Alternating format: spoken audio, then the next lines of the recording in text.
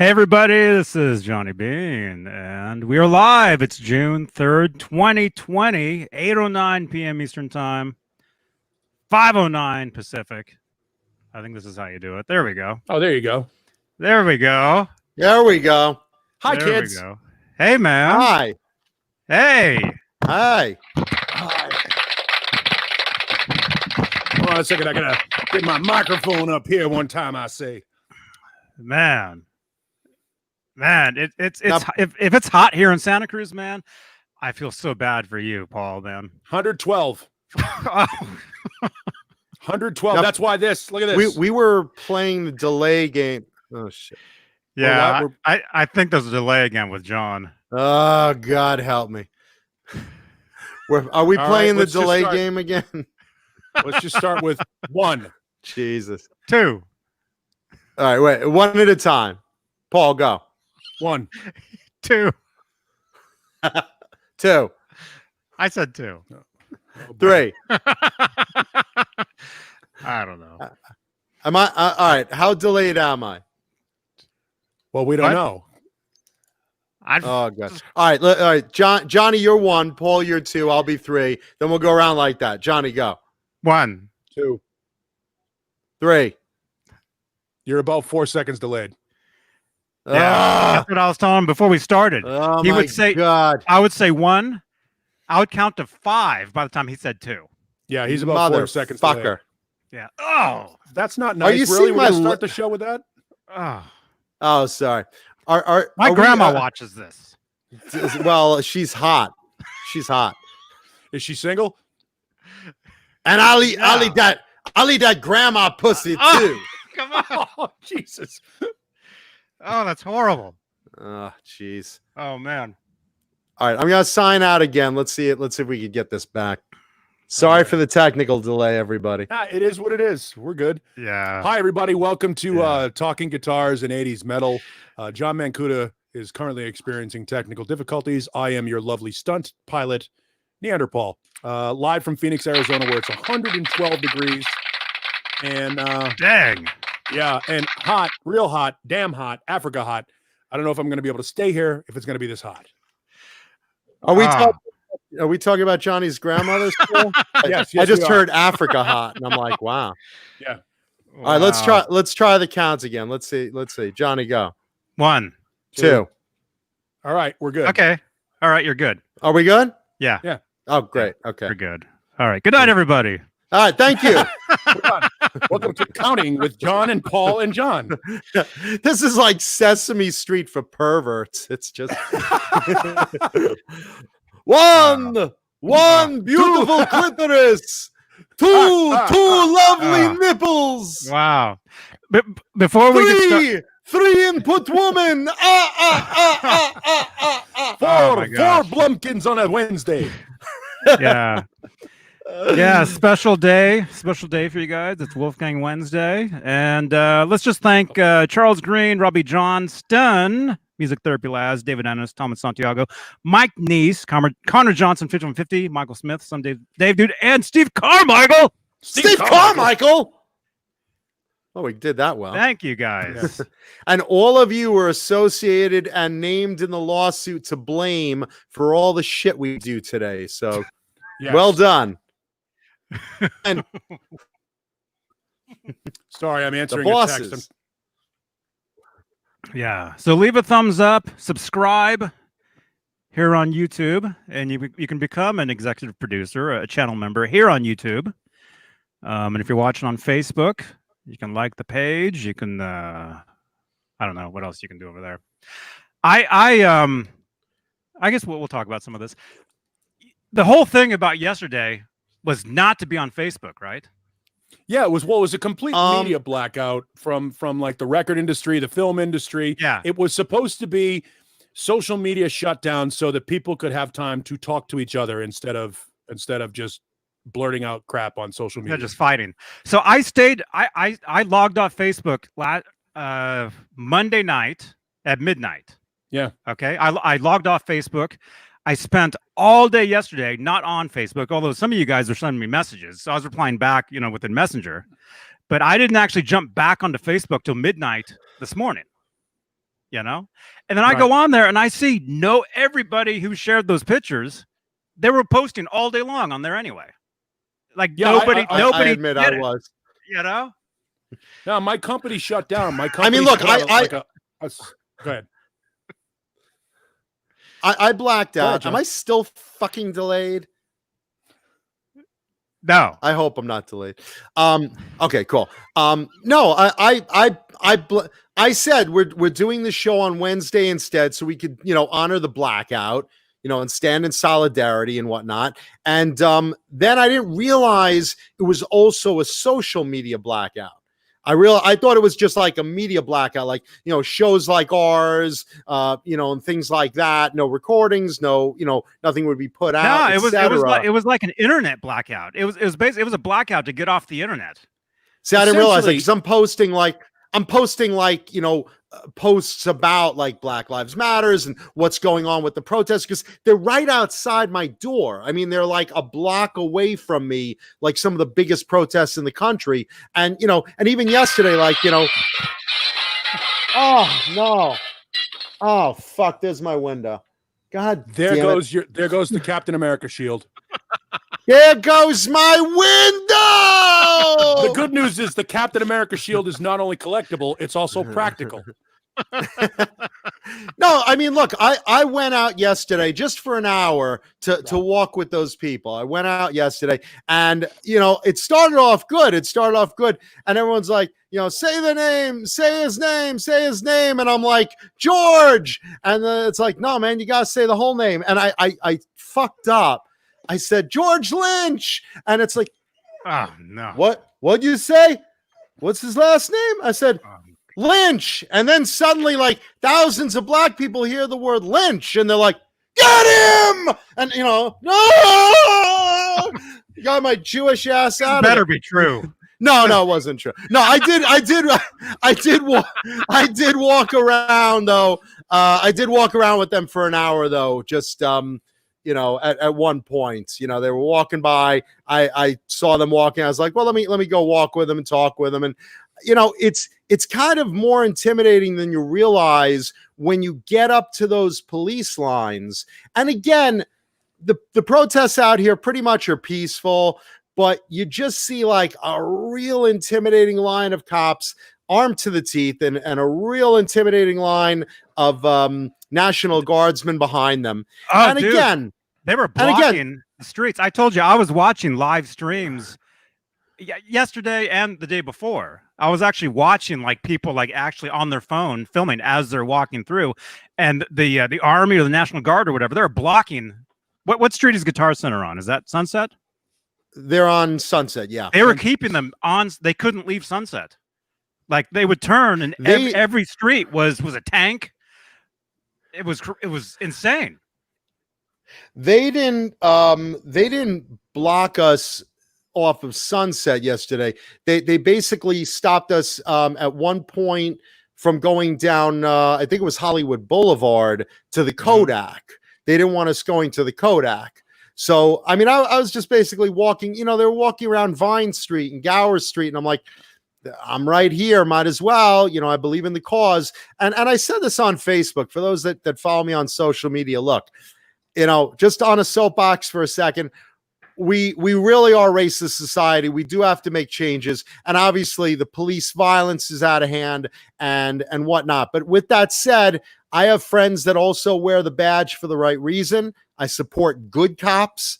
I support the protests. The one thing I don't support is the looters. The looters I don't support because they're different than the protesters. They're basically, guys snipping in there with the protesters later on and breaking off and looting buildings and doing vandalism. They're not the protesters. Oh yeah, and a lot of people they don't realize that.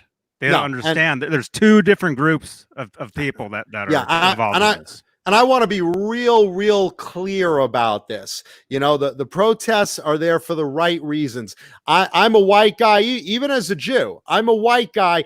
I don't know what it's like to every day automatically be judged by the color of my skin. I mean, I'm judged on 100 other things: my fat ass, my pink hat, my stupidity, Size of something. The size of my micro penis, you know. But the one thing I don't know is I don't know the feeling to be driving through a neighborhood and be guilty of daring to go into a neighborhood that's not mine. So Yep, right. Yeah, so I can't totally relate to that. So I understand the anger. And obviously the thing with the cop with the knee on George Floyd's neck, I can't even say words about how despicable that was. And that this is definitely the catalyst. And we talked about it last week, Paul, with the woman in Central Park who basically tried to frame the guy by calling the police and saying, there's an African-American man and he's threatening me and he's threatening my dog. Things like that we as a society know are just so freaking wrong that you can literally call the cops and know what you're doing is automatically telling the cops that they're ready to cast judgment on this poor guy who was just bird watching. And thank God he was videotaping this, because that could have gone, or videoing it, videotape. I'm back in the fucking 80s. It could have gone sideways. But the idea that right now where we are is standing up against racism, I'm 1,000% for that. I grew up in a very mixed area, and I grew up not knowing racism. I mean, sure, there was, there was a time I had a gun to my stomach. As a kid, I get it. I get being in a bad area. I get growing up in poverty. I did it, but I don't feel all the anger that a black man or woman would feel when they're in a store and everyone's watching them because of their skin. So I don't have that anger, but I feel it for them. And I'm 1,000% with the protesters in this is the time, especially in an election year. This is the time to fight racism. This is the time to speak up. This is the time to march. This is the time to let your voices be heard and go on social media. This is a great time because we're in an election year where things could actually come to the ears of the higher up politicians that can do things. They have the power to do things and open discussions and whatever it takes to start the ball rolling a little further so that we can get through this and hopefully end up a better country for it. So yeah, I stood with the protesters. The difference is the looters, you got guys slipping in there. They're opportunists. They're looking for, well, all the cops are over here with the protest, so I'm going to go down a few blocks, break into a store, take all their drugs, break into their cash register, break into their ATM, and I'm gonna loot another store with my friends. They're in cars. They're organized. They know what they're doing, but they're not the protesters. So I want to just clarify that, right? Right, Ace? Right? Or Lemmy, or whoever's sparking there. Lemmy. Okay, Lemmy, yeah. Right. Lemmy agrees with me. He said yes. So that's it. I'm supporting peaceful protest. Black Lives Matter. Look, and when they say that, it doesn't mean that all other lives don't matter either. It just means, look, all lives matter. And don't forget, Black Lives Matter too, because that gets forgotten a lot of the time. So there you go. That's just where I stand. Every life matters. All right, Absolutely. so- I won't even kill a spider. Okay, if there's a spider, I'll come over and kill it for you because you're a little bitch.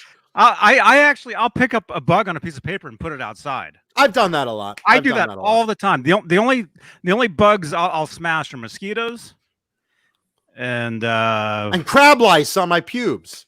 Well, I shave, so that's not okay, not an issue. But either way. Welcome, everybody. Welcome to Talking Guitars and 80s Metal Live. Fight the power. Yeah, I'll just quickly say, if you think racism in America is going to go away, you're being very naive. But once we see it, we need to speak out against it and try to treat everybody equal. There are legitimate reasons to hate each other, and skin pigment isn't one of them. So behavior is how I judge people, not on skin pigment. I grew up in one of the most racist sections of America. I threw rocks at buses as a kid because I didn't know any better. You know, I was a little kid, and all the older kids were throwing rocks at school buses. That's what we did. It's an embarrassment, but it's never gonna go away. We are tribal as people, and that's just the way it is. But we're smart enough to know that it's wrong, and we're smart enough to learn to do better.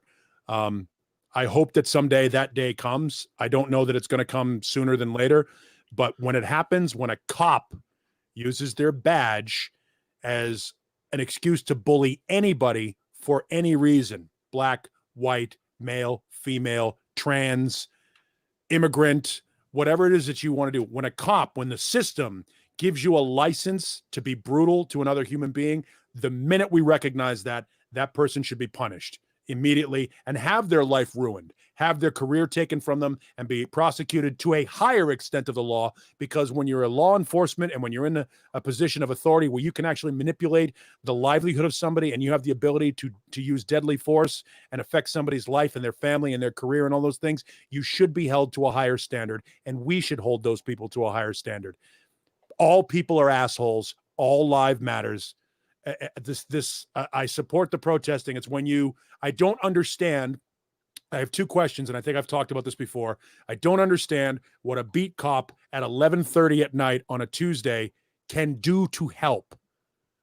They're just there to protect what's going on out there. You getting in their face and throwing a water bottle at them serves nobody. All it does is create an excuse for those who should be focused on fixing the system to focus on something other than fixing the system. The system is fucking broken. It needs to be addressed. It needs to be maintained as best as we can. It's naive and stupid to think that racism is going to disappear. It's not. There are racist people all over the world, not just here in America, but all over the world, because we are tribal and we fear people who look different than we do because we think that they're going to get something that we can't get, or we feel like we're inadequate in comparison to them. In John's case, of course it's true, but in every other case, when you say it's true. Oh yeah, I was about to say my tiny penis. Okay. Yes, right, exactly. But I'm never looked at walking in a store for that reason. And I've never been pulled over. Sir, license registration. What'd you pull me over for? You tiny penis, sir. Can I see your license? Right. So when it's all said and done, treat people the way you would like to be treated.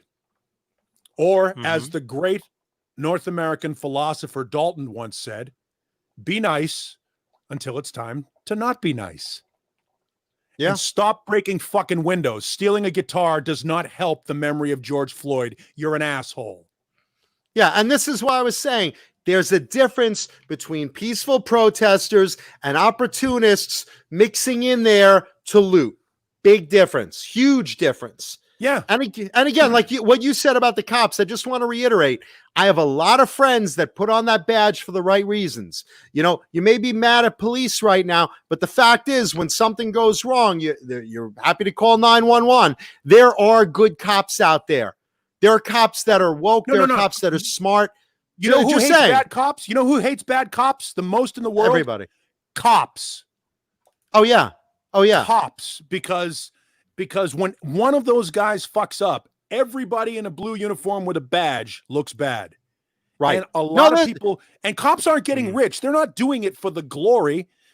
They're not doing it to be paid an incredible amount of money, because they don't get paid a lot of money. They're doing it because they have a calling. It's a civilian version of a military force. As weird as that sounds and as bad as it sounds, it's a brotherhood, a sisterhood. There's a camaraderie there, and they feel a sense of protection and responsibility to try and make the world a better place. Most of them. Some of them are asshole frat boy douchebags who weren't loved enough as a kid and figure that badge gives them an excuse to be able to tool on people. And those people are wired incorrectly. And what happens, and I hate to do this to get that deep into it, but what happens is the unions that protect them are so friggin' strong. And I love the idea that unions are there to protect people so that their job benefits and shit like that are protected. But the problem is that police union is going to do everything they can to defend those four guys from losing their jobs. And the rest of us are going to do what's right and bitch about it until we can't anymore, because those four guys deserve, I don't even want to get into the punishment, but they all four, I've said this since day one, Right. All 4 of them deserve to be punished severely. They took a life. So anyway, they took a. There were 3 guys on him. There were 3 guys on George Floyd. Okay, right. and the other guy was basically right there seeing what's going on. That's called accomplice. Yeah, no, they're aiding and abetting. But yeah, anyway, absolutely, look, we could do this for the next 3 hours and not solve anything. Just know that.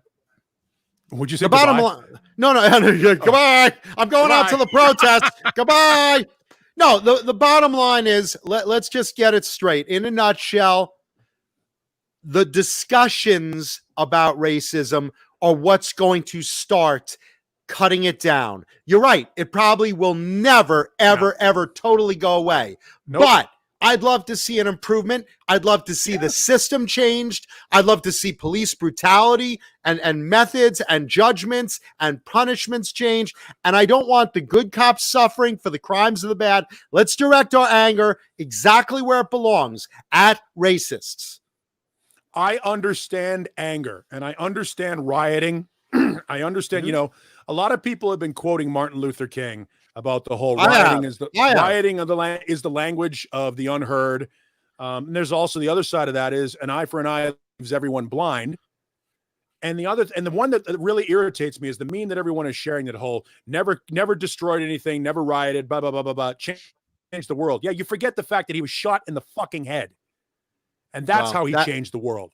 Because he didn't get a chance to finish his thing. That's how we responded to that, is we fucking killed him.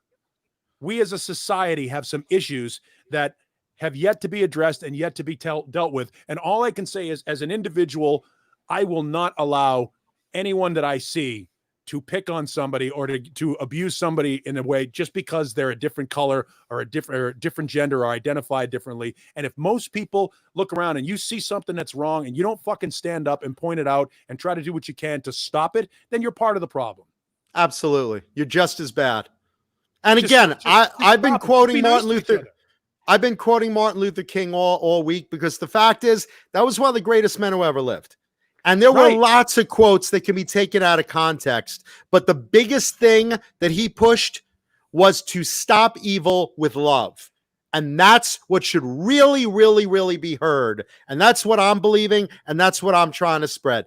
Everyone should be kind to everyone, equally united, justice, freedom, unity. That's the American way. It doesn't cost anything to be nice to people. Well, now you got all the Jews going. Now all the Jews are, all right, I guess. You don't know. I wasn't going to, but now if it's not costing me anything. So anyway, we've spent 24 fucking minutes on this, and like everyone else, I'm exhausted. And thank you all for putting up with that rant. We just had to get it out because we're human too.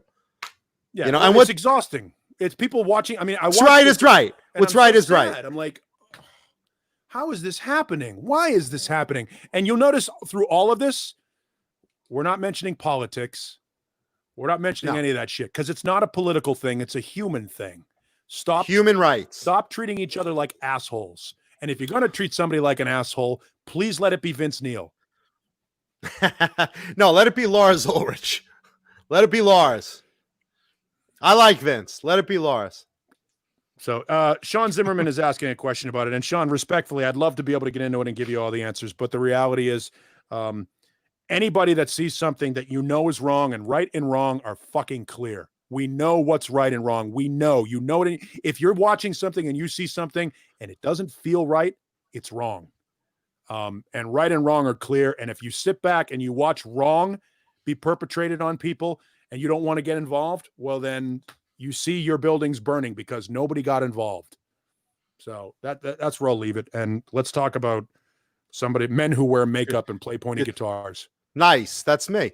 Let's see real quick. Papa Blue asked, just touching on this, did I know farmers are killing livestock and wasting the meat and tilting over crops all while people are starving? Yeah. What that is, that's a food supply chain issue because of the coronavirus, because we can't, in a nutshell, in a 10-second, here's what's going on. basically the farmers are used to selling to the restaurants. The restaurants now not serving people because of coronavirus. Don't take those orders. Those farmers have extra surplus. That surplus, meanwhile, should be going to food banks, but we don't have the distribution service set up as a chain like that. So there's no choice. They can't afford to feed all that livestock because they don't have all that grain. They don't have all that money in their budgets. And the vegetables, same thing. They're rotting. It's just a coronavirus thing right now, but we're working around that. But talking guitars and 80s metal, we'll get to it. Yep. We will get to it. All right, Johnny, would you buy not Johnny or John or Johnny, either or. So I was at my friend Dane Zimmerman's store. He has a guitar shop here in Tempe, or actually it's in Mesa. Shout out to Dane. Shout out to Dane. Hey, Dan. I almost wanted to buy. He's got an old BC Rich Platinum Series Warlock with the Widow headstock and all that stuff sitting on his wall. And I played it yesterday for the fun of it. And he just wants $200 for it. I'm like, you know what? I'm thinking about it, but I didn't do it. I didn't pull the trigger on it. Fun guitar to play, but not something that's ever going to be worth anything. Would you guys have bought that guitar just for the fun of it, just to have that stupid BC Rich Warlock with the black, trim on it and white trim on it? And just, but I thought to myself, but I'm not Nikki Sixx. I mean, I already have like 15 Warlocks. So my answer is no. You have the real one. You have the real one though. Versus I have the USA ones. Right. I don't want to buy a platinum. No, I mean the platinums are entry level plywood guitars. I mean, here's the thing. I always say this. Eddie Van Halen could take the Hello Kitty guitar and play the fuck out of it, and I could have the best handmade guitar in the world, and I still sound like shit. So if you're a good player and your budget is around $200 and you want something just kind of neat looking, then yeah, that's the guitar for you. Is it a great guitar? No. Is it an entry level guitar worth the $200? Sure it is. Yeah, it was just fun to beat the shit out of it. And that's $200 worth. But I don't need it. That's the other thing, is I already have plenty of bass guitars that I play that are better. It was just sitting in his shop screwing around. I pulled that guitar down. I'm like, wow, this thing is a relic from a time past. Plugged it into like a 500 watt head and a column, an 8-speaker column, and turned it up and literally hit something so hard that all the strings on all the acoustic guitars started ringing out like sitars. I was like, it was just rumbling. I was like, it's not really the bass, it's the amp that's doing it, but it still felt fun to beat the shit out of it. Oh, sure. Yeah. Was it the bronze? No, the platinum series. It goes bronze, and I think it goes bronze, platinum, NJ, and then American. Okay, because I'm looking at his Instagram to see if there's any pictures of it, and this was from 62 weeks ago. This picture.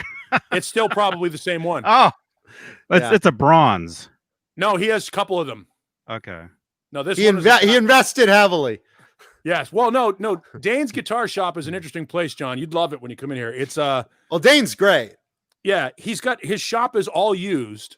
And the shit that walks in there are like, CHARVEL Model 4s and like things that are just weird. Every once in a while he'll get a great guitar. His shop, like a lot of secondhand shops, is based upon death and desperation. Somebody died and their relatives sold the guitar to him, or somebody is hard up for money and they pawn the guitar, so to speak. So you'll never know what you'll find in that place. Every once in a while, I bought a bunch of guitars out of there because they're awesome. Like I got a CHARVEL, DK24 out of there with the roasted maple neck and stuff like that for like $600. Beautiful. Nice. You know what I mean? Like I love shopping at Dane's place, but he's got, like, right now he has a Carvin Ultra V, a USA Carvin Ultra V hanging on the wall that he's had there for 2 years. It's an American Carvin Ultra V that somebody walk in and go, hey, I love that guitar, and give him $600 for. Mm-hmm. No, I mean, he's got a lot of cool shit that walks in. It's almost like Pawn Stars, where it's like, all right, well, he's got an 86 NJ series. I've got to call an expert in there, and it's like, where's Mancuda? Get him on the phone. Well, yeah, it was made in Nagoya, Japan, and I'd say it's all original. All right, hey, thanks, John. I'll give you $10 for it. 300. Yeah, best I can do is 300. Give you $10 for it. I gotta get at least 600. How about 15? Yeah, and then the old man's like, I don't know if we need that, Now his Chumley, his, and then Chumley wants it, and it's like, I'll go $30. It's like, love that show.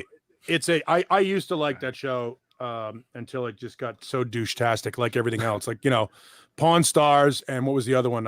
Orange County Choppers, and anything. And those dicks in Hollywood Treasure. 90 Day Fiance. You must accept me for who I am. So you're a gold digging person trying to marry some guy for a green card. Okay. There's a new one. It's like I forgot what it's called, but basically the prize is you get to impregnate some girl. Oh. No, that's the deal. It's like she's at that, my biological clock is ticking age, and she's like going between 15 men, and she's like, the winner that I choose will be the father of my child. I'm determined to have a child, and that's what I want. And the winner is impregnating me. And all these guys are like, hey, everyone, we're going to get laid. Hey, everyone, we're all going to get laid. Hey. But I can't imagine. The minute you pull your pants down, you screw her, you go, hey, you scratched my ankle. What's terrible is whoever impregnates this girl now has to pay like 18 years of child support, and like that relationship's not going to last. So it's like, What the fuck are you thinking going on a show like that? No, those things. I mean, obviously they're all fake and they're all scripted and stuff. But again, because of who we are in America, we watch it, man.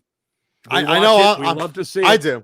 Yeah, I know you don't, John, because you don't have cable. I can't watch any of that stuff. No. Well, you don't have the channels. That's it. You just don't have the channels. Even if I had the channels, I wouldn't watch any of that. I can't. Let's just give a quick hello. Joe Christian from South Texas. How are you, brother? Jay Hannon's in the chat. How are you, John Biel, Sandra Picorni? John Biel, hey. I know we didn't do roll call today, but we had to get a rant out. And who was it that mentioned it? Braden Berglund. I know we're talking about guitars and metal, brother. We just had to get that, current events. We got to talk about it for a few minutes. We did. Yeah. So we're on metal now, though. We're on guitars and metal now. Yeah. Don't get us started. Yeah. Jim Nicholas wants to know, do I own a BC Rich Eagle like Brad Whitford played in the late 70s? I own I think 11 of them. I think I'm up to BC Rich Eagles. I've had a few on the show. I have one of Rick Derringer's. I have a couple of them, all late 70s and early 80s. So yeah, I love those. Terrific guitars. Nice. Yeah, you're a BC Rich fan, which is, everybody has huge their guitar that they love. I love Les Pauls and Gems. Those are the two that I really love. And I don't have enough of either of them. Oh, I don't have enough either. I mean, I have 4 Les Pauls. I don't have enough. But I mean, it's like, BC is one of my favorite brands, and so is Charvel, and so's Kramer, and but I love Jackson, I love ESP, I love Ibanez, and look, the right Les Pauls. I love your dogs. I love Blue Rhino. Johnny's wife. Everybody gets. I spread love everywhere. Johnny's grandmother. Wow. Bozique, Janice Lala, Amanda Coombs. I love everybody. I'm giving out mini roll calls. Oh, you lost 20 of your balls. I've got a lot of balls. Well, no, here's the thing. You'll notice. Do you want one of my blue ones or my brass ones? By the way, one of the dogs. Wow. What the fuck, dog? What a liar. No, serious. It's Lemmy because she's the old one. So Lemmy's just sitting there all cool on the floor while Ace has been taking this ball and just dropping it everywhere like did he can to try and look. Yeah, I got your attention now, don't I, stupid? And I was following the ball. I thought you meant me. But Lemmy is just sitting here waiting for him to make his mistake so she can steal it and run away. But she's just laying there, and I just heard I'm like, oh no. Speaking of mistakes, let's say hi to everyone on iHeartRadio. iHeartRadio probably made one of the biggest mistakes by signing our show on, so thank you, and hello to everyone on iHeartRadio. Mhm. Among and go ahead. Spotify and Spotify, and give the roll call, John. and Spotify tune in, Stitcher, Google Podcasts, which is another big one, which I forgot about. And what? Clayton James Hicks, 19. Oh, it's just Clayton James Hicks. Oh, you're on Facebook. Today's Wolfgang Wednesday. That's right, dude. Nice. It's been a long time since he's been able to say that because we haven't been on Wednesdays for a long time, for like 2 years now. By the way, show's usually on Tuesday. Yeah. Guitar moment of the week. Reverb, saw it show up. A Washburn AF40 is up there right now, but they want over $3,000 for it, and it's kind of beat up a little bit, and I'm not sure I'm going to pay $3,000 for a Japanese Washburn Ace Frehley model. I love Ace Frehley, but I don't love him that much. Where is it? Do we want to look at it? It's on Reverb. Yeah, let's look at it. It's the Washburn AF40. It's the one from Is that the one with the lightning bolts? Yes, the Into the Night video. Yeah, okay. The one that they made specifically for him. I believe they were made. I know they were made in Japan. 2 a.m. on a downtown street. There on the corner, two strangers meet. In the night. Yeah. You guys know you're out of sync, right? Well, that's because somebody's on delay. Am I delayed again? Because that wasn't delayed again at the same time. That wasn't in sync. That was out of sync. Am I delayed again, or try to sing a song together and we'll see. Sing that again. All right, let's do countdown. 3, 2, 1. 2 a.m. on a downtown street. There on the corner, two strangers meet. Yeah, you guys are out of sync. Yeah, well, that's somebody's on. Are we out of sync? What? Are we out of sync, or is the damn delay on again? Because to our feed, we are in sync. Because when we sang at the exact same time together, so whatever you're getting, whatever audio feed you're getting, I got the feed in sync. It was delayed for me. I heard it a little delayed too. Right, Mr. K? Yeah, I imagine it must be delayed. Oh boy. Here we go again. Tech Moron Wednesday. You're late. You're always late. And John BL wants to know, have I ever seen Space Force with Steve Carell? I haven't. I love Steve Carell. I haven't seen it. I did see the space launch. Did you guys see that this week? Yeah, it was pretty cool. I like the fact that it was narrated by sexy golf announcers. I saw checks like, we're about 5 minutes away from the launch of the SpaceX.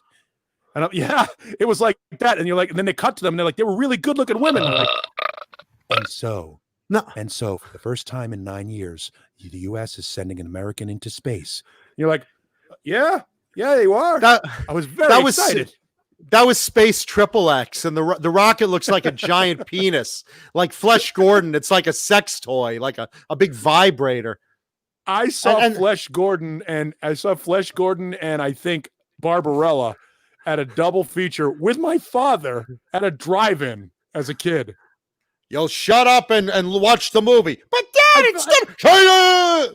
I fell asleep like 4 minutes into Barbarella, and then in between movies, I saw the intro to Flesh Gordon, like the music, and fell asleep again. Like the old man knew. He's like, I'm just going to take the kid's 9 years old. How late can he stay up? He'll fall asleep before the vaginas show up. And then the astronauts' names on the regular flight, I found out were Bob and Doug. Bob and Doug, but the version I was watching, it was one guy, and he's like, my name is Bob and Doug, and I was like, wow, you were on a different channel. I was definitely on a different. Like I said, I watched Space XXX. It was a whole different thing. Mancuda spells NASA LOGO. It was like Moonraker. Like I was watching Moonraker, you know, just like XXX. Hello, brown finger.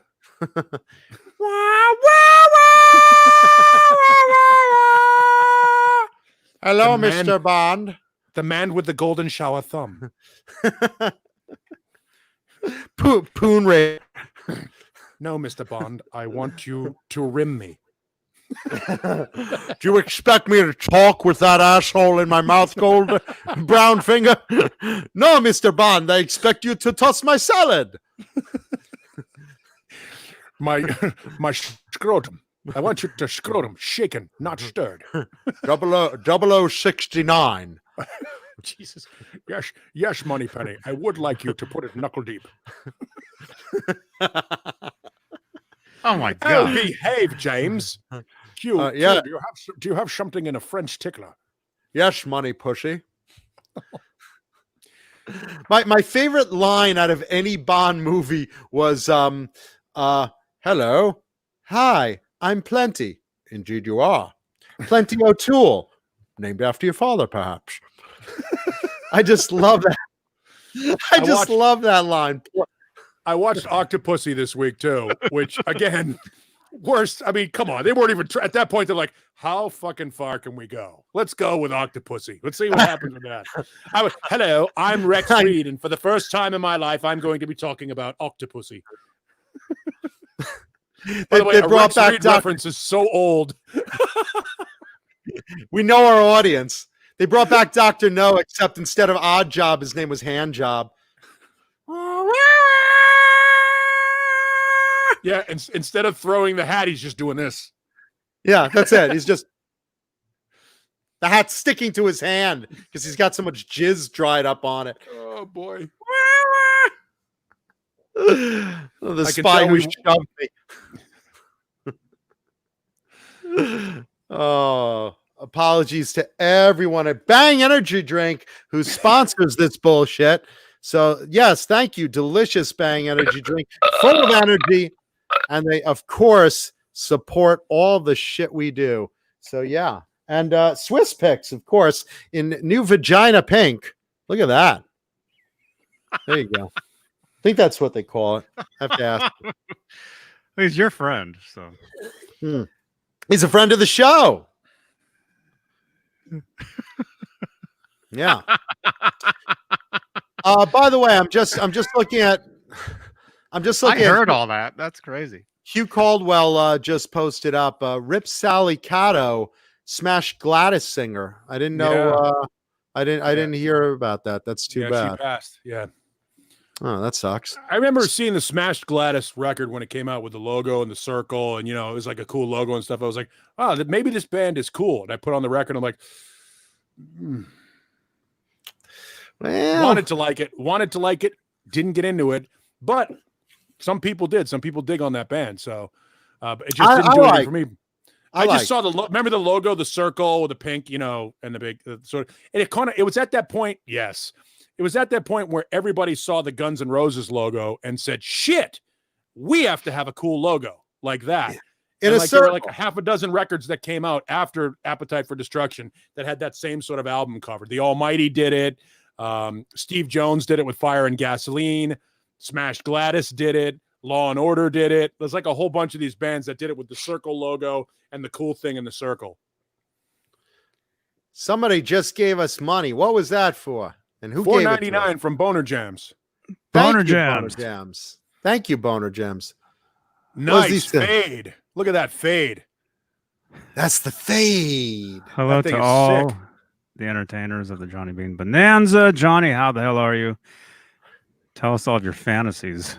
Fantasies. All right. Hey, look, he paid for it, so he gets it. We'll answer anything. My fantasy, let's see. I've never fucked an alpaca. I fucked a fudge paca, but never an alpaca. No. Fantasy. I've lived out so many fucking fantasies.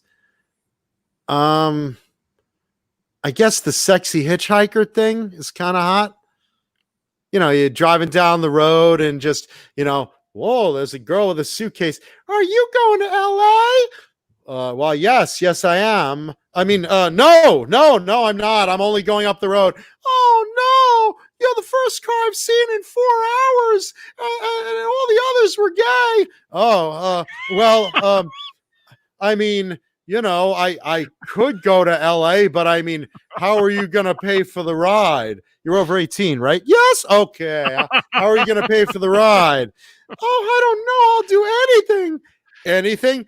I've got to get to LA. My grandma's dying tonight. Oh, gee. And probably no other cars are coming up the road. Well, I don't know. What do you think that ride is worth? What do you think that ride is worth? You want me to see if I could get that shit stain out of there? No. Gross. Is that an outer belly button? Stop! You're ruining my fantasy. Stop.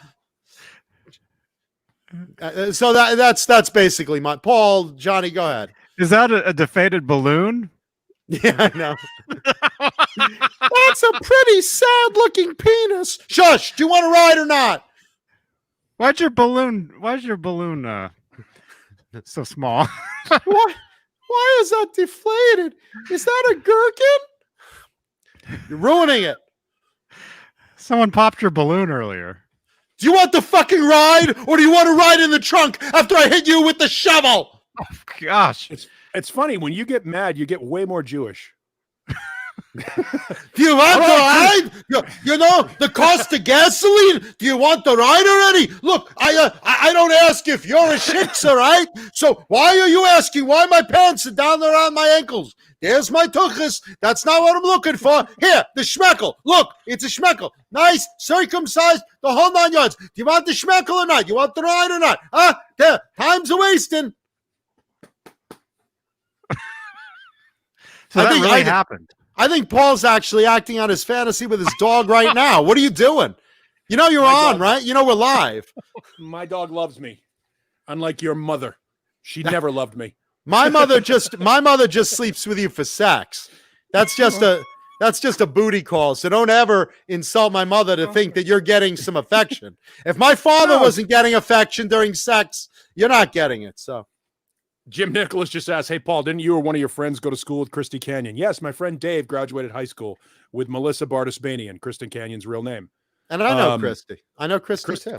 Christy's awesome. Very cool. Very nice girl. She actually in high school was a Missy. She totally looked like a Missy, doesn't she? Very voluptuous, delicious a Missy's Mancuda. Yeah, no, she's awesome. My fantasy is very simple. 2 words. Helen Mirren. Done. Yeah, you laugh. You dressed laugh, as the right on board with that project. Dressed as the queen, you bet. I'm thinking Betty White is actually my real fantasy. Just I want to be the last penis she ever sees, even if she squints, and and just and she won't see it. That's the problem. That little thing.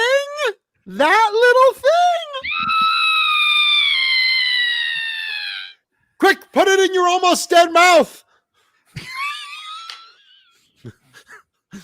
Jesus. That's horrible. I don't know. She takes out her teeth. It might be good. It might be good. Oh, that's horrible. That's how she'd say it. All right. I thought I'd have a real stud before I go.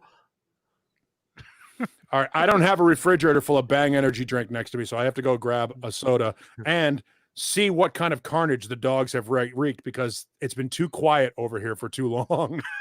I'll be right back. Let's see. Let me catch up a bit on the chat. I know there's some questions mixed in there. Fruitcake Tony says there was a Robin Crosby owned guitar on eBay this weekend. I did not see that. If it's still available, could someone send me the link? I know a bunch. I know where a bunch of them are between collections. What is that? Talking about Betty like that, Mary's horrified. Listen, Mary, if you dress like Betty or you even look like Betty, you're in. You're in.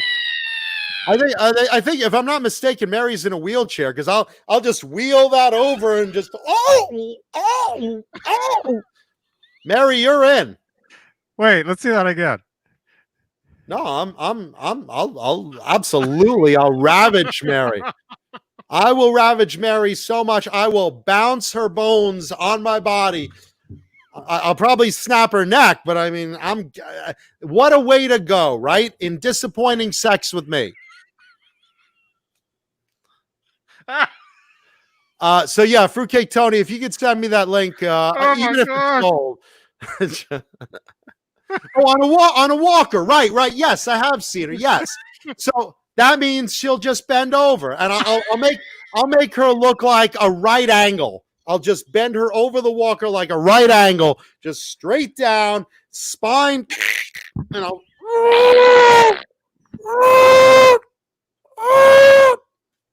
Even with a tiny penis, I'll have some force in there. So yeah, I will absolutely be happy to bend you over your walker, Mary. Oh, gosh. I'm very attracted to the elderly. Believe me, I'm in. I'm in.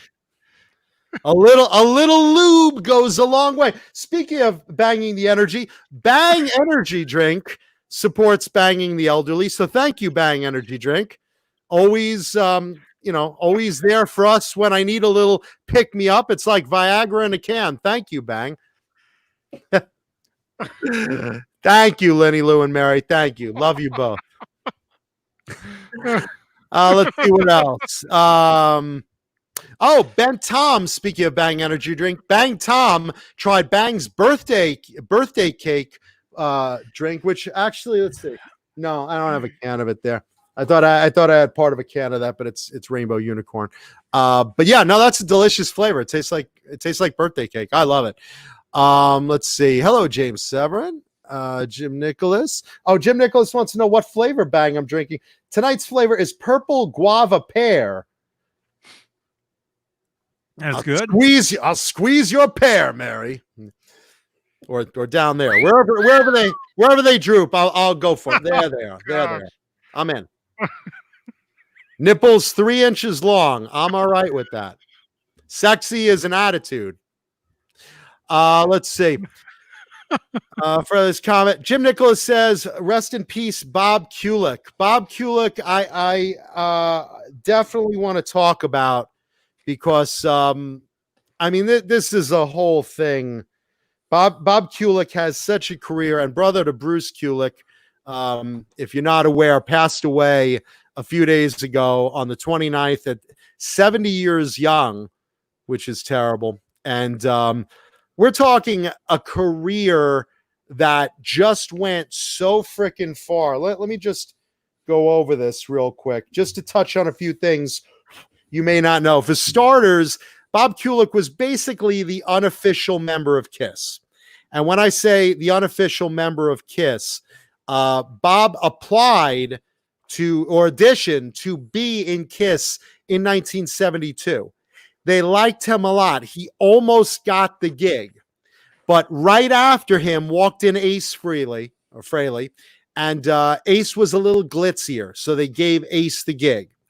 But Bob stayed in touch with Paul and Gene. They were very good friends. So when they needed some guitar parts played, starting with Kiss Alive 2, out of those 5 studio tracks, uncredited, Bob Kulick was the guitarist on 3 of those 5 studio tracks. Kiss was Milli Vanilli before there was Milli Vanilli. Absolutely. And Bob was either Milli or Vanilli. But the bottom line was those tracks you enjoyed, 3 out of 5 of those, unsung hero to Bob Kulick. Credited to Ace, but Bob played them. Then he played, on the Killers album, the Kiss Killers album, which was an import, really. He played on, what was it, two tracks on that? No, he played all the tracks on that. All 4 tracks on that. 1 track on Unmasked. One track on Unmasked. He was the guitarist on Paul Stanley's solo album. And in 89, when Paul did a solo tour, he was the guitarist in Paul's band. And then Creatures of the Night, he did parts of that as well, even though it's credited to Vinnie Vincent and on some copies Ace Frehley. Part of that also was Bruce Kulick. So that's just covering the Kiss element of it. So he played on known Kiss songs. He played with Lou Reed. He played with Meatloaf. He played with Doro Pesch. He played with Michael Bolton. He's on 2 Wasp albums. He's one of those guys, a lot like Yeah, he's a lot like Dick Wagner and Les Dudek and a couple of those other guys that, or Steve Lukather, who may be the greatest session guitar player in the history of recorded music. He's one of those guys that if you needed somebody that could mimic or recreate or double or fix a glitch on a guitar thing and cover for that person, that's what he did. And he was essentially on the payroll with Kiss the whole time. And the beautiful part about it is a lot like as the what they call kayfabe in pro wrestling. Bob Kulick kept his mouth shut the whole time and never ever broke the code that he was a guy that like doctored and fixed a lot of Ace Frehley's subpar guitar playing throughout the history of Kiss. He's on a lot of records that you don't know about. He's fixed and doctored a lot of stuff. He's known and acknowledged for being on those tracks on Alive 2 and a couple other things, but he's been there the whole time. But for years, nobody knew he was on Alive 2. It was suspected, but it was never announced until Paul Stanley finally came out and said, hey, just so you know, Bob's not telling you, I am. It was Bob Kulick on this. When he put his book out, his autobiography, he was very, very credited, thanks to Paul.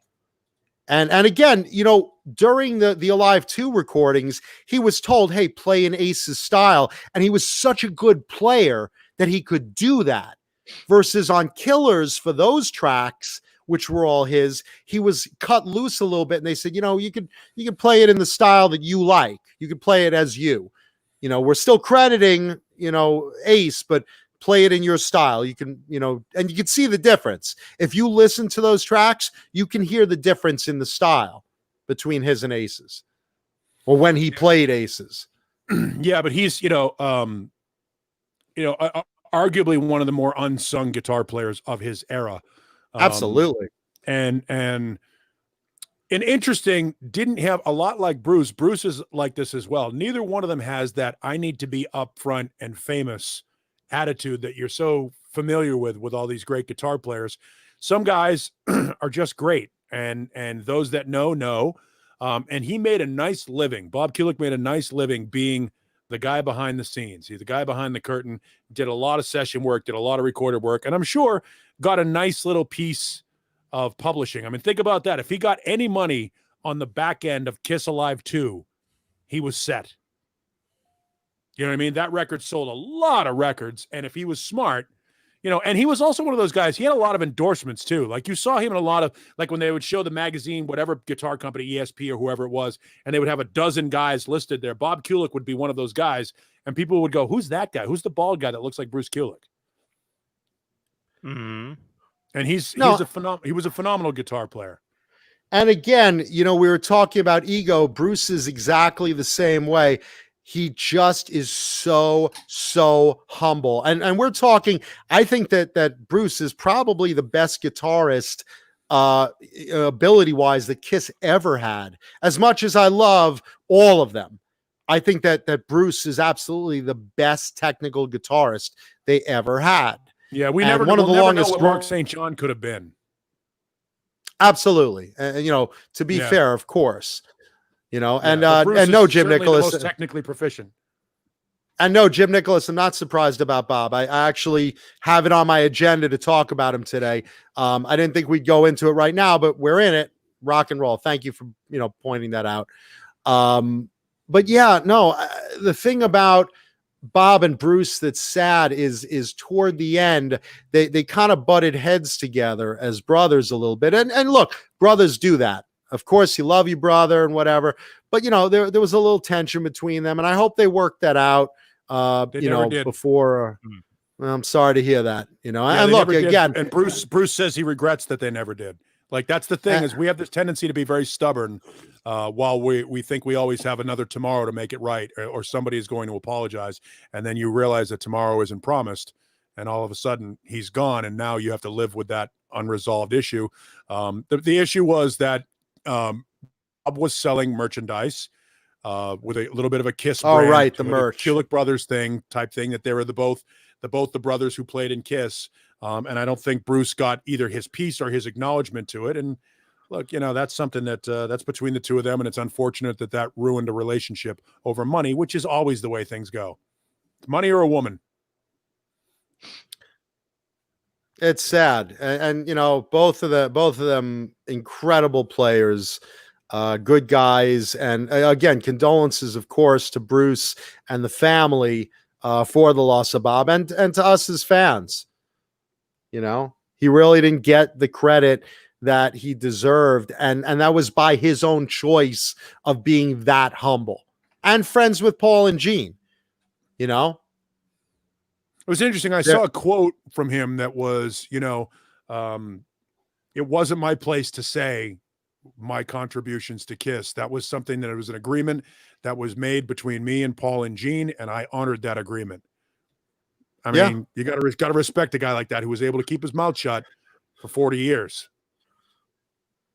Yeah, and again, you know, this is someone that's friends with them. So that's being a true friend as well as a gentleman in the business. Right. You know, and that's hard because you're talking KISS, you're talking, you know, one of the world's biggest bands that everyone wants credit for, and everyone, you know, so that was a big thing, you know. And it's interesting. I'm sure Bob had I'm sure Bob had some resentment too. And I'm just speculating here, but imagine you're the guy who auditions for the band in 72. You lose the job to Ace Frehley, who goes on to be a legend. 1983 rolls around. They need another guitar player. You don't get the gig. 1985 rolls around. They need another guitar player. You don't get the gig. 1987 rolls around. They need another guitar player. Your little brother gets the gig. You know, at some point, you know what? Whether it's expressed or not, at some point you got to think, Jesus, man.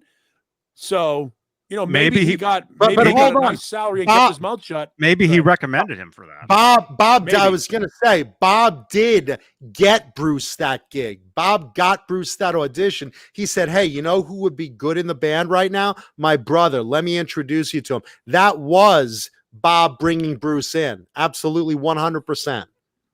Well, you know, he was just on that Michael Bolton record before, that Everybody's Crazy record that I love.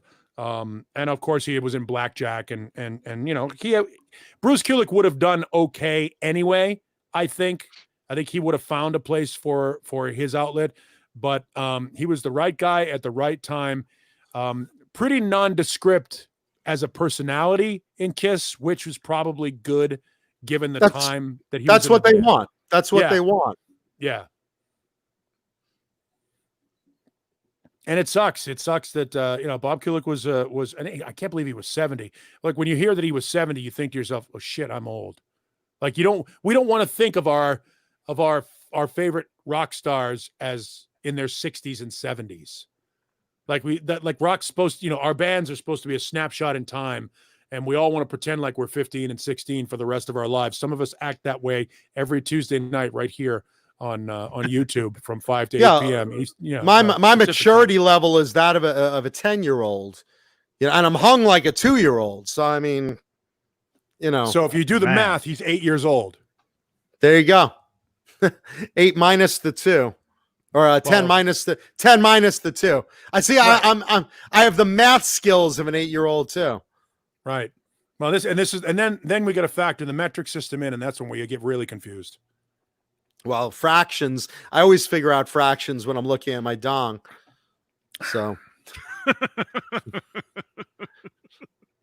So rest in peace, Bob Kulick. Not Bruce Kulick, sorry. Although we told that story. I told you the story about how Bruce got winged by a bullet on Sunset that one night outside the Rainbow. So he dodged a bullet literally. Yeah. And it should be pointed out, both of them nice Jewish boys born in Brooklyn. That's true. Both of them nice Jewish boys born in Brooklyn. I believe that the Ace Frehley Peter Criss experiment sort of made a member of the tribe being sort of a prerequisite to be a member of KISS after a point, so that they didn't deal with the perceived anti-Semitism. Yeah, because I mean, let's face it, for what it's worth, it's true. Ace Frehley would always say, it's me and Pete against the Jews. I'm like, oh, come on, man. Don't be that guy. The audition session in 1985. So Gene, we need a new guitar player. Well, we have to make sure he's a Jew. So Bruce, you can put down the guitar. Do you like matzo ball soup? Where do you get yours? Let me. We like it over at Schultz's and at Katz's. Is there any chance you can make your pay us full head? Is that possible? Would you be willing to wear a yarmulke on tour? We're going to For the fans? For the fans. For a nominal fee. See, I'm so thinking we could. Go ahead. I'm thinking we could push Kiss yarmulkes at the merch store. You know, the logo across the top of a yarmulke. What do you think? Would you wear one on stage for the fans? The next tour, my vision is that of a huge sukkis behind the drum set, and we'll have everybody come out and put candy on it. We'll wrap candy on it for our Passover celebration. What do you think? Great idea or best idea ever? So I'm thinking with Thelma Nora's up at the merch stand. What do you think, Bruce? Are you Paul, should we rehearse or something? Bruce, hold on. My mom made these Humantaschen. Try these. They're shaped like little S's. Actually, do you think those S's look too much like SS stickers? Because, like, you know, we don't want to insult the rest of the Jews in the audience, you know, for the fans. So I've got this great idea for a song. It's called Shiksa! Shiksa! You know, because that's a non-Jewish woman, and we all get that. Do you think the audience would get that? She's really Jewy! You can see kink in her hair! I really like her mother-in-law and her brisket. She makes a good brisket.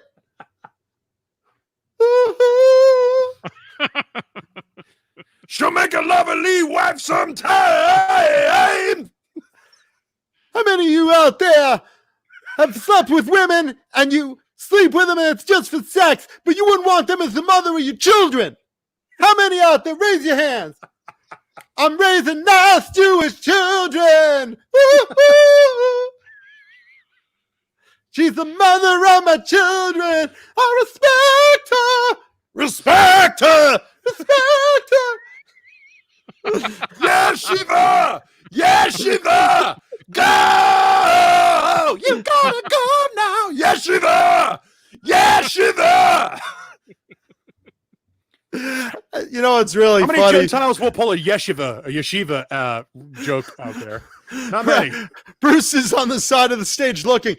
I'm trying to get away from my parents. That's why I became a rock star. And this is like being at home.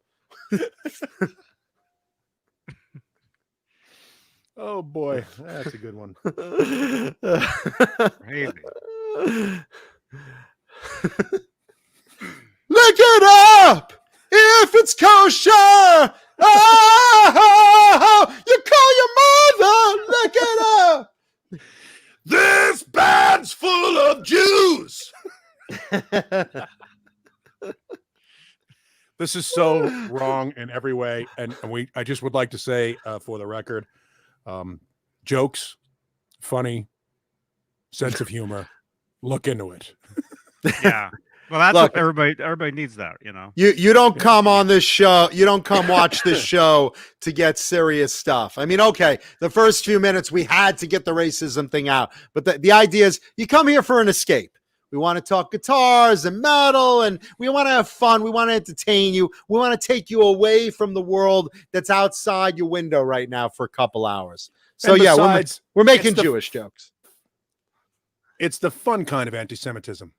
Yes, because I'm a Jew. No. I'm allowed. No, there's no, I look, again, legitimate reasons to hate people. And the only legitimate reason to hate Kiss is Vinnie Vincent.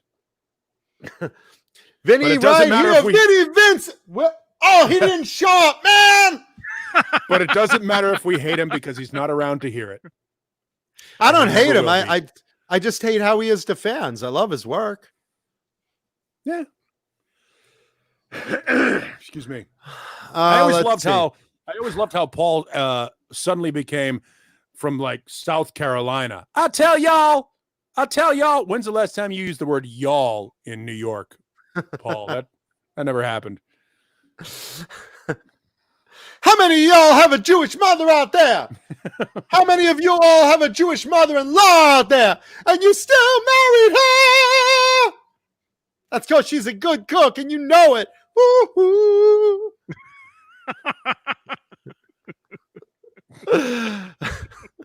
You should eat. You should eat. Ow! Stuff your kashkas. You should eat. How many of y'all out there like a little nosh between meals? You know what I'm talking about there, Hyman. Hey, Joshua. Hey, man. Joshua, he's here. Oh, I thought it was Joshua. Moses. There's Joshua. a lot of people here watching this. There's a lot of people here Well, watching. thank God. Well, listen, please. Even with the low quality of the show, could you please take a second and hit the like button? Hit the thumbs up, hit the like button, and subscribe. And by the way, all this, yeah, just pretend, please, just pretend. Look, we built the pyramids. We were slaves. We were slaves for 2,000 years. Just like the damn video, please. Yeah, someone in the chat wanted to know if the Pepperidge Farm guy had sex with Betty White. Hey, you bet I did, and that was back in the day. Back then, we didn't have those Negroes protesting neither. We just had cookies, and we gave them free cookies if they'd walk around and work in the factory. That's how Pepperidge Farm got started. Yes, sir. Oh, Betty White. Yeah, no, I went to school with her and Nefertiti. Yeah, back in the day, of course, we're talking centuries, I suppose. Milanos, right, yes. Betty White and her gams. Oh, look at those things. You know what's amazing? Betty White is still alive. I'm crossing fingers. I'm not jinxing this. In 2020. In 2020, of all years, I mean, there's a fucking meteor headed to Earth right now. That's no lie. Google it. No, that's a thing. That's the thing. A stadium-sized meteor is headed to Earth right now. I think Godzilla's coming out of the water, and he's headed here, not Tokyo. There's so many damn things going on, but literally, Betty White endures, and God bless her. If she could survive 2020, her and Keith Richards, they should procreate to save the human race. She's 98. Invincible. If you've ever wanted to do this, Google Betty White, young Betty White. And you'll be like, oh my God. She was gorgeous. Yes, super hot. She's still adorable. She's still adorable. I would slip her my tiny little sausage. Absolutely.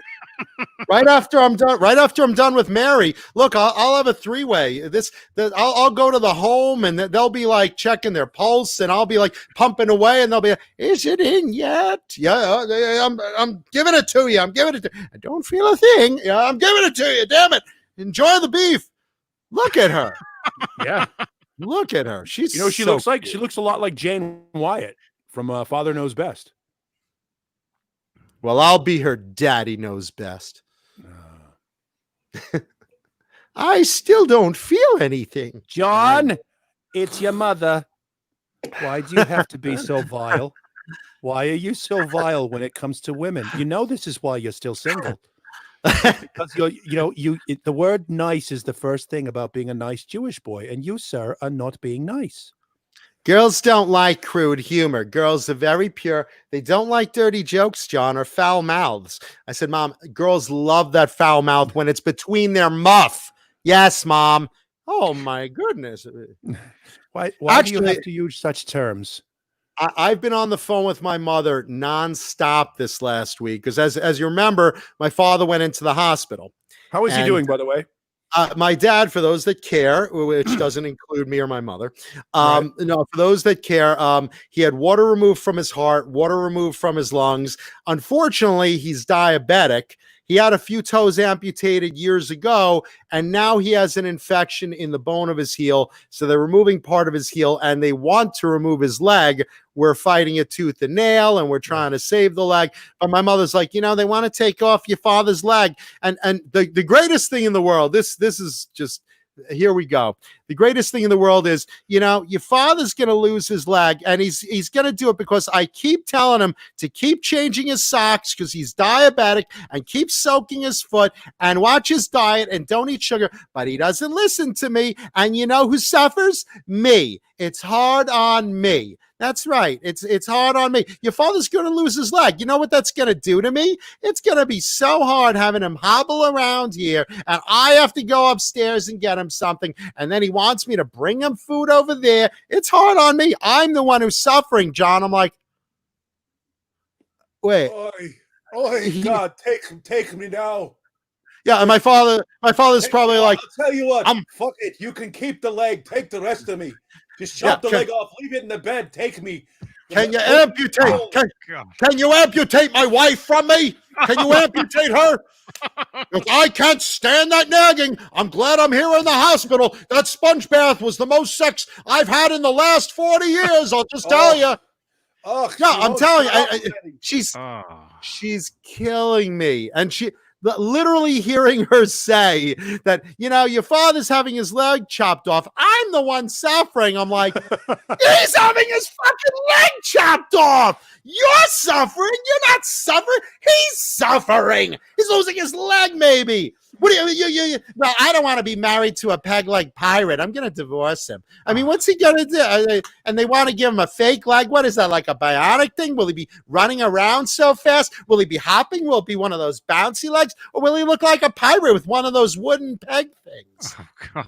The beautiful thing is you've never been happier to be living 3,500 miles west of your parents. It's the best bumper of all. If I could even wade into the water to be another 200 feet away, I would. But no, look, I love her. I talk to her like through the day, and I'm just like, oh my God, Mom, you're killing me. You're killing me. Well, what are you eating for dinner? Your father's enjoying that hospital food. He doesn't have to cook. I'm the one who has to suffer and cook right now.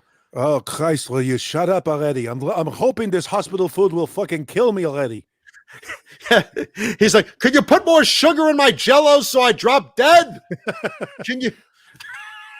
I'm sure the doctor came in and said, Mr. Mancuda, I have the displeasure of informing you that you have the diabetes. The diabetes. Diabetes. You got the diabetes. Mr. Mancuda, you're going to have to live, albeit not very long, with diabetes. Diabetes. Wait, do that again. Mr. Mancuda, you got the diabetes. It's like an explosion. It's like an explosion of mustache. Diabetes. The breeze as he says that word. It's like a manatee talking to you. Diabetes. You want to throw a head of cabbage. You want to throw a head of cabbage in his mouth. It'd be better. It'd be poetic. Diabetes. It'd be poetic of Joseph if Zoidberg were the guy that came in and told him, "Hey, I gotta tell you, you've got the diabetes." The diabetes. How many of y'all have diabetes in the audience? How many of you losing your leg right now? Ugh, if I could get up and use this leg, I would kick your ass, kid. I'd kick you square in the tuchus. You're lucky I can't walk you. Yeah, well, if this does go down, that God forbid he loses the leg, I said, Dad, you'll have an easier time putting your foot in your mouth now. So it'll be a good thing for you. He'll get the greatest parking in the world, but he won't be able to drive a Standard anymore. Oh, and this is good. I was gonna, and the good Lord taketh away. I was gonna bronze his leg and make it a stick shift. Oh, cool. So, so he still has it, but no, you got to put. I'm creative like that. I'm good like that. You got to put a lampshade on it for Christmas. It's a major award. It's a very important lamp. It's a major award for Christmas. No, and she calls me the other day. She's like, Sean, do you remember that guy that you were friends with that died? And I said, you got to narrow it down a little bit more. Well, the one who died, I'm like, okay, we're getting warmer. Well, he was in a band. I'm like, all right, we're back into the zone now. Bring it in a little more, Mom. Oh, there's Wilford Brimley. Diabetes. Eat your oatmeal. John Mancuda's father's going to lose his leg due to diabetes. You got the diabetes. Diabetes. Whoa! Froggy went a court and heated ride. Cramble. Froggy went a court and heated ride. Cramble. Froggy went a court and heated ride. Cramble. Cramble. Whoa! Deep dop, deep dop, deep dop, deep dop. Let me tell you a story. It's a man-sized predicament. It's a good one. Diabetes! John Mancuda's daddy about to jump around, lose his right leg. He can sit down. Sorry. Diabetes! Diabetes! Diabetes! I got a Oh my gosh. I got a Man-sized Dynamite Johnny. Oh, and then she goes with this. She calls me up one morning. She says, yeah, I said, hey, Ma, what's going on? Oh, it's terrible. Your father's penis is all swollen. I'm like, what? Meanwhile, I'm like, I'm about to put a scoop of Captain Crunch in my mouth. And I'm like, what? He's what? Well, he's got that catheter thing they shoved up there. So now his penis is all swollen, he's telling me. I'm like, well, Ma, you better run over there and hop on that thing and get your last ride in, you know? Whoa! Froggy went a court and heated right. Diabetes. Froggy went a court and heated right. Diabetes. Froggy went a court and heated right. Hopping along on one leg. That's the hard part, nephew. Losing your leg and all. Whoa! Froggy went a court. Yes. I believe that. Jesus I believe that. Christ. John, you and I, when Popcorn the band inevitably splits up, and it will, we should form our own course death it will. metal band. Yeah, we should form our own death metal band. It'll be a Euro thrash death metal band called Diabetes. And we'll have to and the logo of the band will be completely unrecognizable. It'll just look like twigs thrown into a pile. Well, what it'll be a close-up of Wilford Brimley's mustache spelling out the letters because he can't read it anyway. Death metal. I saw a bill for death metal, and it had like 20 bands. My friend's like, here, we're going to this. I'm like, what the fuck is this? And he's like, oh, look at all the bands playing. I'm like, I literally couldn't read one of them. It was like, hello, we are metal. What? That is awesome. That's if that's a real tattoo, it is the greatest tattoo I've ever seen. Oh my God. It's zombie Wilford Brimley. That's fucking awesome. That's beyond amazing. Awesome. That's great. As a Jew, I don't have any tattoos, but if I was going to break that code, that would be it right there. And I would put it on my legs so my dad could see it. Hey, Dad, look at my leg. I got 2 of them, but look over there. You see? I know about diabetes. Type 1 diabetes. Like he's specific, very specific. Jesus. You know what Christ. type 1 diabetes should translate into? I didn't have a choice. Like everyone, I didn't eat enough oatmeal. If you got the diabetes on type 2, put down the Snickers bar, you dummy. By the way, I imagine just sounded like Fred Sanford for a second. You big dummy. You put down the Snickers bar, you big dummy. We can't afford that. Grady, bring him over that generic Milky Way. Look at the action figure. There's an action figure for you, John. Look at that. It's Berta. Oh my God, I want that action figure so badly. Me too. That's Your Star mom's Wars name is Berta? style. Berta, yeah. You hear that, Berta Berta? and Mel. You hear that, Berta? The diabetes is coming to get me, honey. Oh my gosh. This is the big one. I'm losing my leg. Here it goes. Diabetes, Here I'm it gonna lose my leg. That's crazy. That diabetes Oh my so God. bad. I seriously want that thing. I would put that on my shelf right behind. So every show you could see. It's like something out of Star Wars, the Brimley action figure. I want that so bad. Kenner presents The Empire Strikes Back action figures. There's Lando Calrissian, Lobot, and Wilford Brimley. And Forlam. Yeah, Wilford Brimley as Lobot. As Diabeetbot. Diabeetus. He's a droid. Oh dear, sir. Oh dear. You've eaten too much sugar. The odds of your legs surviving are 79,812 to 1. Somewhere out there, there's a Star Wars nerd going, why is he doing Dr. Smith's voice for C-3PO? Wilford Oh dear. Oh dear, he's had too much sugar. He's had too much sugar, William. William, get the robot. Get him to make us a salad. Quickly, an oatmeal. And I wonder how many people have put the connection together that Stewie Griffin is, in fact, Dr. Smith. He's a young Dr. Smith. Well, he does like young boys. Wouldn't it be great if I grew up to be a homosexual? How fascinating. How fast. It's just a thought. We're all friends here. Ben Tom says we can get him on Etsy for $65. Fuck this. I'm off the show. I'm going to Etsy right now. Wait, he's still alive? He's not still alive. Who? Wilford Brimley? Wilford Brimley? Yeah. Is he still alive? Lenny Lou says he's 85, but I don't think he's younger. Is he still alive? I mean, the guy only eats oatmeal, so his heart's good. Did you see the diabetes medical alert bracelet? It's got the two, like, you know, the medical things there. It says I got the sugar. Does it have Wilfred's face on it, like pointing at you, like just a pointing hand? Or oh my god, so this is a real thing. I need one of these. I'm looking too. Because if this is real, oh my god, I want a fucking shirt. Oh my god, that black shirt that says diabetes with the face, I gotta have one. I gotta have one. I like that one. I want to wear it on the show.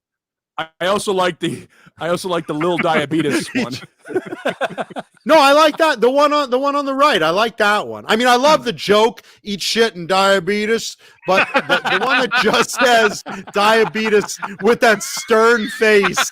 The one that just says that stern face is just hilarious. he's not still alive. Come on.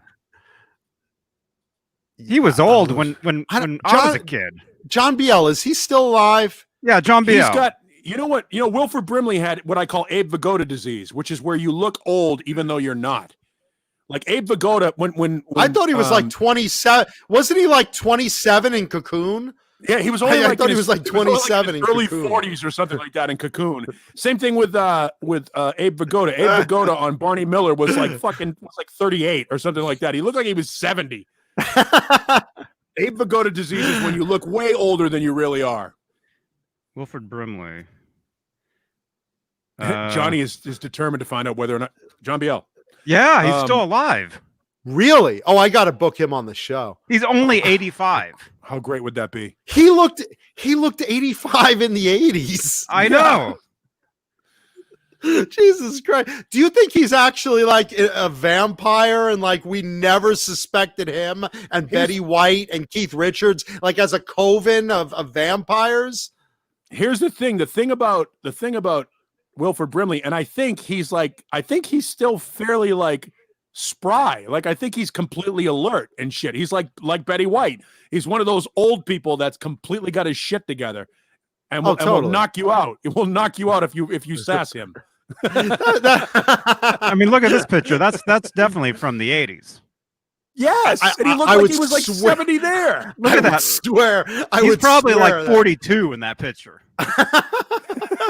4,200 years. He's younger than us in that picture. You know how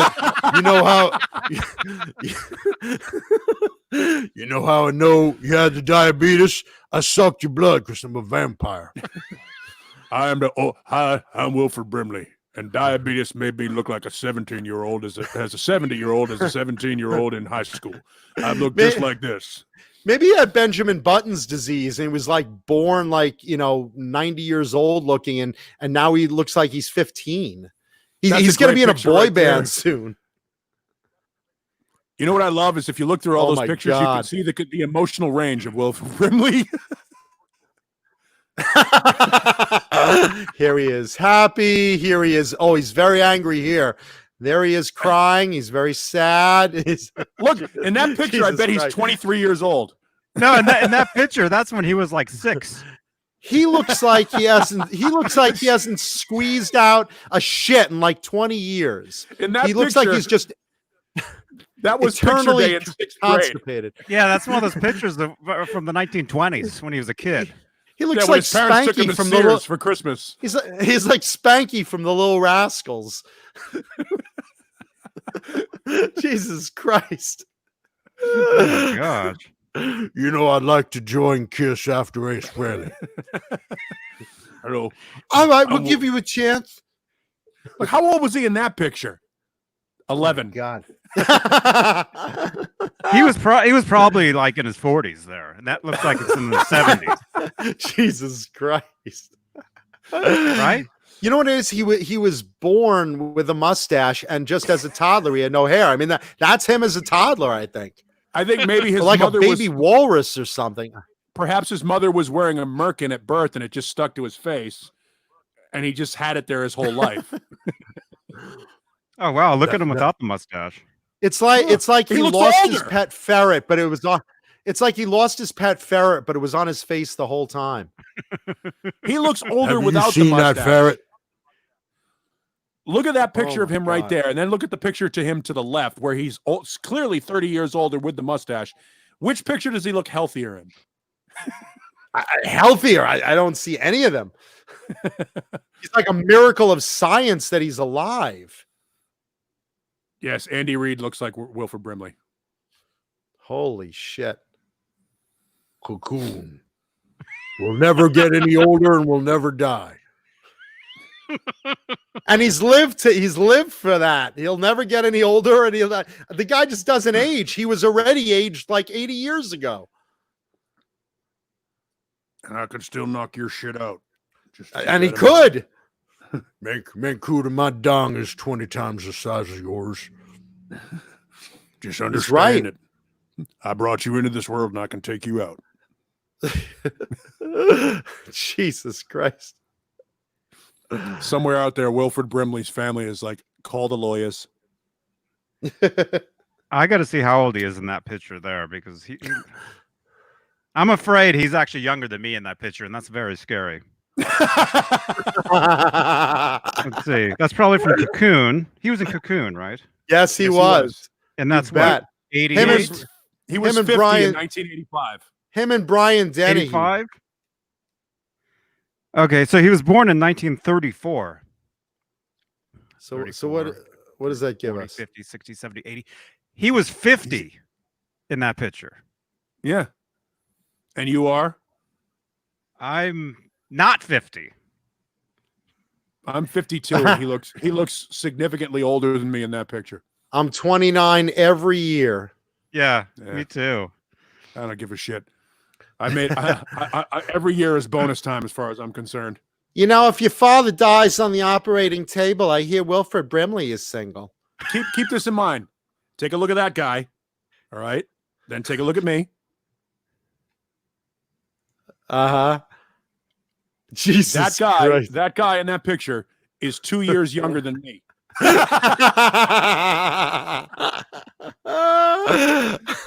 So I'm doing pretty good on the Wilford Brimley scale. On no other Jesus scale, Christ. I mean, I might have a gray beard, but at least I don't look like that. Yeah. Well, You know what? Compared to Wilford Brimley, you're still keeping it together. Thanks. Oh yeah, my but God. that's obviously a publicity picture, and if that was for a movie where he's supposed to be older, then he was probably made Yeah, to but look a little older. But still, But that's the other thing, though. Look at him, right? That's a publicity's picture, which means they made him look as good as they could. yeah, Oh my God. he still looks over 50. He's fucking 50 in that picture.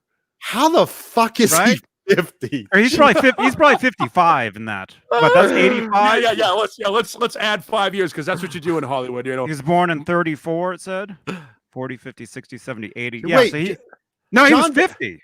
Wait, John BL said Brimley was in the Ewok Adventure TV movie. Yeah. What? Let's see the photo for that. Was he the Ewok father or something? Because he Nah, looked. If he grew that mustache a little longer, he could pass for it.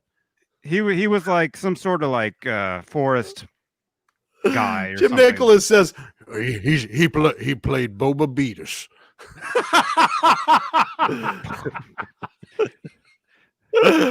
He was the oatmeal loving bounty hunter, BABYMETAL. BABYMETAL. BABYMETAL is going to be my next. That's going to be my stage name. Can you imagine we reunite with Popcorn the band, and then like we change the band name to the Brimleys, and we all dress as some variation of Wilford in some part of his career. Jesus Christ. Who's your lead guitarist? BABYMETAL.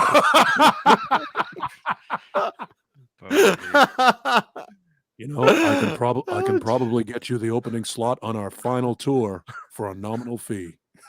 For a nominal fee.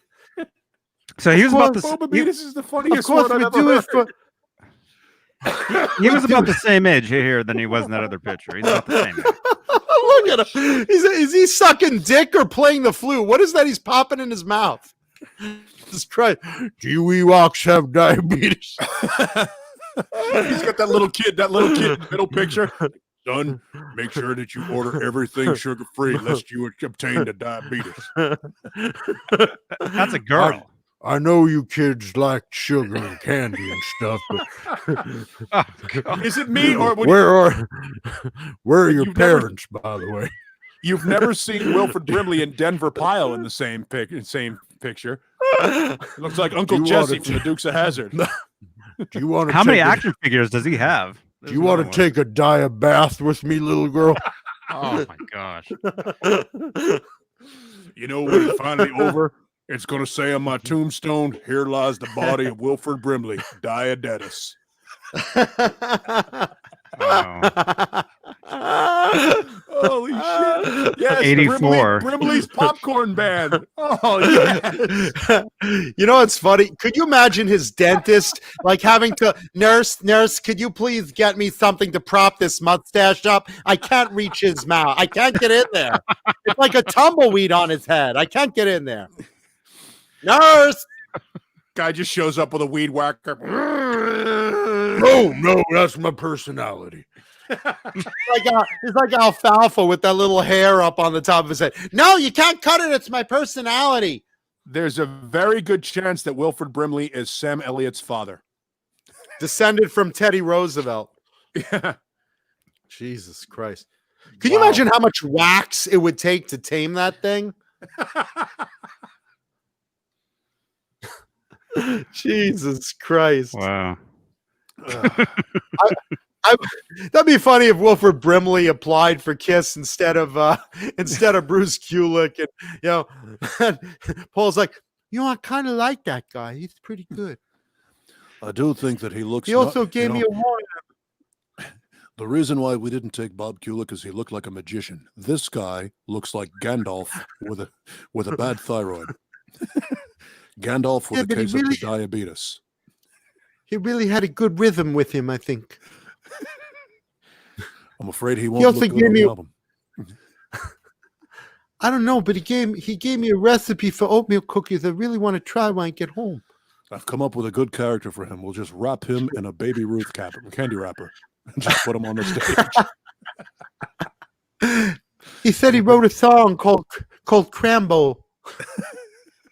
Ooh, Crambo!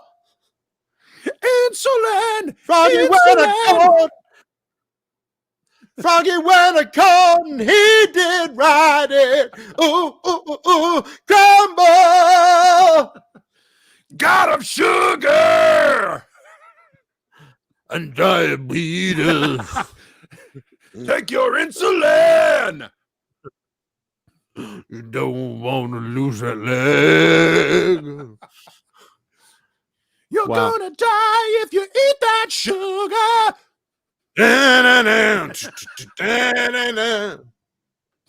Holy shit.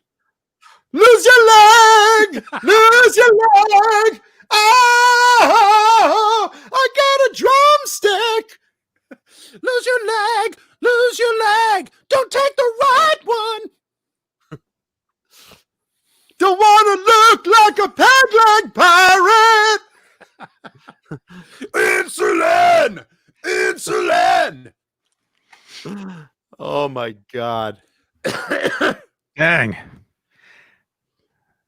Hey, Blackjack Guitar Nut. Welcome Let's aboard. see. All right, so that just happened. I know. You know how you guys wanted us to look up young Betty White? I'm going to look up young Wilford Brimley. There is no such a thing. 404, file not found. Yeah, definitely. He's like a government project. BABYMETAL. BABYMETAL. I'm serious. I want one of those action figures so badly. Me too. I just want it sitting up behind me on the shelf. Just Are so you you kidding can me? see it I want next to the cap shield. I want to have a poster of it on the wall.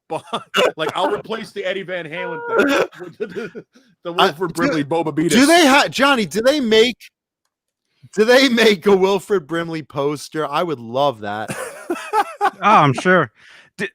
Did he start acting later in life or something? Because there's no pictures of him younger. I'm telling you, this is He was- such a conspiracy. There's none. He was designed in a lab in 1983. Illuminati. This I'm is- a clone of Teddy Roosevelt. Teddy Roosevelt never died. He just went into film. this is the youngest picture of Wilford Brimley that I could find. This is the youngest picture of him. Hold on.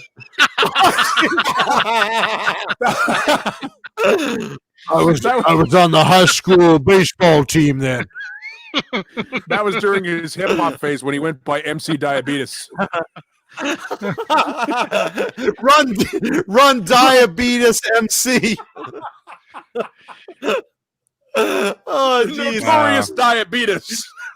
LL Diabetes. Look, and that's him taking a selfie in the mirror because you Oh, can see the camera. Oh, Jesus Christ. But there's no pictures of him. It's like his high school baseball team. There's no John Biel, can you find any pictures of him that are pre-1984? Actually, he was in a movie in '79, but he was old then too. But there's nothing of him from late '70s. Ben Thompson's clonabetus. I'm just looking at that picture. Fucking Wilford Brimley with a Photoshop backward baseball cap.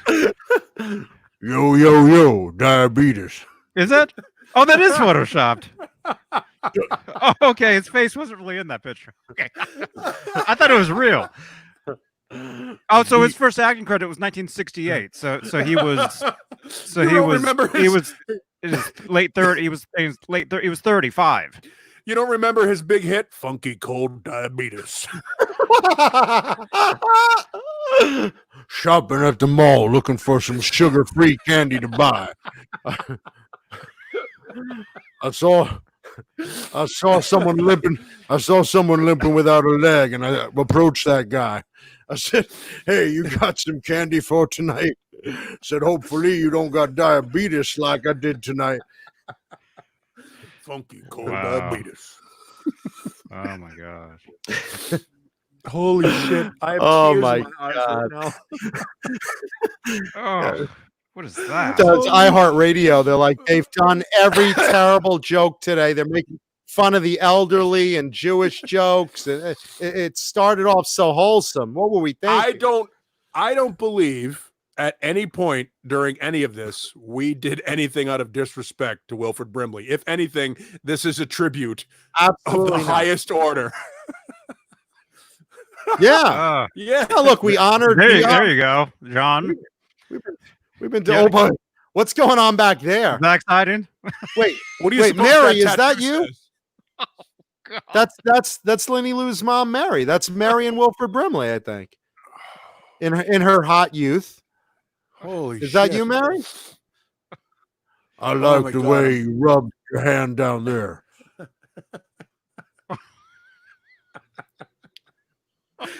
Oh, BABYMETAL.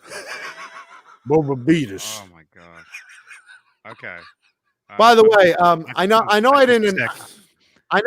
announce it yet, but tonight's show and tell guitar later is actually going to be an unboxing. So this is one I bought it months and months ago, but I first got it in the mail today. So just FYI, a little preview. Just yeah, I'll give you a little. Here's a little teaser. Here you go. Do you see that? Yep. Still See to that come. box? Oh. Still to come. John Mancuda shows you his box. See what that says? Wow. I really want some Wilford Brimley merch. I'm serious. So good. If you guys are making a Christmas list and shopping for me early, I want my Secret Santa to get me some Wilford Brimley merch. I almost feel like I have to get a PO box now so that I can get I can solicit people to send me free shit. I have when audience members and fans send stuff, we send it to Johnny. Oh, well, send multiple Wilford Brimley diabetes dolls to Johnny and he'll distribute them accordingly. Holy shit, that is so good. Diabetes. Where was he born? In a lab. in a laboratory. Oh. Okay. Mesopotamia. So he was on the Waltons. He actually looks younger than the Waltons. Wait, was he? Was he? He should. The Waltons was 50 fucking years ago. Who was he on the Waltons? Was he like John Boy or one of the young ones? And then snap one afternoon, he woke up as an 80-year-old man. What? I don't know. Deja Voodoo, Tupac and Wilford Brimley starring Above the Brim. Crowbar said the new guitar is BABYMETAL. BABYMETAL. And on BABYMETAL, there's you a leg in that. Wilford Brimley was the fifth Beatus. It's been a hard day's night because I lost my leg to diabetes. Oh my goodness. Oh my God. Oh, listen, we have to thank Wilford Brimley for his service. Apparently, he's a veteran of the Korean War. So thank you, Wilford Brimley, if you're watching. And we know you are. Yeah. You know, it'd be funny if like Wilford Brimley's phone lights up. Ding, ding. These two assholes on Facebook, on YouTube they're just roasting you. What the fuck? On iHeartRadio. I'm in a heavy metal show and they're talking about me.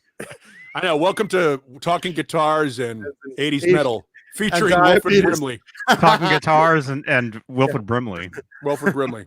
So let's see. We've talked about Black Lives Matter, my mother, my father, Wilford Brimley. We briefly gave a tribute to the great Bruce Bob Kulick. Bob Kulick, yeah. And made some Kiss jokes. And there's a guitar in here somewhere. But yeah, Wilford Brimley. Oh, well, now see, look at that picture. I think it's time we stop God. making fun of Wilford Brimley. He's got a gun. He's got a gun and cataracts. I will shoot your mustache off. I will blow a hole in the size of your head. oh. You are fucking with the wrong diabetic. Mel, I will blow your other leg off. Not only am I, you guys don't take me seriously. I got the diabetes, a 12-gauge Dr. Denton's and overalls. You are fucking with the wrong man. You know, those of us with type 1 diabetes, we lose our temper very easily. I will dump a bowl of oatmeal on your head. That's horrible. I will unload 12 gauges of sugar-free buckshot in your behind, boy. Let's see. Someone asked for a clue on today's guitar. I'll just tell you, today's guitar is a NAMM guitar. So It's in a box. something very it comes with the box. Something very special from NAMM. That is the hint for today's guitar. Look at this, Jesus! I suddenly want to overflow my mailbox with merch from Wilford Brimley. Go figure. Wilford Brimley is not screwing around. I want to see that NAMM guitar, Mancuda. You can't play that thing. I would be able to play that thing had I not lost my fingers and diabetes. Oh, God. Whoa! Froggy went a court and heated ride. Diabetes. Oh, gosh. Oh my God. Could you? What a great graphic would Wilford Brimley, like in a style of Patrick Nagel, on a guitar be? How great would that be? Could you imagine how cool that would be? I should fucking commission like Dan Lawrence to do that. Like a Nagel girl, but it's Wilford Brimley instead. Custom painted like a Klein Diabetes. That's my other diabetic guitar. And this guitar only has 3 strings on it because you've lost the other ones to the diabetes. Oh, my goodness. Steve I love that Carmichael. every once in a while, Johnny Beane is like, "Oh, you guys! Oh my god! Oh my gosh! Oh, you guys have gone too far." God. Oh no! That's- at least I didn't say any of it. Johnny's sitting with a calculator, figuring up FCC fines and lawsuit fees. I love Beatus C. Rich. It's not a beat of C. Rich. Thank you, Halface. Jim Nicholas says, It's a San Beatus Charvel. A San Beatus Jackson or San Beatus Charvel. I'm gonna build myself a Beatus caster. Didn't Eddie Van Halen play a Kramer Beatus Retta? Oh, man. I know if I played bass, I'd want to play a Rick and Beatus. E.S. Beatus.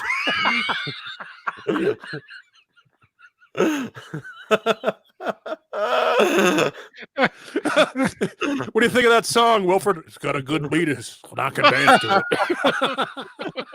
it. I want a Gibson less sugar. You do realize all of us are waiting for somebody to put this in the chat, and we're going to do it before you did because I was just thinking of it. Beatus! Beatus! "No one wants to lose the leg tonight. Beatus! Beatus! Sugar's something you shouldn't eat it. Show us your oatmeal. Show us your wheat germ." Oh, God. Jesus Christ! Bent Tom with the diabetes nut. Could you imagine, like, every girl in Hollywood wants either a rich husband or to sit on Wilford Brimley's famous mustached face? I'm gonna mustache ride.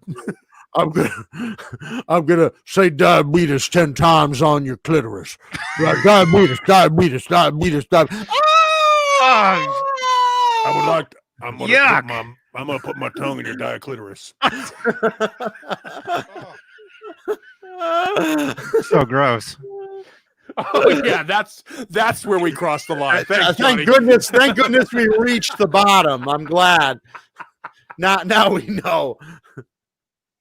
Oh, shit. I'm gonna end up with dry eye syndrome after this because that's the first step to diabetes, you know. Jesus Christ. I want a Beatus caster. I would love a Wilford Brimley graphic guitar. How fucking hilarious would that be? Oh, there's got to be one. No, if there isn't, I want one made. I want to have one made. Yeah, I bet you we can Has call to one of those companies that does, the Korean guitars or the Chinese guitars. You could go to what is it, the Alibaba? I bet if you go to Alibaba and just send them a picture and say, I want this graphic on a Chinese guitar, you could get it for like $119. Okay, worth we it. silk screen Wilford Brimley. Oh, the diabetes guy, diabetes. Wait a minute. Since when are Chinese people have a Middle Eastern accent? Oh, you said what? No, didn't you say what was the name of the place you said? Alibaba, but that's Chinese. It's a Chinese company. Alibaba's not Chinese. It's a Chinese company. Alibaba? Yeah. That's an Indian name. You would think, yes. Well, that's why I did the Indian voice. That's just, you're confusing your racism. No, look, I go down I go down the street. I go down the street. I want a kebab. I'm going to Alibaba's. Oh my God. There you go, John. She's got diabetes of the worst kind, and if they want to stray, I'd hate to check out her sugar level and feel her diabetic pain. We've Jesus. been dancing with Mr. Diabetes. That's the new band, Gums and Noses. That's Gash. It's Stash. Stash. Instead of Slash, it's Stash. Jesus Christ. Wow. Oh boy. And look at this pedal. Take my sugar down to a better level. That pedal's awesome. Jesus. Oh my God.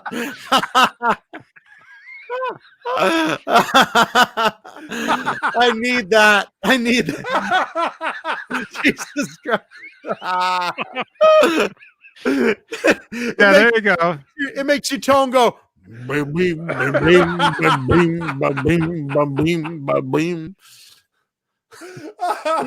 Crazy.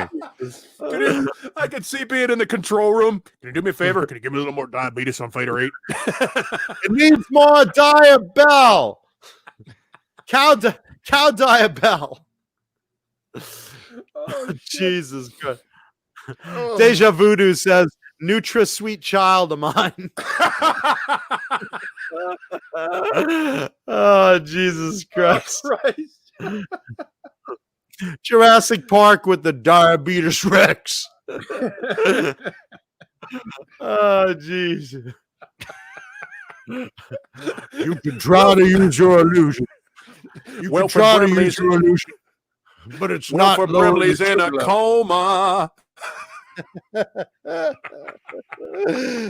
Jesus Christ. Look at those fucking eyes. I'm gonna have nightmares tonight. Oh man. Holy shit, I have a headache from laughing so hard. With that mustache, it's more of a fuzz box. Jesus Christ. Shit. Wow. Wow. I like how there's actually a fuzz adjustment on the upper right knob of that. So it makes my mustache sound fuller. It makes the whole thing sound a little diabetes fuzzier. You turn the knob, it goes Diabetes, diabetes, diabetes, diabetes, diabetes, diabetes, diabetes, diabetes. Really, really lays in that thick mustache. Oh, diabetes, diabetes. Relax, don't do it when you want to eat sugar. Relax, don't do it. You don't want diabetes. Diabetes, beatus, beatus, beatus. Wow. Diabetes is taking my life. Sorry. Oh boy. Jesus Christ. I mean, my eyes they're a mess. You know, it's funny. You know, Song of the South is banned by Disney because of the racial overtones toward Uncle Remus. So they're doing a remake with Wilford Brimley. It's I'm Uncle Diabetes. Uncle Diabetes. Uncle Beatus. That Uncle Remus, it's Uncle Beatus.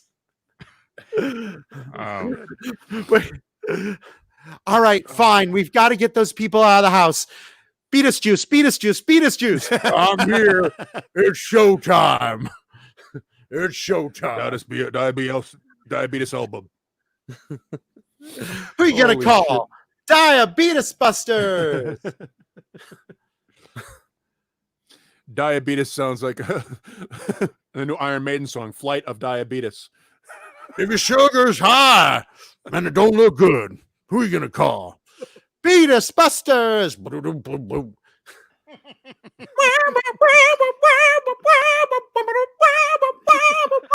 I ain't afraid of no high sugar level. 666, the number of the beatus.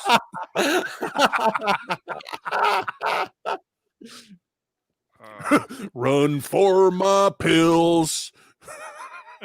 My sugar level's high. Finished with my woman, cause she couldn't help me with my sugar levels. Wow. Jesus Christ. Mama's gonna worry. My sugar's really high. Don't want diabetes. I don't wanna die. Jesus Christ.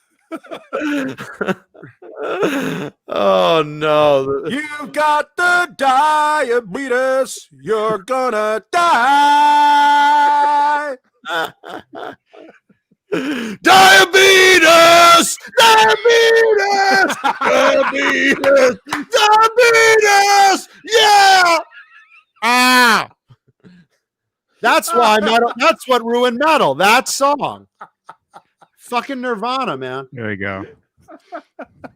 Wait, sing that. Wait, sing that again. Which one? Nirvana.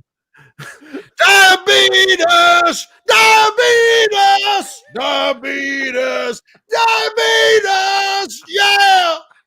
Ow! Oh, Jesus Christ. Holy shit, that's funny. Steve Carmichael, Mr. Gallstone. We've been dancing with Mr. Gallstone. Lenny Lou says grunge made me eat myself into diabetes. I love. Oh my God. Oh, Well, we've ruined the show once again. That's great.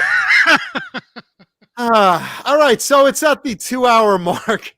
Oh wait, Deja Vu says Ron James diabetes. Diabetes. Diabetes.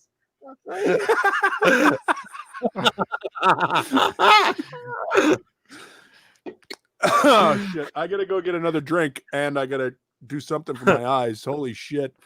All right, well, I'm gonna start today's guitar of the day, Yeah, even though I've killed half our audience here. Holy shit! Oh, that was great. Diabetes. Oh. That's great. So today's guitar, it's a special guitar, the guitar of the week, show and tell. So it's an unboxing because I just got it this morning. I bought it in January before all this COVID shit ruined everything. And now it's here, finally here. And live, I'm going to climb out of here and unbox it for you guys. So I'm hoping it didn't drop on its headstock and I'm about to unbox like a busted up piece of shit. Oh. So let's see how this goes. I'm just gonna maneuver off camera for a second. Ah, geez. Oh my God. Oh jeez. Oh my God. Oh fuck. Oh no. Yeah, because it's not really good for camera angle, but I'm gonna open it over here. Okay, so here we go. Here we are. Hi, everybody. Here we go. So here's today's guitar of the week. It's right here in this beautiful box with Music Zoo tape on it. And let's give a great shout out to the Music Zoo.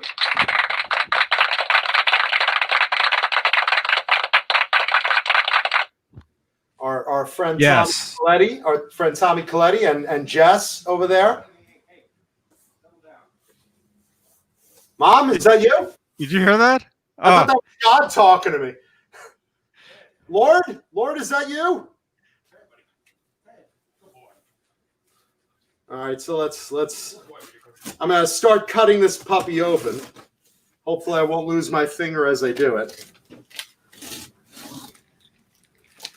Here we see John Mancuda slowly inserting the blade into the box.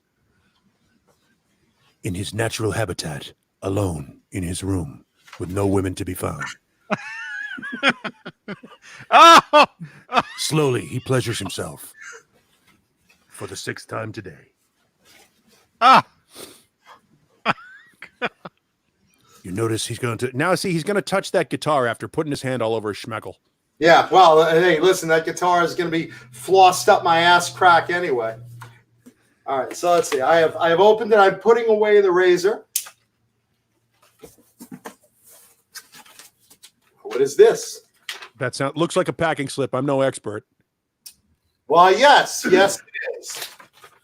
Dear Deadbeat. Your mother hates you, and your father's about to lose a leg. That's how they all start. Thanks for spending your money on this guitar. He could sue the hospital, and he won't have a leg to stand on. All right. Wonderfully packed, by the way. Music Zoo always packs a guitar nice. Every guitar. It's a good shop. Music Zoo does a good job. Really is. Really is. I really like them over there. And they're good to deal with, you know. If you guys haven't dealt with it, you should check out their website. Look at this beautiful case. Careful not to show the logo. Careful not to show the logo, even though it says Jackson on that box. Yeah, but it's not a Jackson. Aha, another clue. Another clue. Oh, look at this. This is a lovely, lovely case. Very nice. Is that a G&G case? It's a VD case. Case of VD. All right, so I'm going to maneuver this over there. He's going to maneuver it now. He's maneuvering. Let's see. Actually, how should I do this? Should I open it toward you guys, or should I just open it toward me and lift it out? What do you think? That's fine. Yeah. Yeah. You could open it over there and then bring it over here. All right. Here, and by the way, Let's do we see. want to lay down? Does somebody want to lay down a bet as to whether or not that guitar is in tune? I don't know with the climate change, because I'm in California. This came from New York. I don't know. Let's see. I would say yes. Okay. I'd say they tuned it and set it up, but I don't know. I don't know if it's still. How long have you had it in California? This morning. Oh, okay.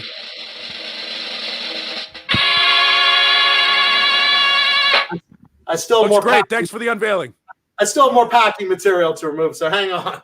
Oh, Let's see. Congrats on your new gear. Love the Music Zoo. Isn't that nice? I love when they do that. Love or just sex until they come?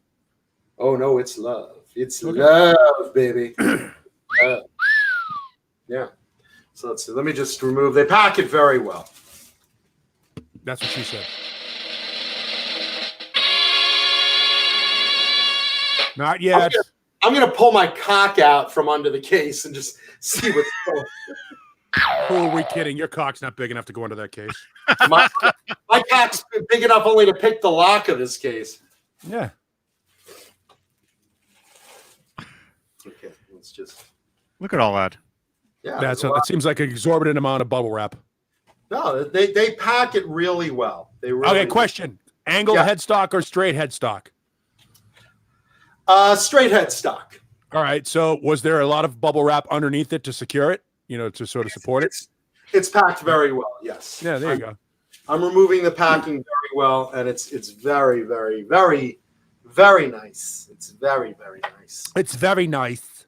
It's a lovely guitar, John. Do you really need another guitar? I mean, your father's about to lose a leg. Don't you think you should, buy him a titanium leg or something? Maybe you could screw a guitar to his leg and he could walk around.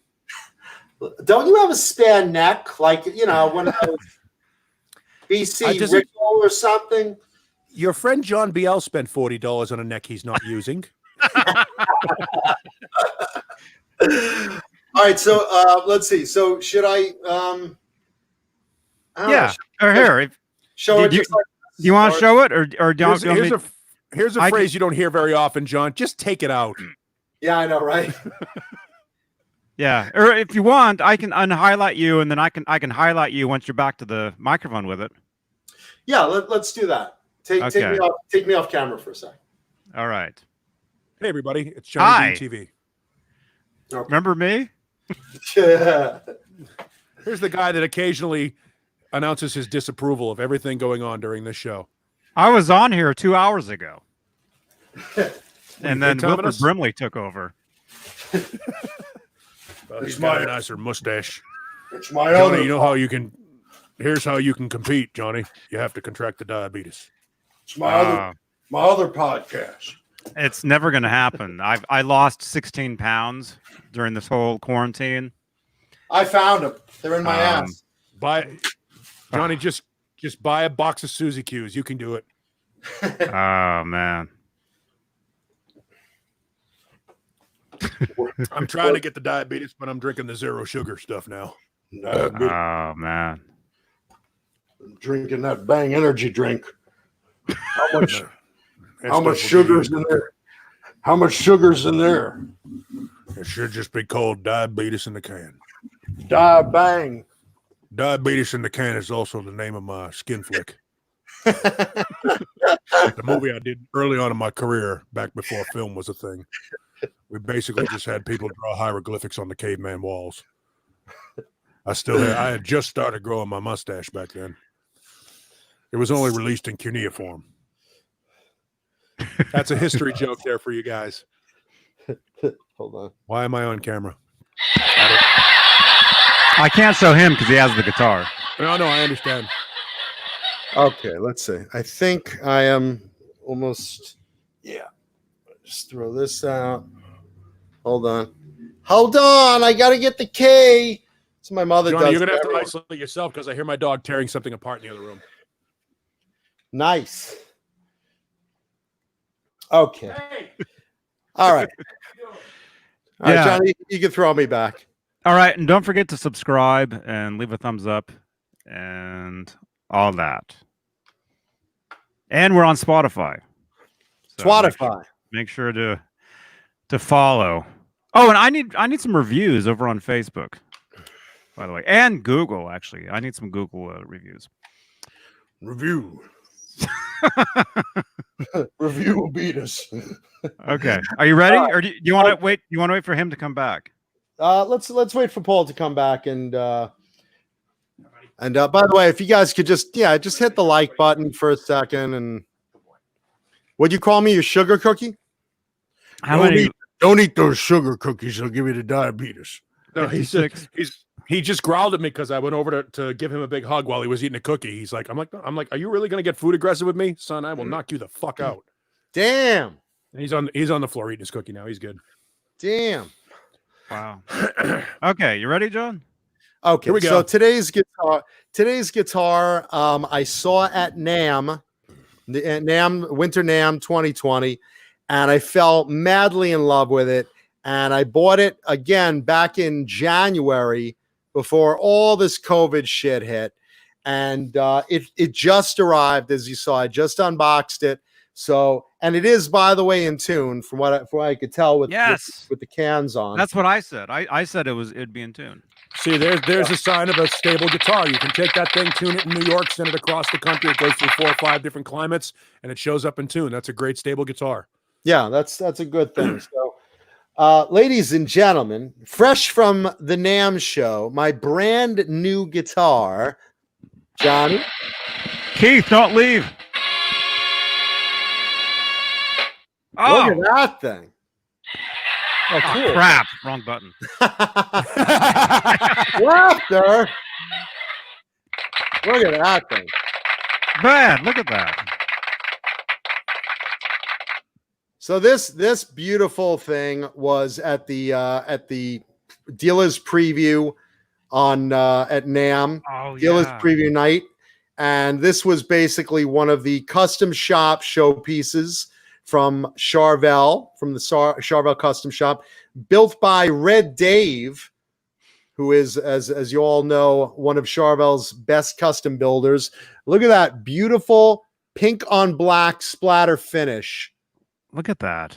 That thing is gorgeous. How glossy that is. You can totally see your Facebook messages. Oh, DK24. It is a DK24 US made custom shop. Matching headstock, black with pink splatter. Look at that thing. Raw oiled maple neck, which I love. Let's see what type of tuners it has. I didn't even know. Spurzle. And it doesn't have the Fender licensed headstock sticker on the back. Nice. No, because now they're owned by Fender. No, but they still do that, though. Yeah. Yeah. Look at that. And The little red sticker is one of the NAMM ID stickers. And look at that beautiful ebony board with stainless steel frets. Look at that. Oh man. Nice dark piece of ebony they found. And again, because it's the custom shop, I think they that's why they found a nice piece of ebony, because good ebony is really hard to get a hold of right now. And let's see, these are DiMarzio pickups. You have a V-Trem bridge in black. Let's see, 5-way selector switch with cool matching pink pickups. And it looks like a booster right here, which I like, a little extra ass kick. And I like how the splatter goes around. And look at that.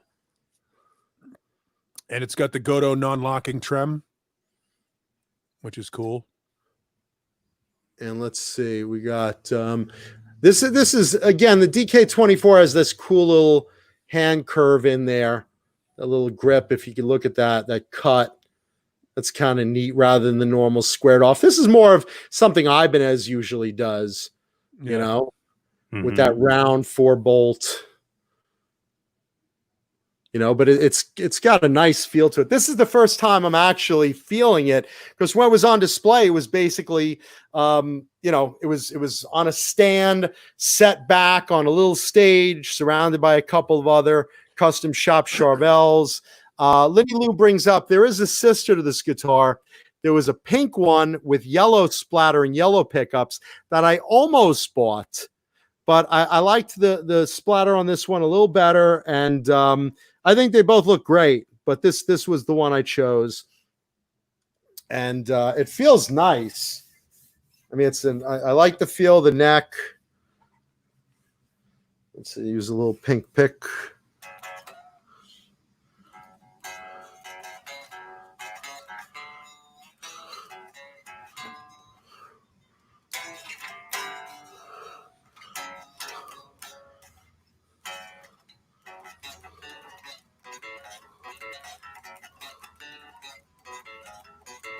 And now we're going to get flagged. Sorry. Oh, finally. Yeah,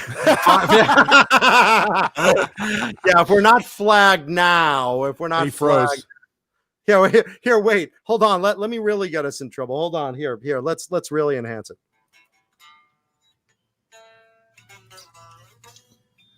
Nope.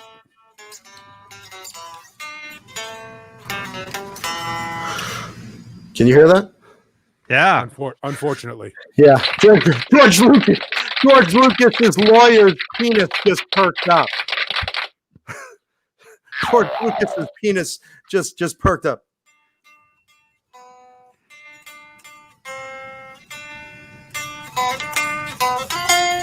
That's a beautiful guitar.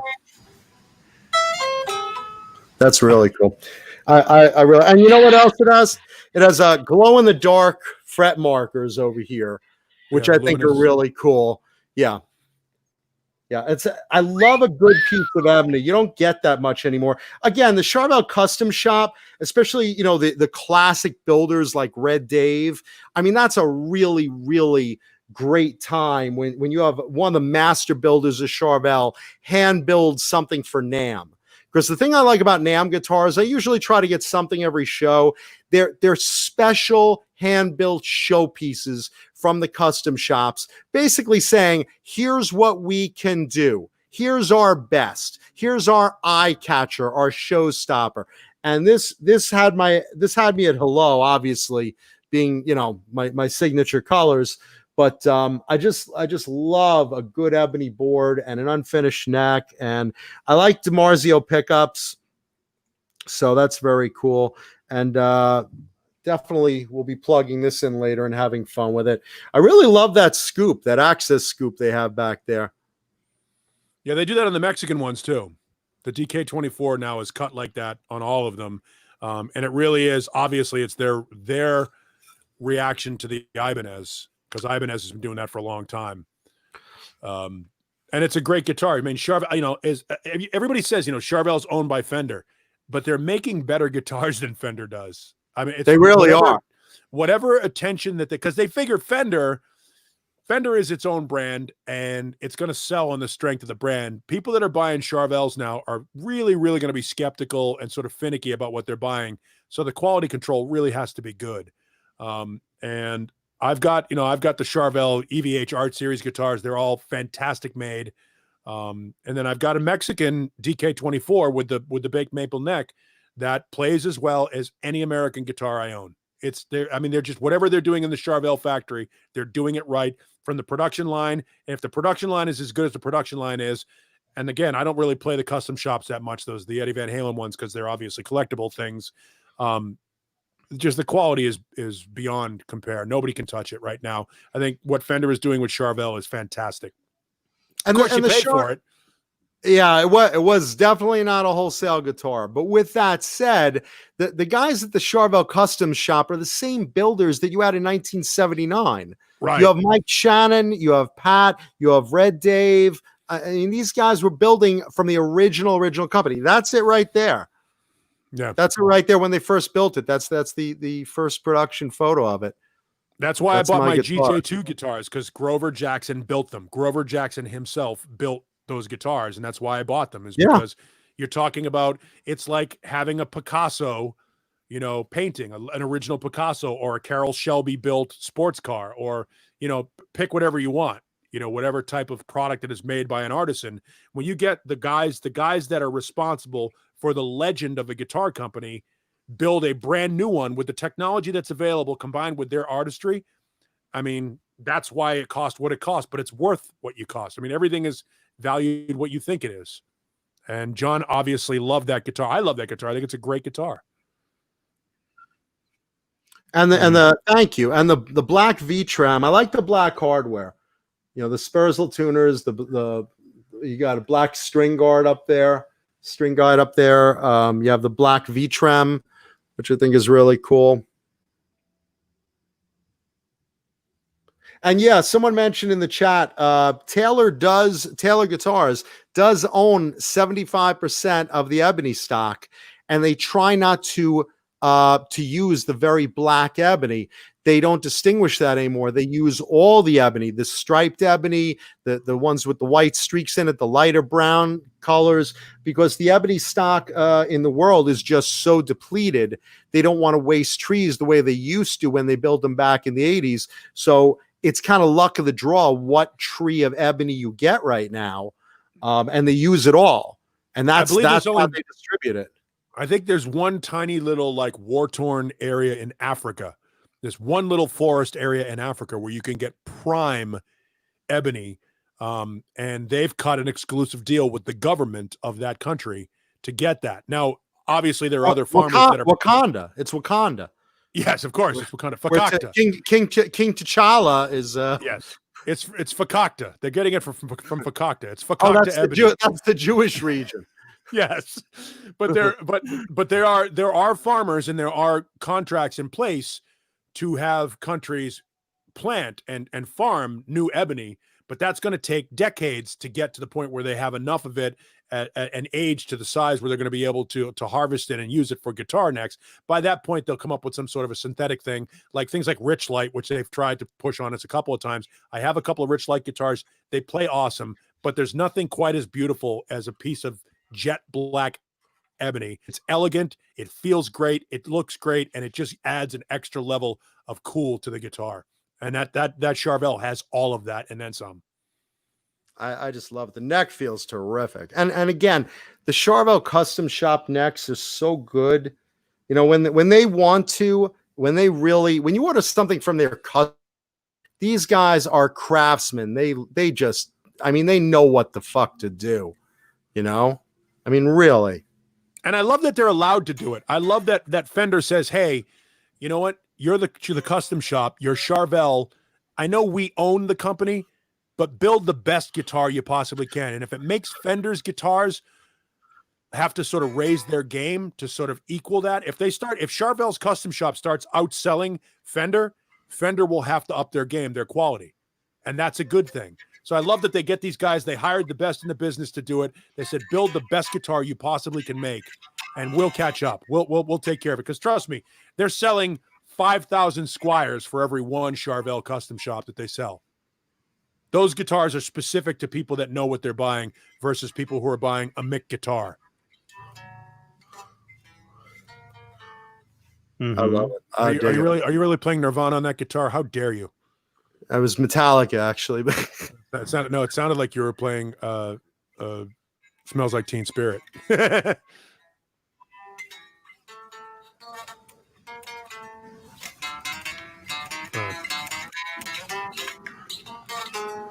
I love John. John is a one stringer, which is great.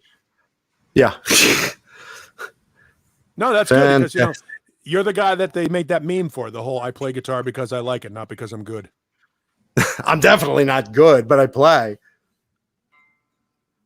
That's a beautiful guitar. I'm starting to fall in love with the newer Charvels again, which I think is what they're looking for, is guys like you and me that grew up watching how great those guitars were and now are thankful that they're back. Oh my God. I just love these fucking things. I love, hey, Dane Zimmerman.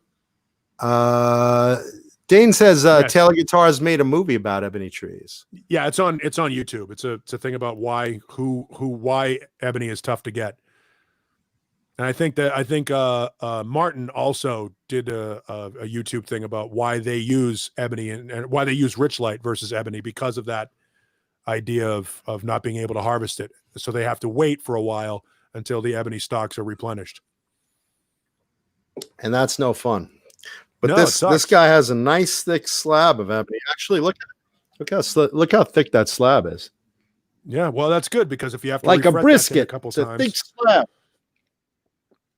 you know, if you have to Well, refret that this thing, thing has that's- stainless steel frets. There's a you'll stainless never have to steel. refret it. This Yeah. baby has stainless steel frets. You have to That thing will change outlive you. the wood in the neck before you have to change the frets.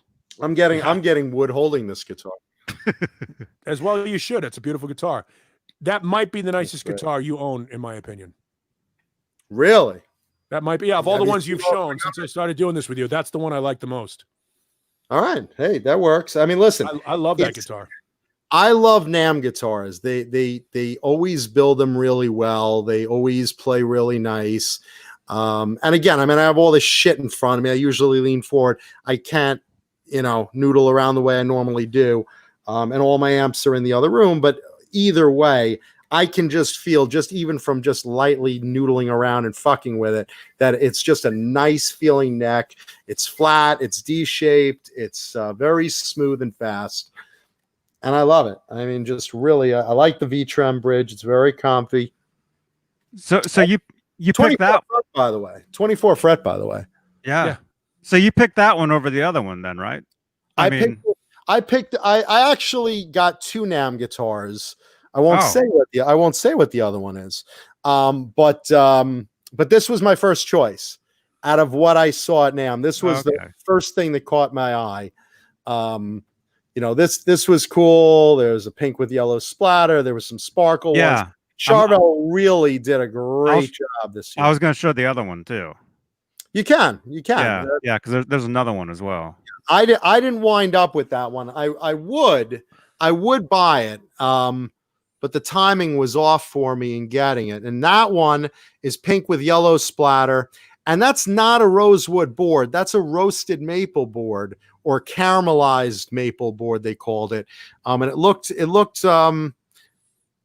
more of a brown kind of board. It was cool. And they switched the knobs from that photo there to both yellow. They took off that white knob. I don't know what anyone was thinking with that.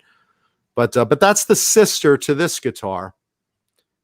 I prefer the black one. And maybe at some point, I think the black one did a better, more even job in the splatter. So I went with that, and I think like it the way just the kind of paint pops caught my off of eye. it better. Yeah, it does. I mean, the splatter seems more evenly distributed. The other one, that big blotch of yellow on the bottom, just didn't seem as symmetrical. So this was my first choice. This one seemed more balanced visually. You see what I'm saying? But I mean, the pink one's gorgeous too.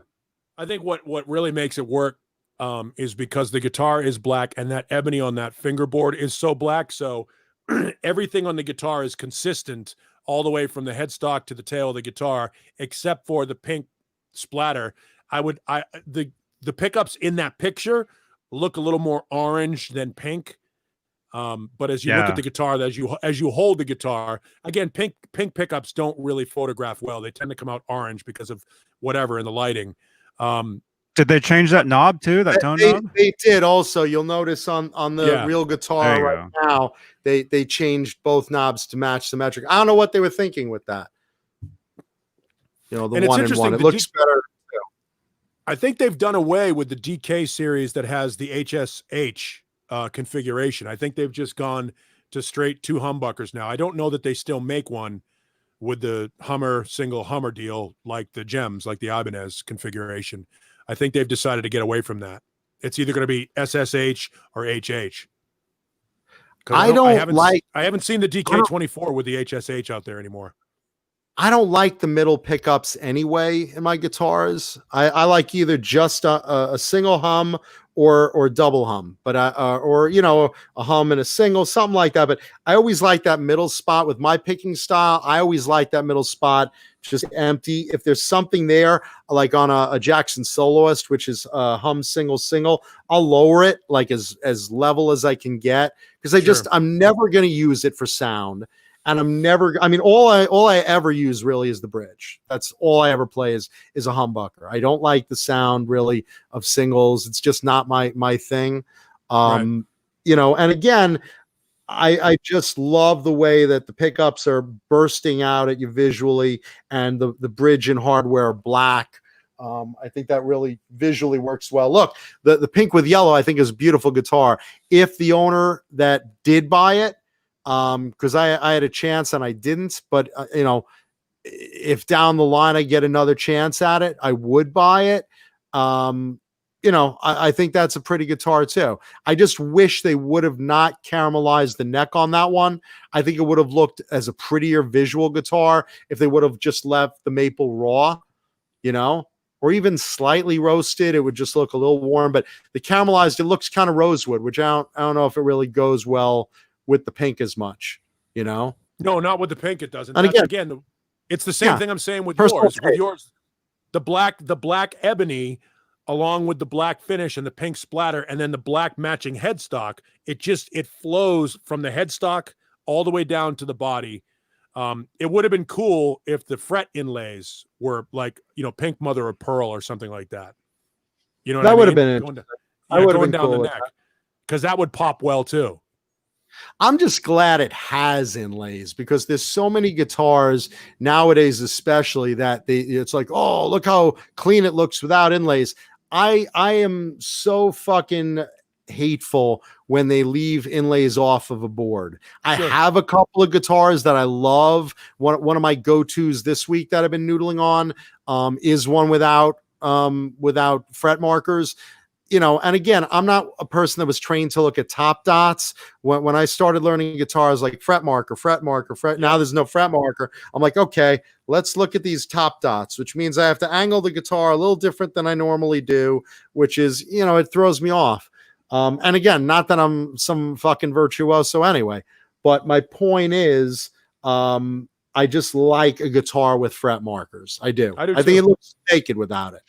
Yeah, it depends on the guitar, but I would agree with you. I think that, and I do think, you know, because of guys like Vi who put the, you know, the pyramid inlays and the vine, the tree of life vine and stuff, that became sort of part of the artistry of the guitar, the flow of the guitar that connects the headstock to the body in a way that I think hadn't been done before.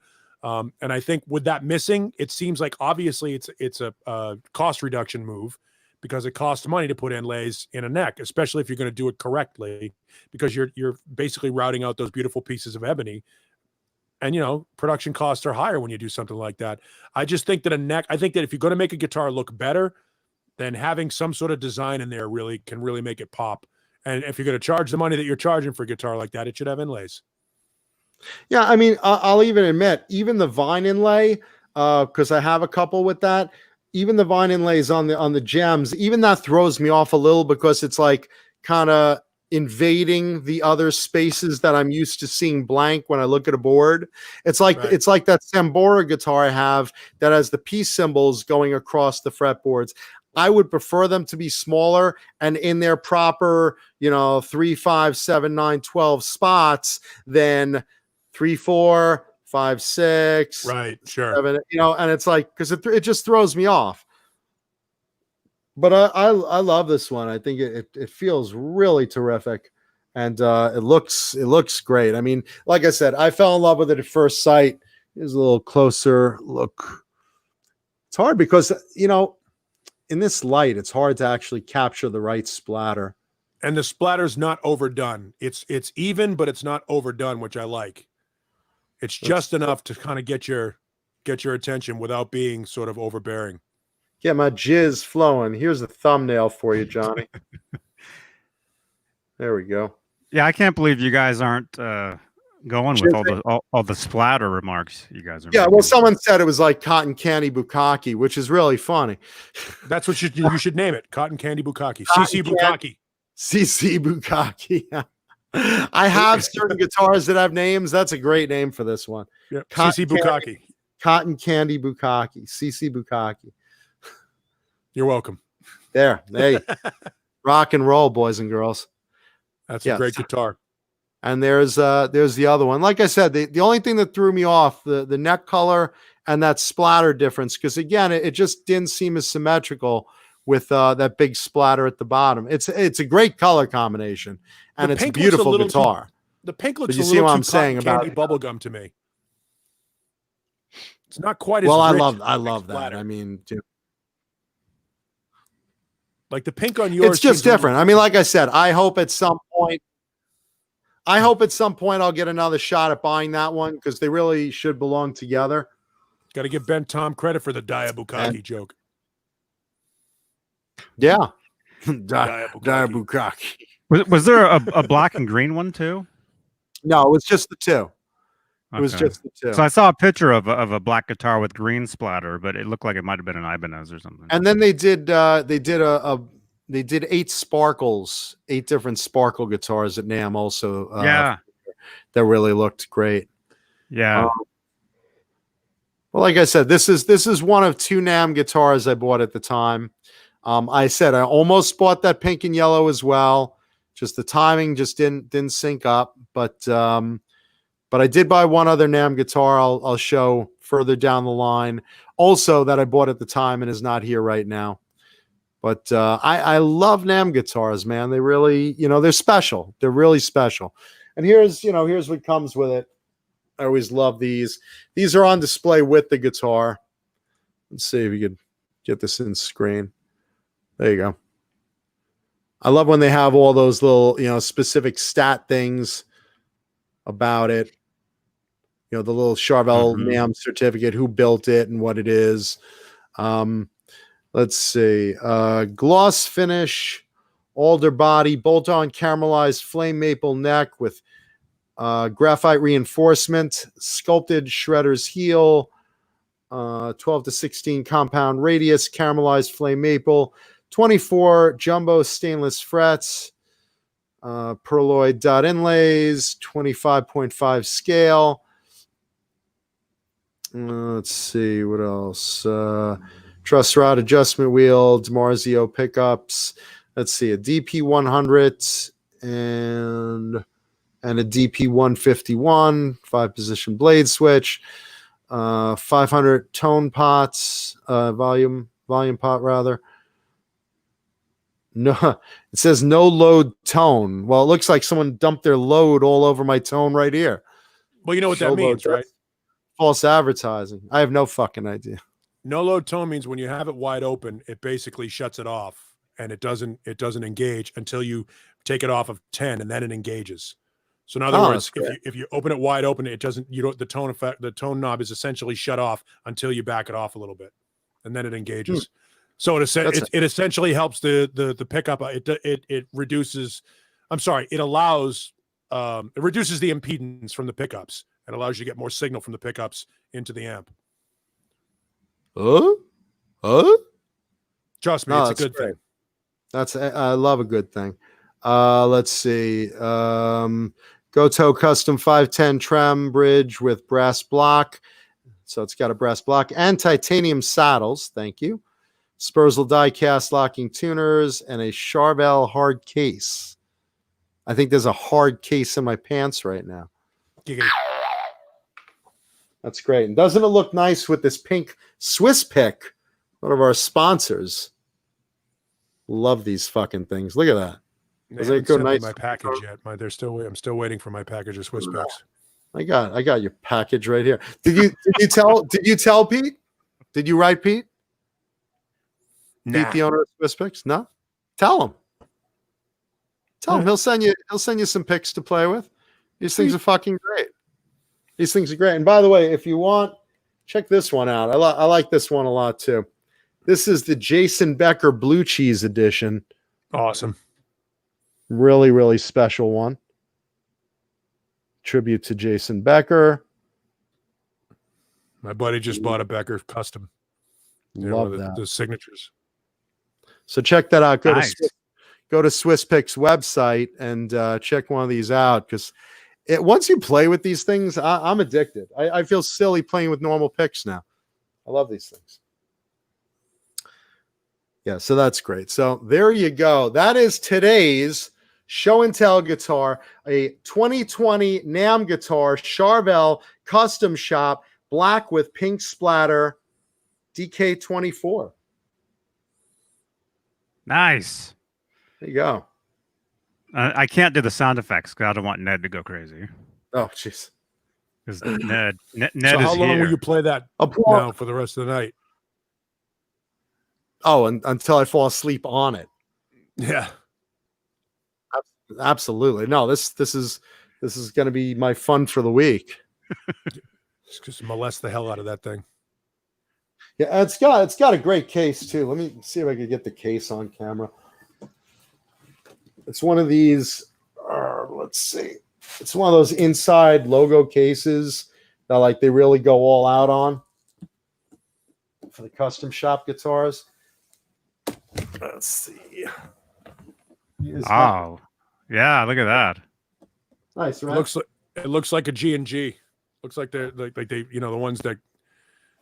I'm sure G&G makes it for him. Yeah, that's the one that looks just like the ones that the EVH art series come in. And fits perfectly, of course. Yeah, because G&G makes great fucking cases. Really, really solid cases. Yep. And again, thank you to everyone at Music Zoo. Tommy Coletta, Jess, thank you. Love these fucking things. And thank you to Red Dave for making such a beautiful CHARVEL custom shop instrument for this year's NAMM. And if you own the pink one and you decide, I want to get rid of it, message me on Facebook, Jonathan Mancuda. There you go. Zounds. Nice. And yeah, if anybody wants a guitar pick, just PayPal me $1. There's the address right there, and I'll send you a Johnny Beane guitar pick. Zounds. Let's see what else we got on today's agenda. Oh, so this is good. So my mother calls me up, of course, and she goes, and thank you in the chat. My mother calls me up and she's like, yeah, so your friend in the band? I'm like, all right, give me a little better one. The one who died. I said, all right, we're getting warmer. The one from around here. He was in that. He's in that TV commercial. How did they do that? I thought he died. I'm like, none of my dead friends are in a TV commercial. What are you talking about? Well, he was in the Good Rats, right? I said, Pepe Marcello. Yeah, I think that's him. He's in a TV commercial. I'm like, no, Pepe's dead. No, he's in a TV commercial. I recognize the name. I said, Ma, definitely not Pepe. He's dead. Well, he's on TV. I said, okay, Mom, he's definitely not on TV. No, they did a Geico commercial with the Good Rats. I'm like,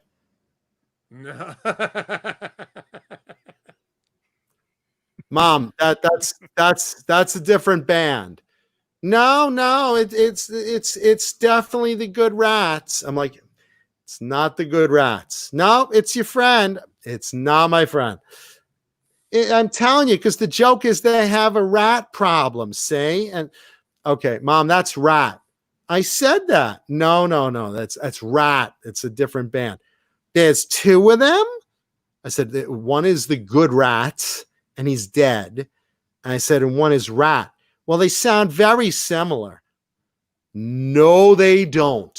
They definitely do not. And Pepe Marcello does not look like, or did not look like, Stephen Piercy.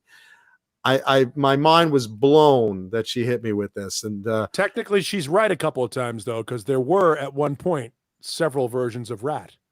It was Mickey Rat. No, I mean there was the two Rats at one point. There was the Stephen Pearson version of Rat, and there was the Jizzy Pearl version of Rat. Remember, there was the two Rats for a while.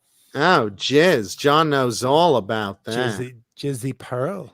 Jizzy Pearl Jam, and Jizzy Pearl. He listens to all those sperm bands.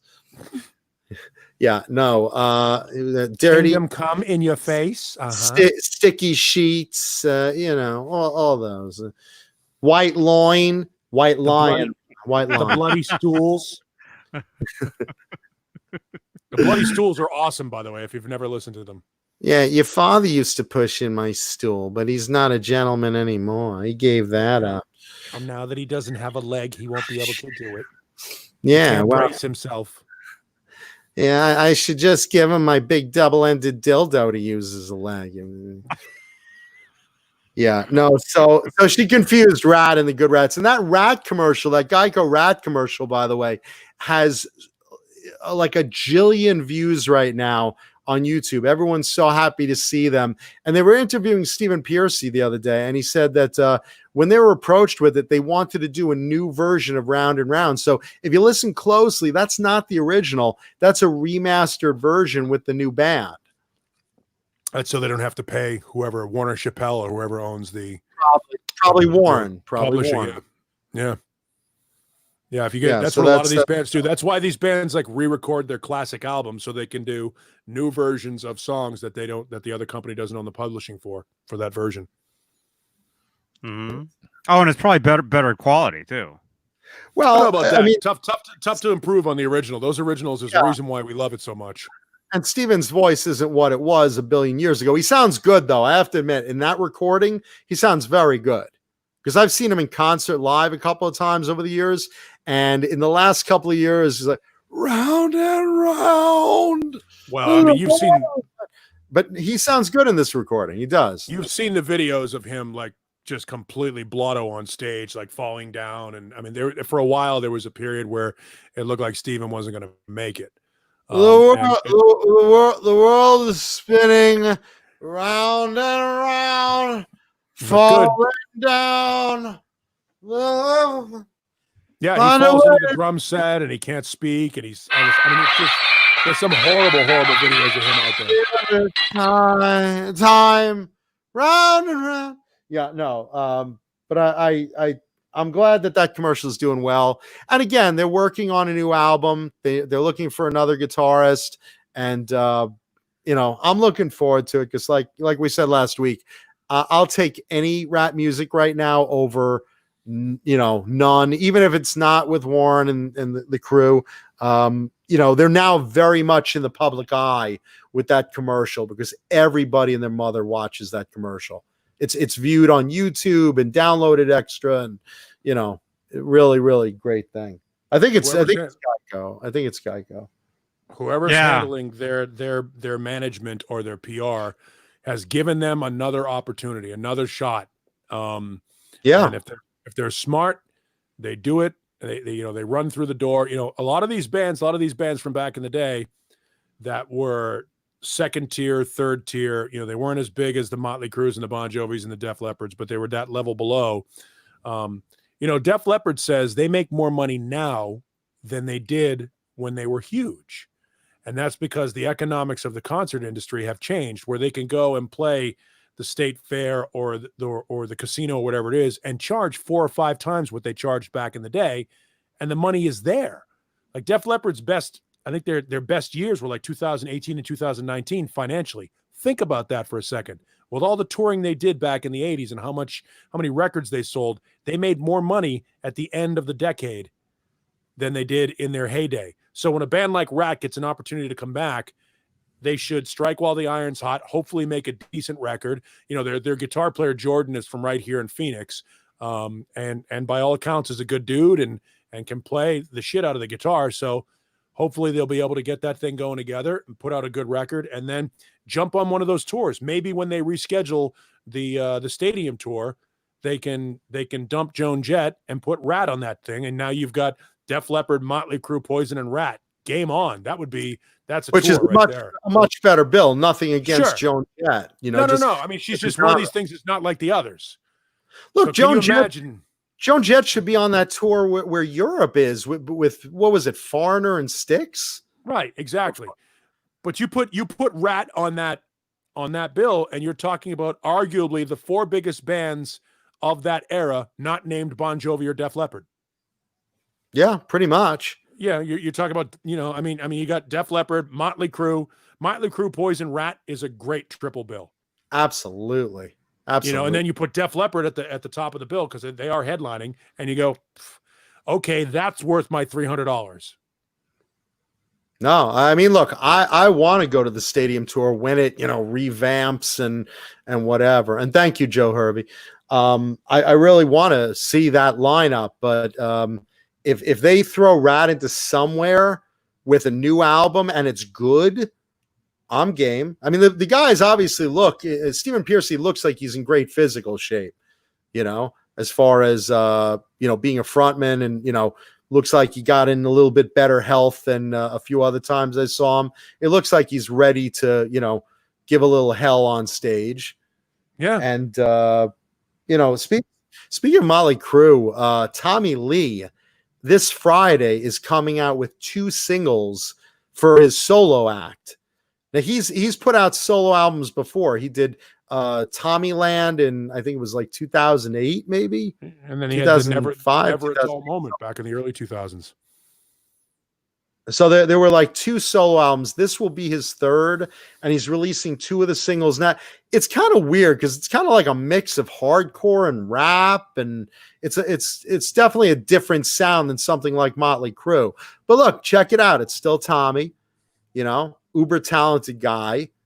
You know, I'm curious what it's going to sound like. He likes to mix a little rap in there and you know, a little hardcore, and I don't know. I'm interested. And like I said, this Friday he releases those 2 new singles. So Mr. Hellstrom says he'll pass on the Tommy Lee anything. Well, don't pass on the Tommy Lee Pam video, because it's like watching Baywatch meets a baseball bat. It's an incredible video. Really great stuff. God, the guy can drive a boat with his dick. Oh my God. He drove her across. He fucked her and she was across the street. I mean, it was like he didn't make the turn signal. He didn't make the walking signal, and yet he still fucked her across the street. It was amazing to watch. And Johnny's back. Man. Yeah. By the way, Tommy Lee's penis brought to you by Bang Energy Drink. Bang when you really need a little pump, like Tommy gave Pam. Delicious, which is what Pam said about Tommy's load. Let's see. And oh my gosh. Speaking of interesting 80s bands, we talked about this on a recent show that Dee Snider was authoring some books. Well, it turns out that the reveal is out. His first book is a children's book, and you're going to love this. Guess what the title is? Dee Snider of Twisted Sister, my Long Island homie. Dee loves kids. Close. It's called We're Not Gonna Take It. And what? Wait, this is so good. This is the song that Tipper Gore brought up in congressional hearings as offensive, and what if children hear it, and Under it's the Blade? ruining. No. It's called We're Not Gonna Take It. The book is titled after the song. No, I was under the, but I remember Tipper Gore, Under the Blade was the song that they referenced in the PMRC hearings as being about sadomasochism. That was a song they referenced, but they referenced way that they were beating up the principal in the video of "We're not going to take it," saying it stood against education. Well, now Dee Snider wrote this children's book, and the verbiage of the book, the story essentially of the children's book, is Tipper Gore's worst nightmare. Is she even alive? Is she still alive? Oh, great. Good. Because I want her to get a copy, because the lyrics that she was complaining about are literally the words of the children's book. So it basically adds pictures in childlike scenarios to the song "We're Not Gonna Take It." So, Johnny, can you look that up real quick, get a video reference? What I do love about that song is, keep in mind, as stupid as that song is, and it's stupid in a great way. No, but in the great ways.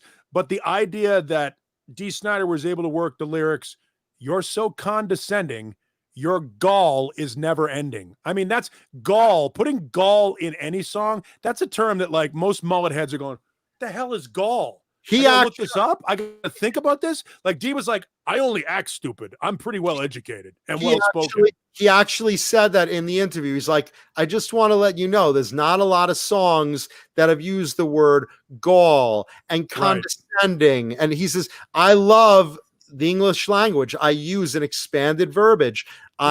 People wouldn't guess that of me, but if you look at the lyrics, this is, these are terms that you don't find in typical rock songs." Right. And it's funny.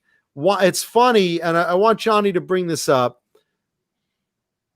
That's not it. Oh, wait, that is it. The one on the left. The clip, there's references to go on Blabbermouth, because they show a couple of examples of interior pages of this children's book, and they're basically saying that the original rebels are toddlers. Kids don't want to eat their food, they don't want to go to bed, and that's what the story is about, based on the lyrics of the song. I think that I think that Dee Snider doesn't get anywhere near the credit he deserves for being as good as he is. He's a good songwriter. He's an incredibly intelligent guy. He's a good human being. He does a great human being. He does. He chairs one of the biggest motorcycle rides in America, a thing called Bikers for Babies that they do in Kansas City every year. That I think it's juvenile diabetes, I think is what they do it for. And he's a phenomenal vocalist. Like, go back and listen to stuff like "Wake Up the Sleeping Giant" and the vocals, the range that he has. He's a countertenor. And you don't think of him as being as good a singer as he is, but he is a good singer. He's in key. I mean, yeah, he has some abrasiveness to his voice, but he's in key and he's good at what he does. And again, Twisted Sister, another band, not unlike Kiss and a couple of those other showy bands, that will never actually be appreciated for the musicality that they brought to the table. I mean, "You Can't Stop Rock and Roll" is a classic hard rock record. Oh, it's fantastic great. record. Their early stuff is terrific. If you've never listened to early Twisted Sister, if you just started listening when they broke out with the Stay Hungry album, you need to go back and listen to their earlier material, because it's fucking phenomenal. Yeah, Destroyer, things like that. Knife in the Back. I mean, just fantastic stuff that they did early on. They were more punky and way more aggressive before Stay Hungry. They had much more of an attitude. They were more of a almost like Rose Tattoo. They were sort of a punch you in the face band. There was nothing acceptable about Twisted Sister before MTV got a hold of them. Yeah, because visually, image wise, there's something to behold. I mean, Dee teased out his hair to a level that, I think only Pretty Boy Floyd achieved something so big on their head. Yeah, Jim Gillette. Dee's a big dude too. That's the other thing. He's like 6'3". He's not a small dude. Dee's about my height. Yeah. No, he's a big, imposing frontman, and he's got the fringes usually going on, and and he's smaller than Mark Mendoza, who's also a big dude. Yeah, and then if you look right now, look on the screen. We're not going to take it. The little kid dumping his bowl of cereal or whatever anymore. And then you look in the middle. The little black kid in the middle has the pink bullseye. As Eddie Ojeta's guitar, yeah. Eddie Ojeta's guitar is, the black and pink bullseye. So that's kind of fun. And then scroll down a little bit. You'll see the other ones. Scroll down a little bit to the one where they're in the crib. See if we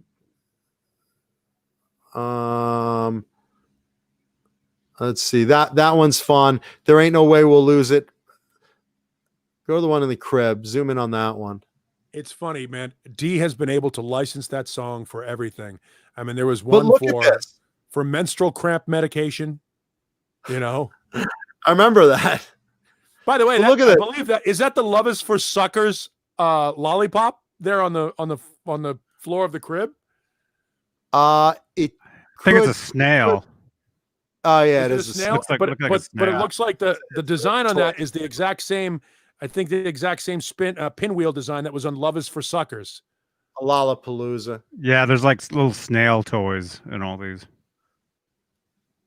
Yeah, it's little snail toys. But isn't that funny that right now Tipper Gore, who said that song it will damage our children. Tipper, if you're listening, you fucking cunt, it's a children's book now. It's literally those lyrics on a children's book. You could take your PMRC warning sticker and stick it on your withered, nasty old clit. For the kids. Brought to you by Bang Energy Drink, the supporter of clits and children everywhere. For the kids. And a nominal fee. We got diabetes. We got diabetes. We got diabetes in the foot. Wow. Isn't that amazing, though, that literally the lyrics that she was so concerned were going to just totally corrupt children is now a children's book. And mind you, if you're listening within the sound of my voice, I want you to buy a copy because I want to support something like this because you know what? It's such a great fucking idea. And I love D and I hate Tipper Gore. So I love this idea. And he's going to do other children's books. Now, I don't know if they'll all be based on lyrics, but I think it's just brilliant. And it's cute. I think kids will like that. I mean, make no mistake. I think kids will also start refusing things. I learned it in a book, Daddy, the book you got me. But, I don't have kids. I don't have kids, so I don't have to worry about that. How cool is that, though? Right? That's awesome. I wonder if this is the whole book. Or no, more to it. No, there's more to it. They just show a couple of sample pages. Think about this. It's basically the entire song lyrics across the period of a book. Now, what's really funny is zoom in on that. It says, we're not going to take it. That little kid on the bottom sure looks like he's ready to take it. He's ready to take it right in the rump. Look at that. Nice. Yeah. Jesus. Who wrote that? Oh, D. Yeah. But I love the Eddie Ojeta t-shirt that the kid's wearing. I think that's very cool. I just want it to do well because, man, I think it's a great fucking idea. Keep in mind, D. Snider's a music producer, a movie producer. He's a writer. He's an actor. He's a musician. All of this. This guy's such a fucking force,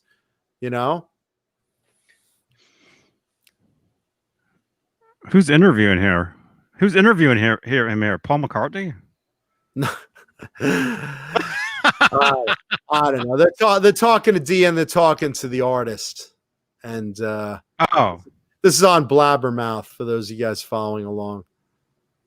It's like Dr. Seuss took a metal lesson. Love it. Oh my gosh. That's awesome. Yeah. So there's Dee Snider's new book. Diabetes Snyder. Diabetes. I also wanted to bring up because I saw this photo of these 3 cute little Asian girls, and when I say little, I mean they're young. They're like probably like in the 18 range. But they're petite. They're like tiny. And they dress like schoolgirls, like that Asian sexy schoolgirl gimmick. Yeah. Like K-pop. Right, exactly like K-pop. And I saw a photo of these 3 little Asian girls dressed like schoolgirls posing with Slayer. And I was like, they look familiar. They look familiar. And I Googled it, and it turns out they're the band BABYMETAL. Yeah. And if you guys don't know who BABYMETAL is, this is a heavy metal band with 3 girl frontmen or front people doing kind of like synchronized singing and dancing with a backing hard metal band behind them. And they're so freaking good and cool and popular in Japan. And I watched a couple of videos with them, and BABYMETAL is freaking terrific. Let's see. There we go. There they are. BABYMETAL. Look at them. And they're really good. If I looked up a bunch of videos. They have a couple of cool songs, and some are in English and some are in Japanese. So it's like listening to Loudness, where it's like, some songs are English, and then you get one of their other albums that's an import and it's all in Japanese, and some are just mixed, part and part. But they're really good. I like them a lot. I mean, have any of you guys in the chat heard about them before? Because I just discovered them this week. And yes, Brian Spalding. They've been around for a while. There was a big hype on them about 2 years ago. I have a friend of mine named Randy Walker who works for Ted Nugent, who I believe, and somebody can correct me if I'm wrong, I believe David Ellefson is somehow connected to them. David has his own company called EMP Music, and I believe they are connected to BABYMETAL. Somebody could correct me on that, but I think that was part of the project a while ago. So somebody check BABYMETAL and then EMP. I don't know if they're together. Yes, band merch shop EMP. So yes, that's BABYMETAL. They're connected with David Ellefson from Megadeth, who has his own sort of record label production company. So what is it? He discovered them, or? I don't think he discovered them, but I think he's marketing them here in the United States. Because in Japan, and remember, guys, Japan still loves heavy metal. They love it. They've never stopped loving it. While we have very mixed and fickle tastes every decade, Japan is still and always has been a source where heavy metal is very popular. When you hear a band like Dokken reunites at a big amount of money for just 7 shows, all of those were in Japan. So a band like BABYMETAL, if you look at some of their videos, they're playing to massive, massive arenas packed with people. Very, very popular. And I just discovered them. I mean, I think they're terrific. Do you like them, Paulie? I don't know enough about them. I think it's a great idea. And again, I love anything that moves the needle for new, hard rock / metal that gets people into it. And I happen to like Loudness, and I happen to like EZO and a lot of those Japanese bands, Wow back in the day. And I think it reminds me of what was the band that was in Kill Bill? The 3 girls that they're woo-hoo, woo-hoo, woo-hoo. It has that sort of kitsch feel to it, but they're really good. Yeah.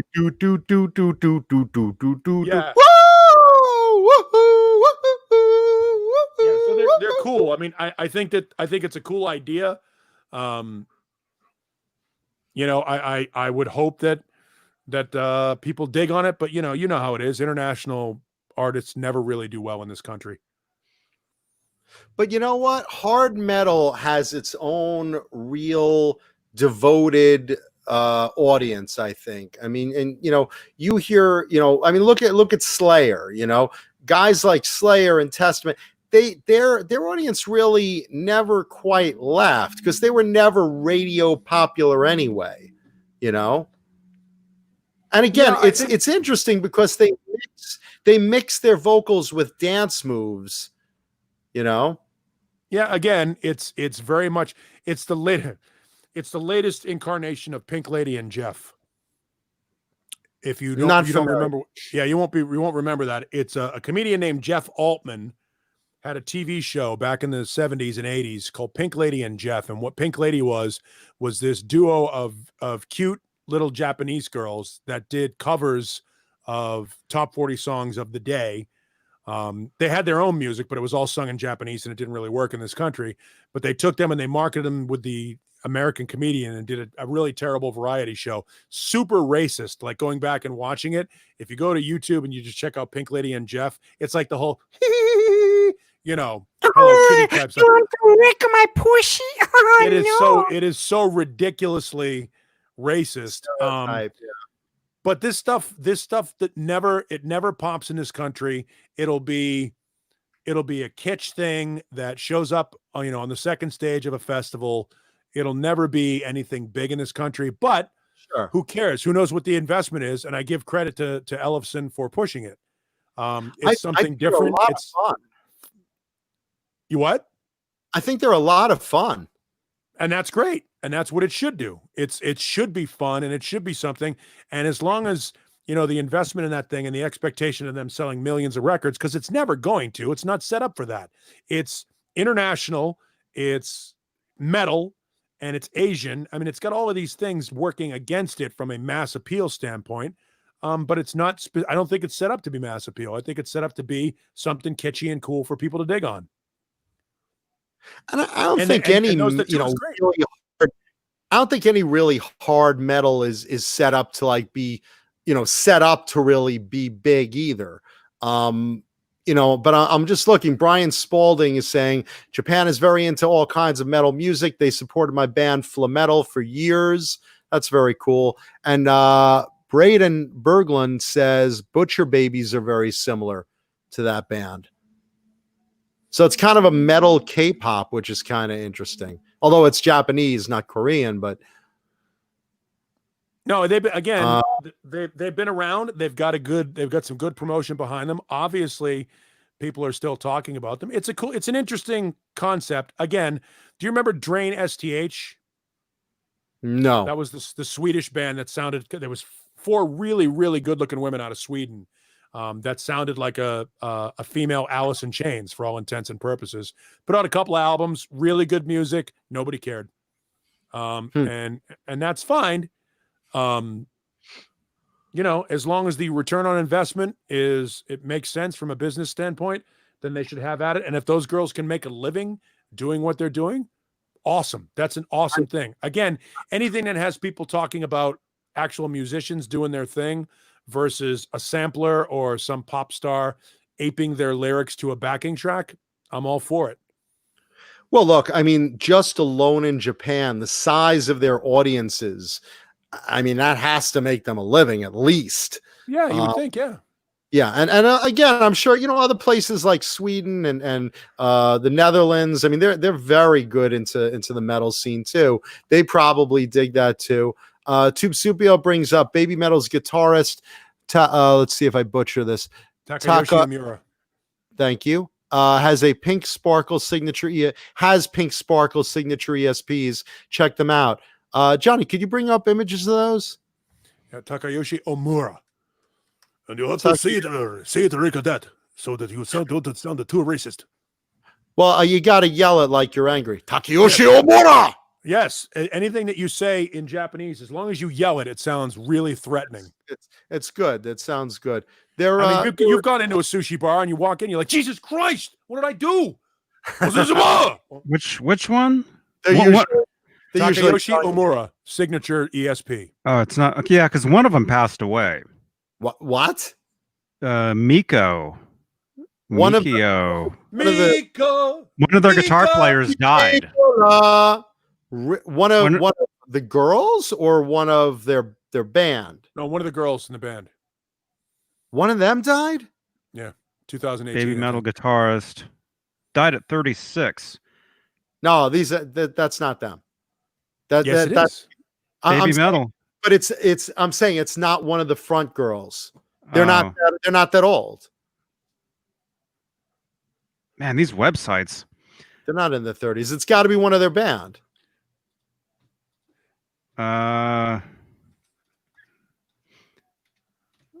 What's Billboard? Man, Billboard, your website's terrible. I'm sorry. Oh, you can't even scroll anything. Guitarist for the Japanese metal pop fusion group Baby Metal. But there's a couple of them. These three girls. Here's the thing. There's two girls. There's two girls, Suzuka Nakamoto and Moya Kikuchi.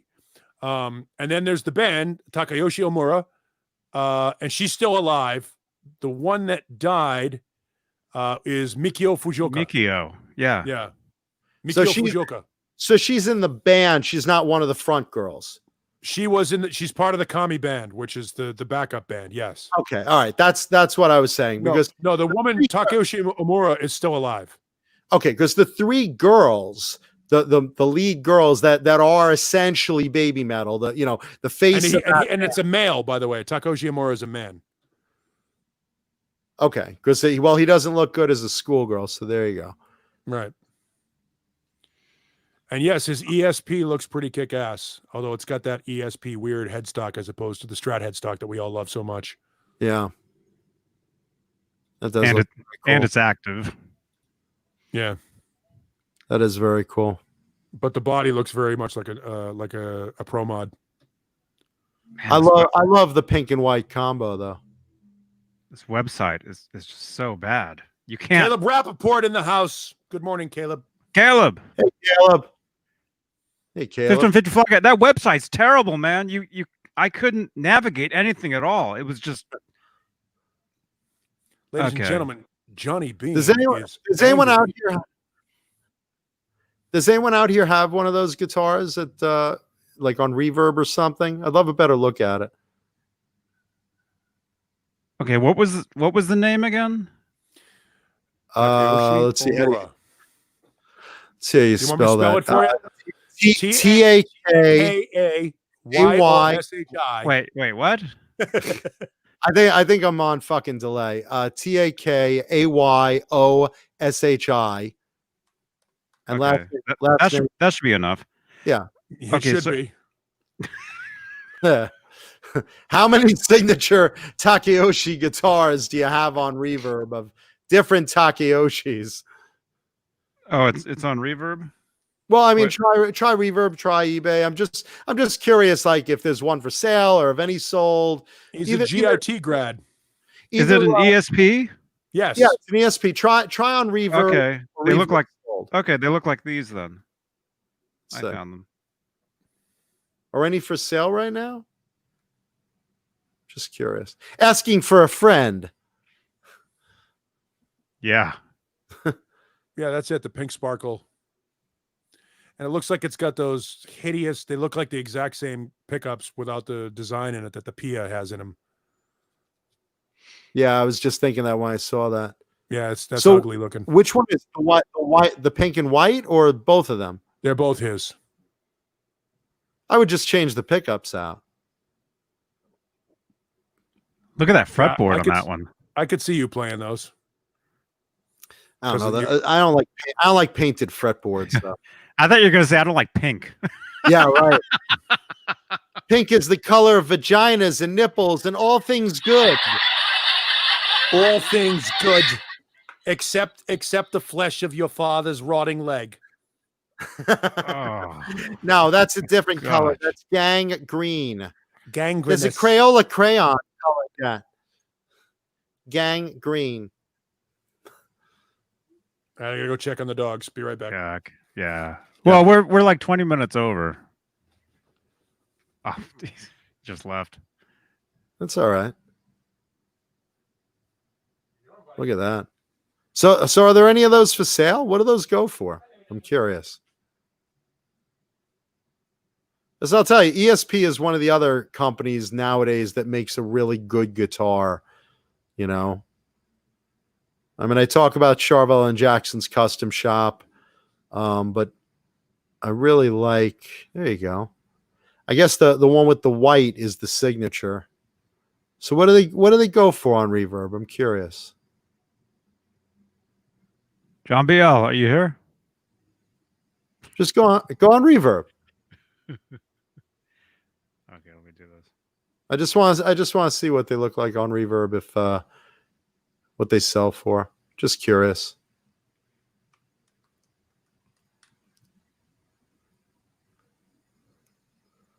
Reverb. Oh, wait. Joe Hervey says, "Don't worry, the guitar costs a lot of money." Is that the same guitar? That's not the same guitar, though. Oh, wait. Okay, maybe Joe Hervey in the chat saying it's like 10 grand. I can't see that. Edwards? Edwards is ESP, What? right? John BL, what'd you send me? ESP and LTD are the same. Show this. Okay, I don't know. Hang on. John BL, he just sent me something. I had to log back into my Facebook. Just go on reverb. Look up pink ESP. Yeah. Well, I found an Edwards and go by price. I found one that's $1,000. No, that's not it.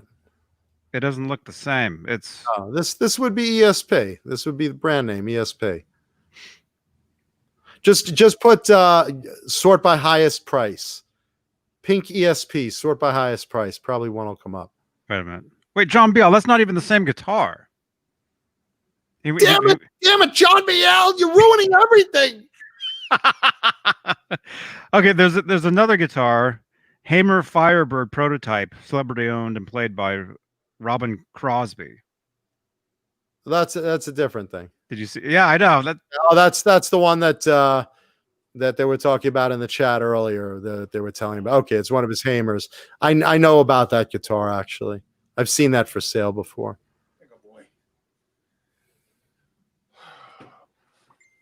But I know Mancuda wanted to see it. Okay. Oh, I want to see it. Just like I did as a little boy. Can I see yours? What are we looking at? We're still looking for that fucking ESP. You know what? If we have to look that hard for it, I don't want it. It's rare and beautiful.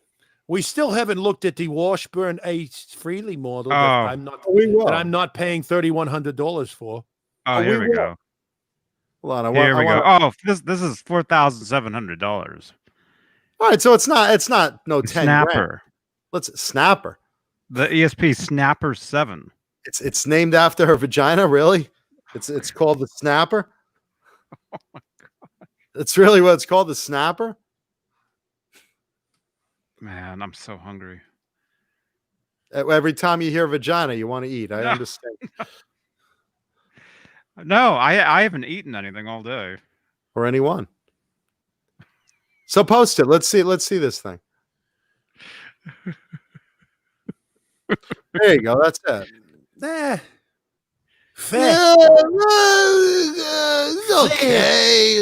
What pickups does it look like? It's a 7-string. Yeah, it's a 7-string. It's got EMGs. Oh, it's a 7-string? It's a snapper. Yeah, because all snappers are 7 strings. That's what it translates to me. It's a so it's a snapper. 7-string. Okay, yeah, I can't play it. That's for Jay Hannon. 7 strings. I'm not good enough to play 7 strings. I own one 7-string and I have no idea what to do with it. Well, you break a string and you can play it. It's the exact same 7-string, one of the same 7 strings that Jay has. That Universe, the Black Universe UV7 with the pyramid, the Vi pyramid at the bottom of the head, the bottom of the tailpiece. Yeah, I'm not good enough to Jay's good enough. Jay's a great player. I can't play that. That's a beautiful guitar though. If that was 6-string, I would want one of those. See, I'm not. You don't like that, John? I've never been big into the sparkle anything, like cars. Remember that was like sort of a deal. Remember when bicycles had the Schwinn's or whatever, had the banana seats that had like the purple sparkle seats and all that shit. Remember that my first tricycle had a pinkish purple sparkle seat, and Yeah. I was fascinated by the look of it. That bass boat sparkle is what they call it. It's beautiful. I love it. Again, it's a thing. I like the splatter. I don't like the sparkle. And Oh, I I take think that back though. I like it if it's subtle. If it's, you know, like if it's in the paint and subtle and you can see it when it pops, like, you know, like the old Kramers that had the flip colors and it had that little bit of sparkle embedded in the paint, like the Sure. red beach deals. Yeah, I love those. Flip flops. They had blue Yeah. flip flop and pink flip flop. Yeah, I like those. Flip flops. Yeah, I like those too. The flip flop colors. I mean, again, if it's flashy, I you know, my taste in guitars, I always tell people, like, you know, what do you like your guitar to look like? I'm like, I want it looking like it shot out of CC DeVille's asshole in 1988. That's how flashy I want my guitar to look. CC Bukaki. CC Diabetes. CC BABYMETAL.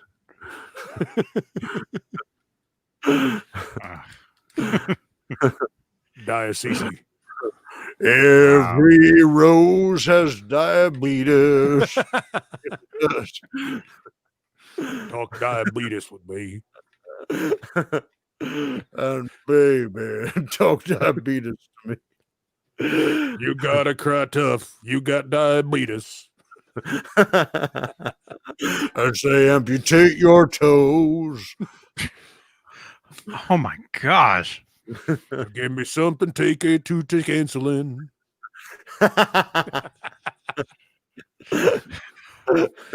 For I lose my thumb. Give me something to take insulin. Win big, taking off my leg now. Lose big, losing my leg. Yeah, I don't like this guitar. If it was 6 strings, I would absolutely want one. I've never been into the mother of pearl pick guards, especially You know white. The white. I don't like the white ones. I like tortoise shell pick guards. I'm not even usually into pick guards. I just think that mother of pearl pick guard looks terrific with that pink sparkle. I've got a mother of pearl pick guard on. I got an Ibanez 505, Gem 505. I've got a diabetes. I've got the diabetes. And it's got that sort of, you know, mother of pearl pick guard and then mother of pearl knobs as well, that somebody replaced the knobs on it. And it works well with that guitar. I think that mother of pearl texture next to the sparkle texture is a little, it fights it. It's too, yeah, it's too much. I think it's never too many different textures. And that extra string. Yeah, the extra string is tough. The extra string's the problem because they can't play it. So that definitely inhibits me from wanting one, because I do like to play them. How dare I, right? But I think it's gorgeous looking. I like the look of it. I really like the look of it. I don't think it's $4,800 good looking. Yeah, No. it's expensive. I'll give it. But you know what? 7 strings are expensive in general. Yeah, they You tend know? to be. That's a whole lot of diabetes medicine. That's a lot of insulin. Yep. Deja Voodoo calls it mother of toilet seat. It has Yeah. more string. It has more strings than I do toes. Oh my god. Wow. Nice. I think it's cool. I'm sad to see. While you're on reverb, let's look at that Ace Frehley Washburn. Yeah, Washburn AF40. It's called. Was it down here? No, you'd have to go up and search it. Oh, what is that? 40, is that your sugar level? Right there. Well, you know what that is? That's the an one with ESP. Oh, look. Oh, that thing is hideous. That's not it. Nope. all right, hang No. on. Like trying to find a mermaid vagina. That's not it. Ew. Ew, the way Johnny just said that. these guitars. Ew, ew. These are some of the ugliest guitars, man. What, some of the ESPs? Look at this. We're waiting. Oh, the 20, show's only 3 hours long. Oh, wait, we're after that. 20 wildest. I know. We're going for 4 today. Okay, that one. Ugh. It looks Let's like see. Walt Disney threw up on a coffee table. I don't know. Is that an X-ray of my colon? Yeah. Jeez. What's in that one? Termites. Yeah, what is that stuff? Was that a hamster in there? Some animal Boy, testing. that thing is fucking hideous. Is it a rabbit? You know, ESP makes such good guitars, and yet some of them, I don't know what the fuck they're thinking. Clearly. What is that in the neck pickup? What is that? It looks to be an owl. Well, that Baby looks like owl. I think it's a rabbit. it looks like a rabbit to me, right? It looks like a skull of some sort. Rabbit, oh rabbit. Oh, ESP, why'd you build such some shit? I'll say, boy, you ain't gonna play that thing, are you? It's embarrassing. It looks so bad, I'll never play it. What will you do with that piece of shit? And yeah, that thing there. Ugh. Kill the guitar, kill the guitar, kill the guitar. The red one's not bad. Well, yeah, it is. No, it's not. It's they're all bad. You know what's funny though? After looking at these guitars, looking at that Washburn won't seem so disgusting. Yeah, right. That pink Because one, that Washburn is ugly. that pink one looks just like a regular Fender Strat. Just it's pink sparkle is all. What the hell's that graphic? And I hate painted fretboards. I don't know what the fuck that is. Huh? Those are sharks. Those are sharks? Oh yeah, I guess so. What? What kind of sharks are those? Those are horrible sharks. I feel like in the Shark Tank with Barbara Corcoran and That looks like, you know what that looks like? That looks like a chintzy Area Pro 2. yeah, that doesn't look great. Land shark. Knock knock. Land shark. Land shark. Candygram. Brian Spalding wants to know what I would think of Uli John Roth's Sky guitars. I'm not sure. I'd be happy to look them up though while we're playing on Reverb. We could check those out too. Okay, so what is it? Washburn. Washburn. AF40. It's the guitar that Ace Frehley had in the Into the Night video. It's a horribly shaped guitar with a lightning bolt. The only interest I have in it whatsoever is that it's an rare Ace Frehley signature model, but this one is pretty beat up, and I don't think I want to pay $3,100 for a guitar in that condition. Washburn AF40? Yes. Yeah, Blue Rhino says it's the ugliest guitar he's ever seen. It's a pretty ugly guitar. It's not. There you go. I don't see anything. Oh, Jesus. All right, I'll log into Reverb and send you the link. Oh, the lightning bolt. That's it. Yes, that's it. Yes. And yeah, Mike Rogers, that was a terrific song for Ace. That was really good. I like Ace Frehley solo stuff. I do there too. you go. Frehley's Yeah, Comet is a great band. If you go into the pictures of that thing, you'll see some cracks and issues with that guitar. I mean, they only made them for like a year in '86. Wonder why. Yeah. I don't think they sold well. I think Gibson was like, oh, Ace Frehley's back? Fuck. We can sell a lot of guitars if we sign him. Oh, and it's got the Washburn Wonder Bar. Oh boy. Ew. Yeah, Those things are awful. I had No, one. it's a piece of dog shit. Look at that. I had Positive. one. I had one of those bridges on a hammer, and it was terrible. The thing. signature is already it's like kind of worn off. How heavy is that piece of crap bridge? But my only interest in the guitar is that it's an Ace Frehley signature, but it's so beat on that I can't. And I reached out to the shop. They're in Miami, and I offered them, I'm like, well, what do you want to do? And would you be interested in sort of a cash trade deal or something like that? And then I looked at the guitar again, and I'm not that interested. I love that guitar. If I could find one of those in good shape, I love it only because of the collectible value of it. Because they only made it for a year, and it's the guy that made me want to play guitar. Yeah, I mean, I get the love of a signature guitar for an artist, but I mean that's no come hither beauty guitar, and That's sure, what I'm saying. Sure as fuck doesn't look fun to play with that bridge. No, and if it was half that price, I'd be in. But not for that price. And remember, it's still a bolt-on Washburn, Japanese bolt-on Washburn. Yeah. When it's all said and done, remember what kind of guitar you're buying. That body looks really uncomfortable. Oh, it looks like it's awful to play. It looks like one of those, fake guitars they made for like Rudy from Fat Albert or Josie and the Pussycats, some obscure weird shape that like you don't see in a real guitar. Look how beat up that thing is. But I did look at it for a while. I took a good look at it, and then I looked at the price and went, no. On a regular guitar, I don't mind some Mojo, but I mean, that's more of a collector's piece. So I'd probably, a decent condition or at least a matching price. Cause that is that a crack? That it looks like a crack over by the tail. Yeah. Down by the strap button. Yeah. A chip and then a huge finish crack. Was that the actual one Ace had in the DeLorean car crash? Yeah.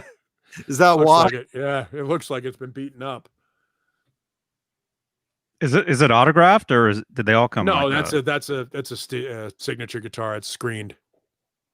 Oh, that's not even a real signature. I don't think it's his real signature at all. No, I thought it looks kind of worn out. I thought it looked like his real signature. No, I don't think so.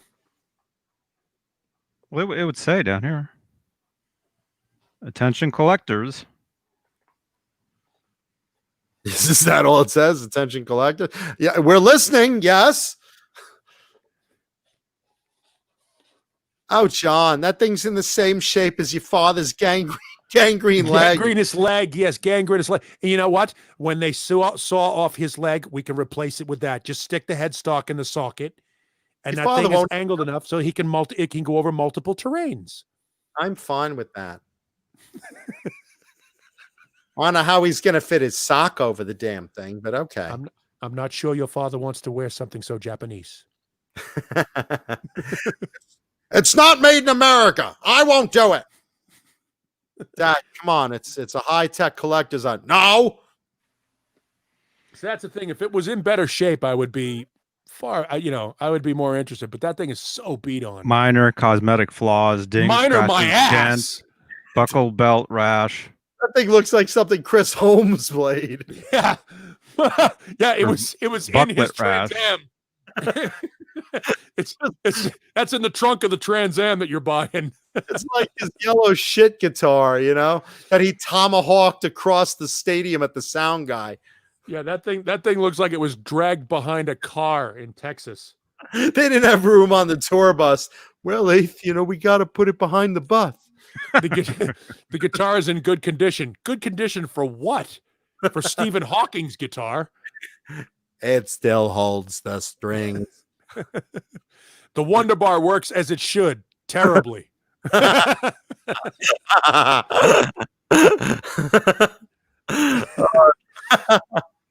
Works as it should. It works as it should. Well, I'm glad it does. Holy shit. The guitar is in good condition. For what?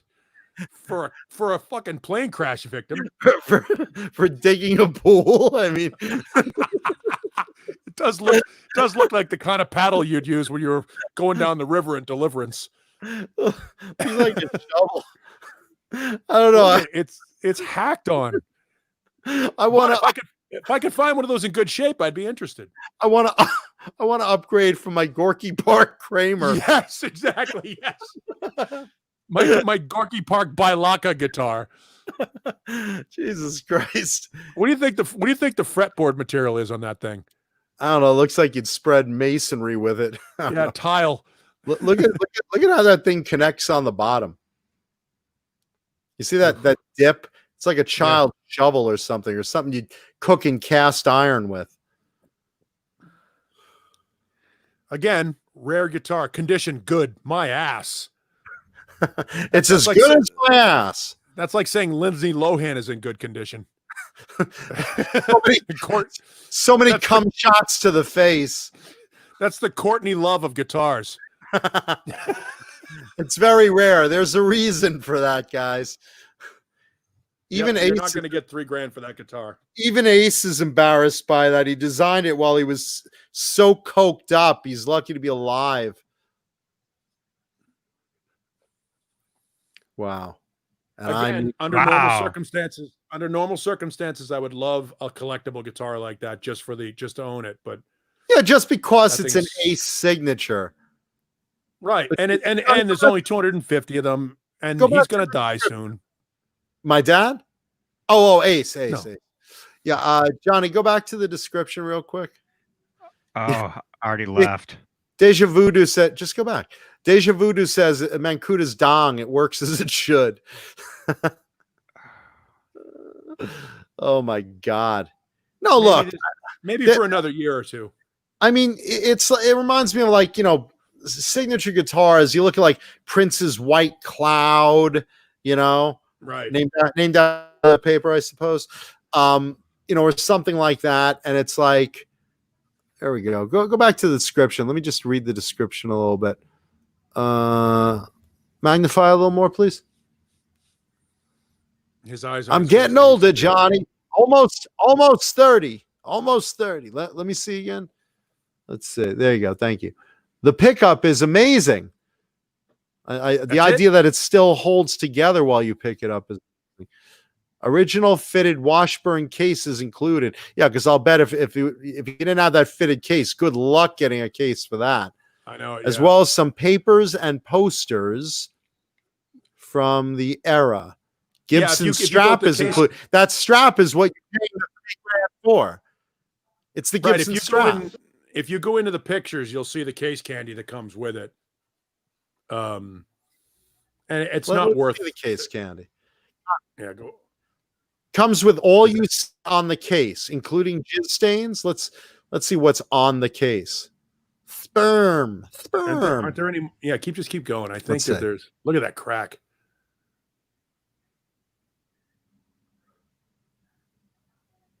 There you go. That holy shit. Did you, Oh, do you get hammer and railroad spikes? did you see that? That looked like there was a looked like there's a crack lengthwise on that neck. I If you go know. back two or three pictures. Look at go that. back. Look at that nut, though. Even that- You don't want to have to deal with one of those nuts. No, That They're nut, not fun. that nut looks like an extra amount of work for no fucking reason. And that headstock looks like you're going to pop open your bottle caps with it. right. What is that? A clitoral stimulator at the end? What is that? Go back a couple of pictures. One more. Keep going. There you go. Zoom into that neck. What do you suppose that is? It's like the guitar's vagina. Looks Look like at they that used- crack. Is it a I don't know crack if or is it a scuff? It might be a scuff on that. I think it might be a reflection. Might be a An reflection. an Yeah. erection? I think it's just a reflection because you. Maybe. Looks like my erection. Just a small little line. Minor damage. No, Minor it's like you- cosmetic issues. Like he was hammering in railroad spikes with it. Wow. Jeez. Minor. I've seen that on like some Rhodes guitars that have been put through their paces, those infamous corners. But that crack right there is not fun. No, the whole thing is beat up. And again, they're still looking to get $3,000 out of that thing. Ace used it to beat up his girlfriend, I guess. Too soon. Yeah, too soon. I don't even know that if there's a fucking fingerboard in that thing. If there is, it's a tiny slab. Look how tiny that is. If it is, look how Yeah, really. small it is. What is it? What's the fretboard made of? Don't even dare tell me it's ebony. No, it can't be ebony. Plastic. The same as the Donald Duck guitar in Toys R Us. I'm glad they measured the headstock. Jesus Christ. I feel better. What the now. fuck is that? Oh, okay. I thought that was the diver's watch that came with it.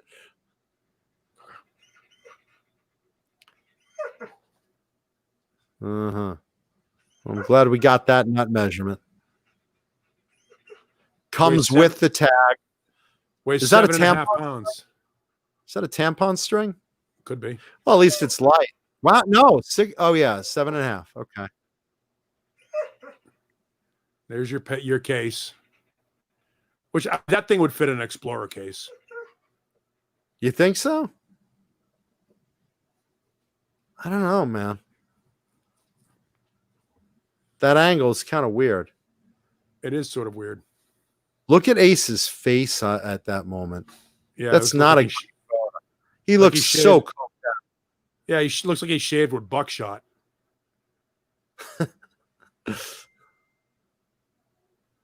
Oh, look, you get a is that a manual for the bridge? Does it show you how to remove? Does it show you how to remove it and throw it in the garbage? But you know, for what it's worth, that was his first signature guitar. Yeah. Other than that, he was Les Pauls. Yeah, but that's quite a switch. It's quite a switch. Well, I'm sure when he came back, he was looking for whatever money he could get. And keep in mind, this is 1986. So Ibanez has already got Steve Vai locked up. Eddie is still doing Kramer. There aren't a whole lot of hard rock guitar players out there. What ESP had George Lynch and Vito Bratta. So, I mean, Ace Frehley, what does he have? Washburn they probably threw a shitload of money in front of him and said, hey, we've got something with a lightning bolt on it. Wouldn't you dig that? Now look at that strap lock isn't even centered properly. Do you have any drugs? Do you have any drugs? Do you have any drugs? Yeah, I was thinking drugs would be good at the time. You could pay me and blow, or I'll blow you for some drugs, whatever you want. Guitar? Yeah, sure, I'll sign whatever. Give me some drug. Yeah, that strap lock looks like it'll go flying. Yeah, it looks like another chunk off. It looks like it was assembled by fucking Jeff Healy. Looked like it was assembled by Major Healy. Jesus. Holy fuck. It's not good. I don't understand. You're telling me you're Ace Frehley. You can't get one of the major companies to scoop you up too. Fucking ESP and I mean all these brands had like a bunch of endorsees. BC Rich had 1 billion, so did Charvel. Why couldn't he get on one of those? I bet you Gibson, you know, because at the time Gibson wasn't doing signatures. Think about that. I mean, there was no Gibson signatures, so he probably Gibson wasn't selling anything. I'll bet they would have killed for him. Yeah, that's the thing. At the time that this came out in 1986, pointy guitars were massive. Nobody was playing Les. Yeah, I mean, nobody. Yeah, you could get a Les Paul. Seriously, a good vintage Les Paul, a 1960 Les Paul in a shop for $500.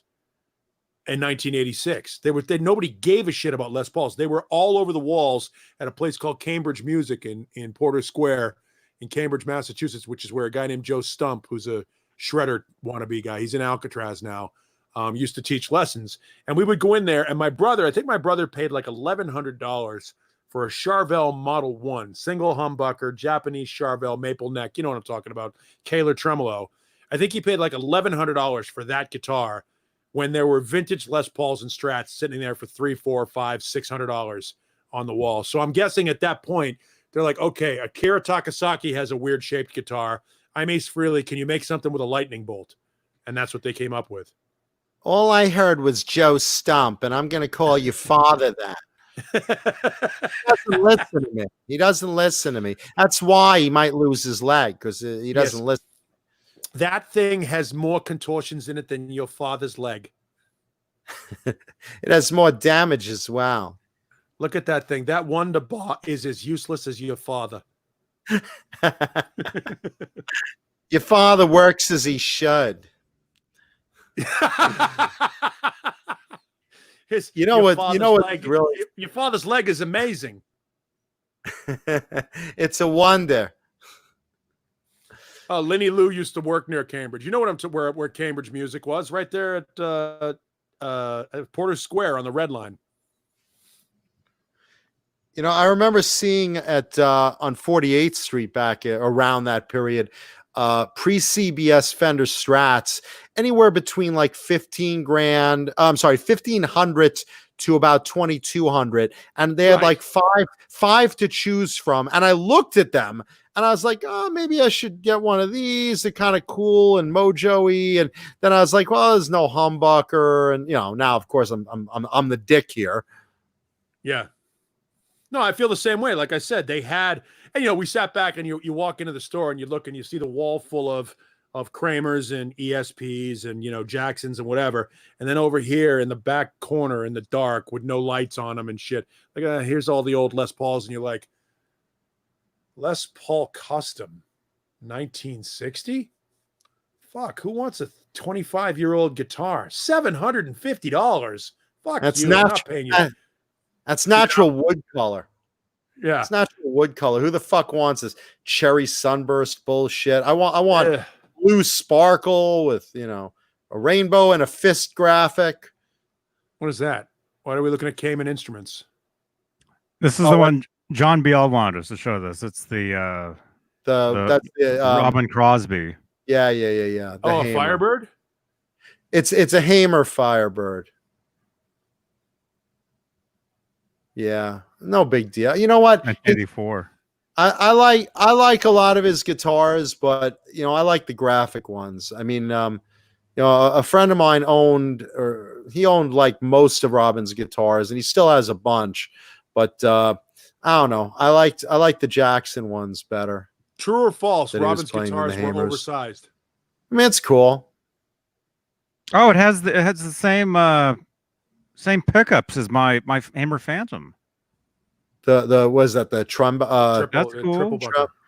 Well, it's a humbucker with a single coil on top of it. What was it called? The burst bucker? No, something bucker. Nah, mother bucker. Yeah, there was another company that had the mother bucker, where it actually was 3 coils. This is actually just 2 pickups next to each other. It's a humbucker and then a single coil. They're just in the same ring. And Paul, you were asking if his guitars are oversized. Yeah, his King V's were. They were basically double Rhodes. They were double Rhodes. So you take the big wing of a Rhodes and you double it, and that's what he played. Right. And then he played Firebirds. Those are big bodied guitars. Yeah. He played Firebirds and reverse Firebirds a lot. The great Robin Crosby of Rat. Wish he was still around. He was the guy that apparently wrote the riffs. Wrote a lot of it. Yeah. Very underrated guitar player. Very underrated. Yeah, not a fan. Never been a real fan of I never really got into Hamers. Me neither. I never got into Hamers either. Hamers, Carvins, you know. Like I said, never really got into them. That Carvin Ultra V is at Zim's Guitars. He's trying to sell it. It's an American one. You know, original from the 80s. Ooh. Hey, look, try it out. If it's something that you bond with, I know a lot of guys like them. I'm just not one of them. Broken headstock, that's very typical of Robin. Robin broke headstocks like no tomorrow. I have a bunch of work orders from Jackson of Robin's guitars being repaired. I have the physical paperwork. Brought in for busted headstock, repair headstock, repair headstock, repair headstock. He busted those left and right. Because again, he's a big guy running around. He's not a little guy. There are enough springs on that Floyd? Jesus. That whammy bar is probably like a catapult in tension. Yeah. It's an actual Floyd Rose. Oh, that's cool. That's better than the fucking Wonder Bar. Yeah. Oh, the Wonder Bars are terrible. I had one. Actually, on a Hamer. On my Hamer Phantom actually had somebody put a Wonder Bar on it. And who built those Springs. Wonder Bars? Was that who made the Wonder Bars? Was that Kaler? No, it was it was Washburn. Ugh. Washburn made them. It's called the Washburn Wonder Bar. Jeez. Oh. And look, that spring in the middle looks bigger than the other ones.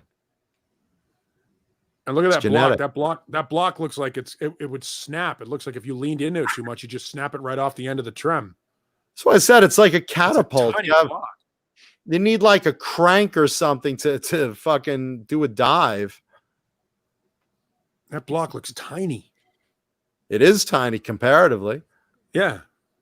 I mean, there's plenty of room to put a big ass block in there, but I don't even think guys were doing that really back then. no. No. I mean, now it's like that, that Charvel that was today's show and tell guitar that has a brass block. I think my Mexican Pro Mod 24 has a brass block in it.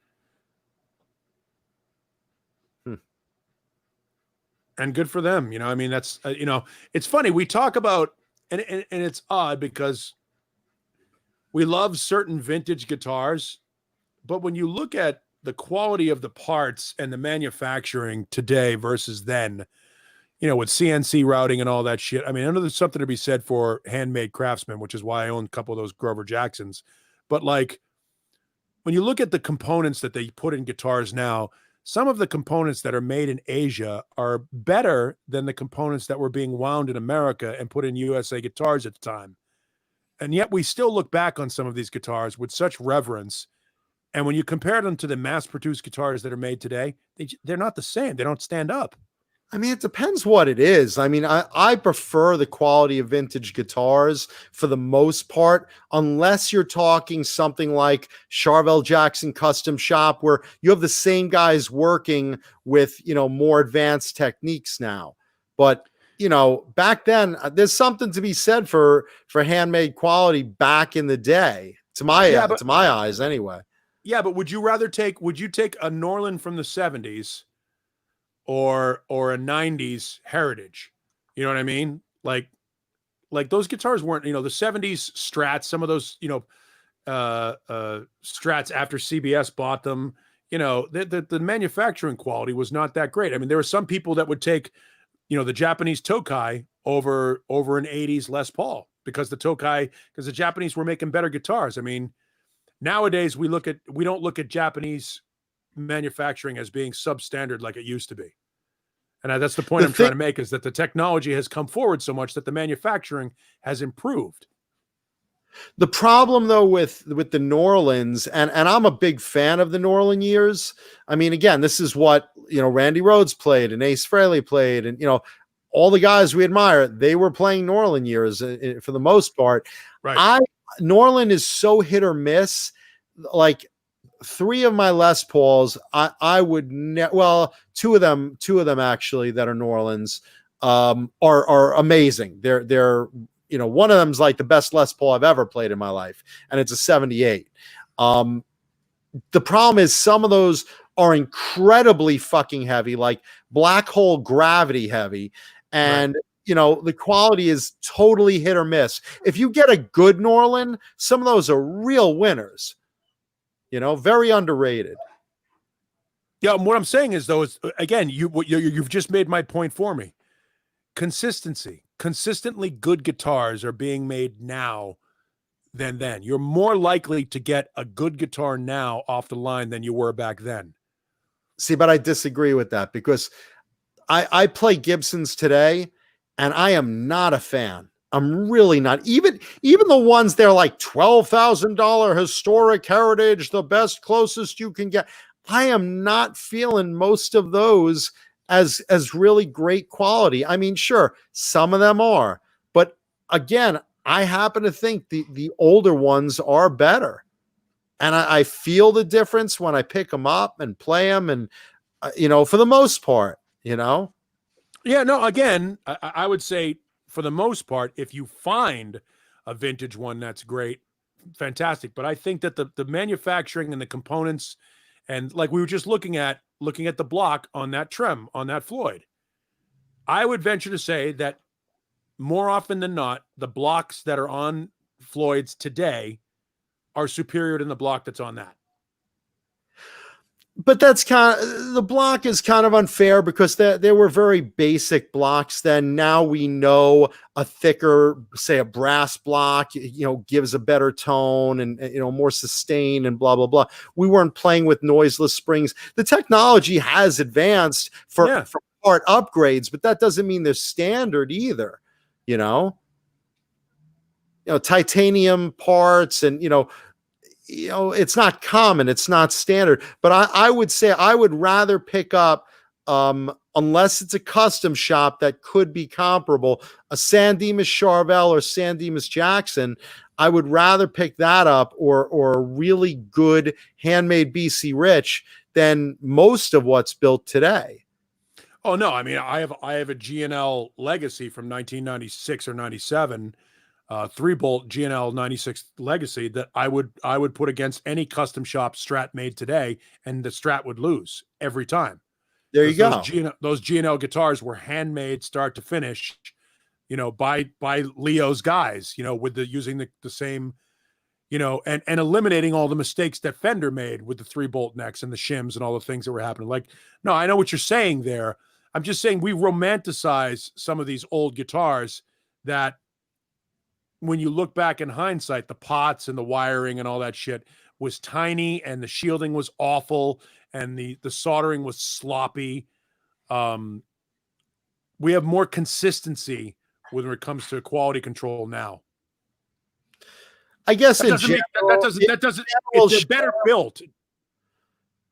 There's definitely more consistency, I guess, but it's not the same level of quality. It's CNC stuff is a lot easier to build than sitting there hand carving a body. Which brings me back to the consistency. You get a template made from a perfectly proportioned body cut. You take that jig, you work it into the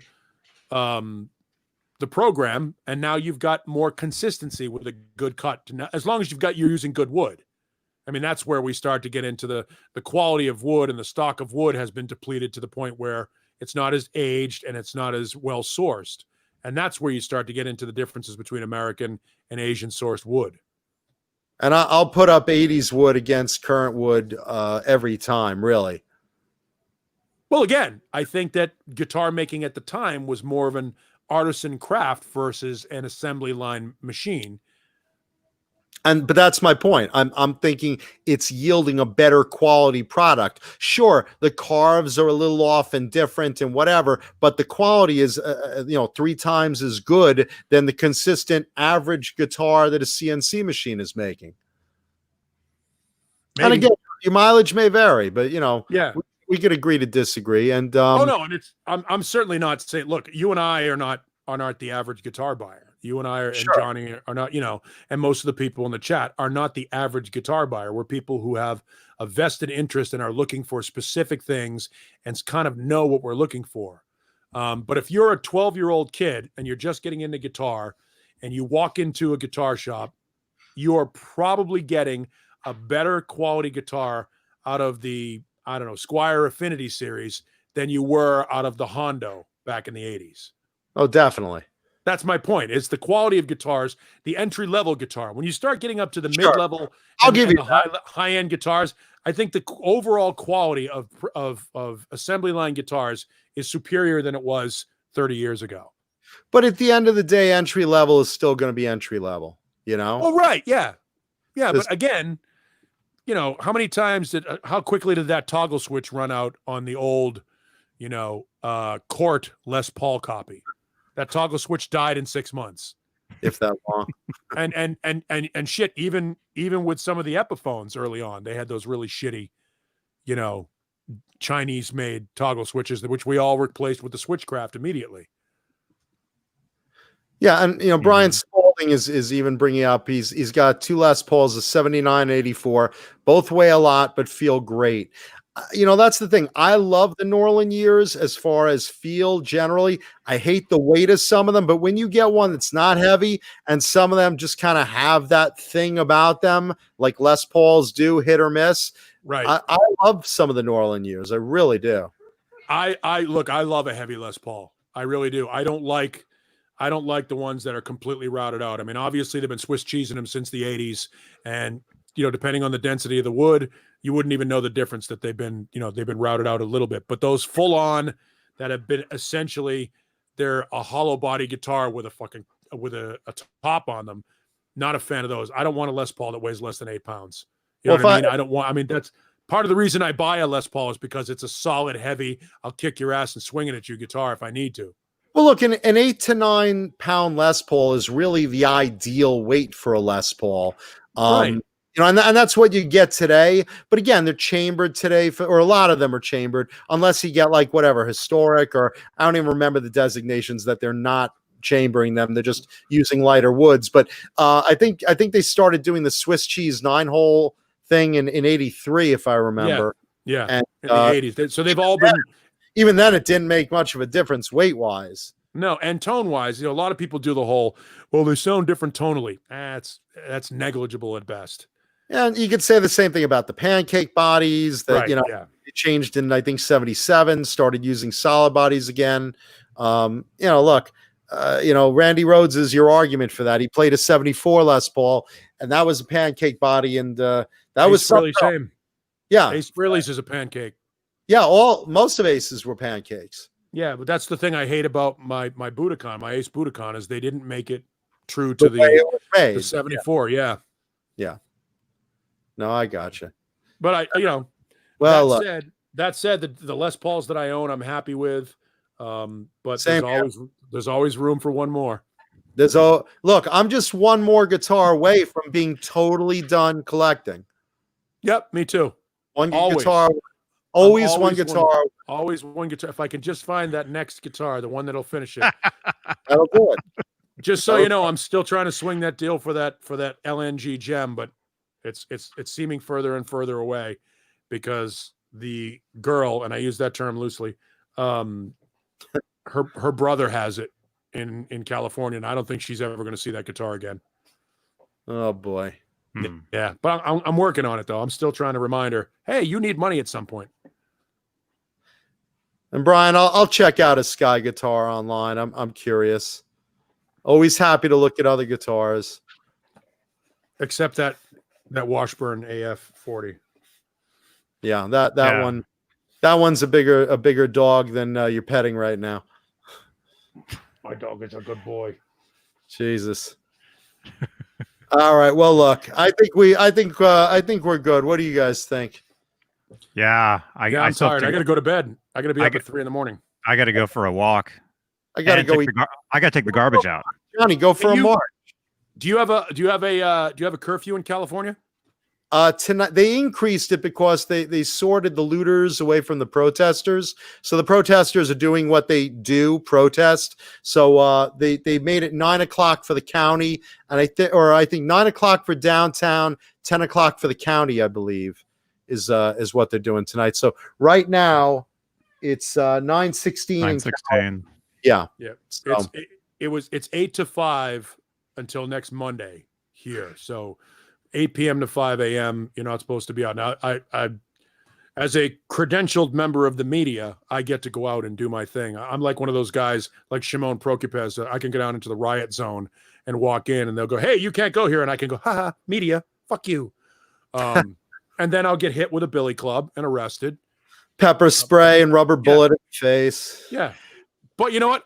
All to get the story. Did you see that Australian reporter that got clobbered with the plexiglass shield? Yeah. He smashed him right in the chest and the camera, and the other guy clubbed his coworker, the girl. Yeah, no, not a good look, fellas. Not a good look. Look, here's the deal. We started this way, and I'll end this way. Be nice. Just be nice to each other until it's time not to be nice. Yeah, be kind to each other, and do the right thing. What's right is right, and let's fight for the ways we could be nice to each other. Okay. And listen, COVID is still out there. Wash your fucking hands. And I know everyone's going to fucking get it because they're all crowding in these masses rather than staying 6 feet apart. But look, it's for a good cause. So what do? Just wash your hands a lot and wear masks Did the guy that just had his hand down the front of his pants rubbing his balls and then grab his guitar tell people to wash his hands? That's nothing. Wait till you see the front finger looking good tonight. Oh man. All right. Thank you so much, everybody. Thank you to our awesome audience. Thank you. Of course, let's Thank thank you guys. our executive producers, Charles Green, Robbie Johnston, Music Therapy Laz, David Ennis, Thomas Santiago, Mike Neese, Connor Johnson, 5150, Michael the Captain Smith, some Dave Dude, and Steve Carmichael. Steve Carmichael. Steve Carmichael. Thank you. Thank you. Thank you, And I everybody. suppose we should thank our channel members, Hal Face, some Dave Dude, James Gum, 802 Blues, Mr. BHB Jr., Frag 5150, Jesus Rapes Me. William Bill Spruce, Frank Corcoran, Thomas Santiago, Brian Spalding, Fender Guru, Music Therapy Laz, Ghost PC Rich, Hugh Caldwell, Jim Nicholas, Connor Johnson, 5150, and Steve Carmichael. Steve Carmichael. Steve Carmichael. Shit, a third page. Holy Yeah. shit, these members are getting out of hand. Charles Green, Fruitcake Said- Tony, Richard Poole, Jason Wade, Mike Neese, Mickey Settlemar, Joe Christian, Nicole Morozic, Sean Boland, Lenny Lou, and Mary. and Mary too. I think they're both here. They are. Crazy Cook 678, Bozique, Julia Baldessari, Robbie Johnston, False Flag, David Ennis, and Michael Smith. Michael the Captain Smith. Yes. Captain. And if you'd like to become a channel member here on YouTube, click the join button and you get perks. You get all kinds of fun stuff. You get little guitars next to your names in the chat. Yeah, and I come to your door and tweak your nipples on Halloween. You don't see it coming. It's unexpected, but it's fun. It's only for channel members. Yeah. Yes, if you're a channel member, you get to go to the channel glory hole. that we take turns manning. So I think I'm this Thursday actually. Oh, congratulations. Yeah. That's my gooey shift. Okay. And then Friday, Okay. Greg Renoff will be here. Nice. I hope Oh, he'll give me a copy of his Van Halen book. I still don't have a copy of that. I have the Van Halen one. I don't have the Ted Templeman one yet. I don't have the I have two either. He's promoting it now. I have 2 copies of the Andrew Bennett book for some strange reason. Well, I know I've read through about half the Van Halen book, but I don't own a copy. Hey, listen, all my money is going to be saved for Wilford Brimley merchandise. That's all I care about. My new mission in life. Diabetes Wednesday. And look, leave a like, hit the like button, please, on the video, because we live for that. And leave comments because we reply to those, and we love to hear from you. We really, really, really appreciate our audience. We love you guys and girls, and we really appreciate you. And thank you for tuning in every week. Yes. And thank you again, Swiss Picks and Bang Energy Drink, for putting up with our bullshit. Thank you. And thank you again, Music Zoo, Jess and Tommy over there. We really appreciate it. Thank you for tonight's Guitar of the Week show and tell. Thank you. Thank you. All right. So Mike? be safe out there. Be kind to each other. And Wash stand your up, hands. stand up for what's right. Okay. Stop ripping off guitars. Yeah. Geez, that Guitar Center was devastated. Oh. Oh yeah. That's one of my local guitar centers. We forgot to. We'll show those maybe on Saturday. Yeah. Well, Johnny, put everything back, please. All right. Good night, everybody. We love you.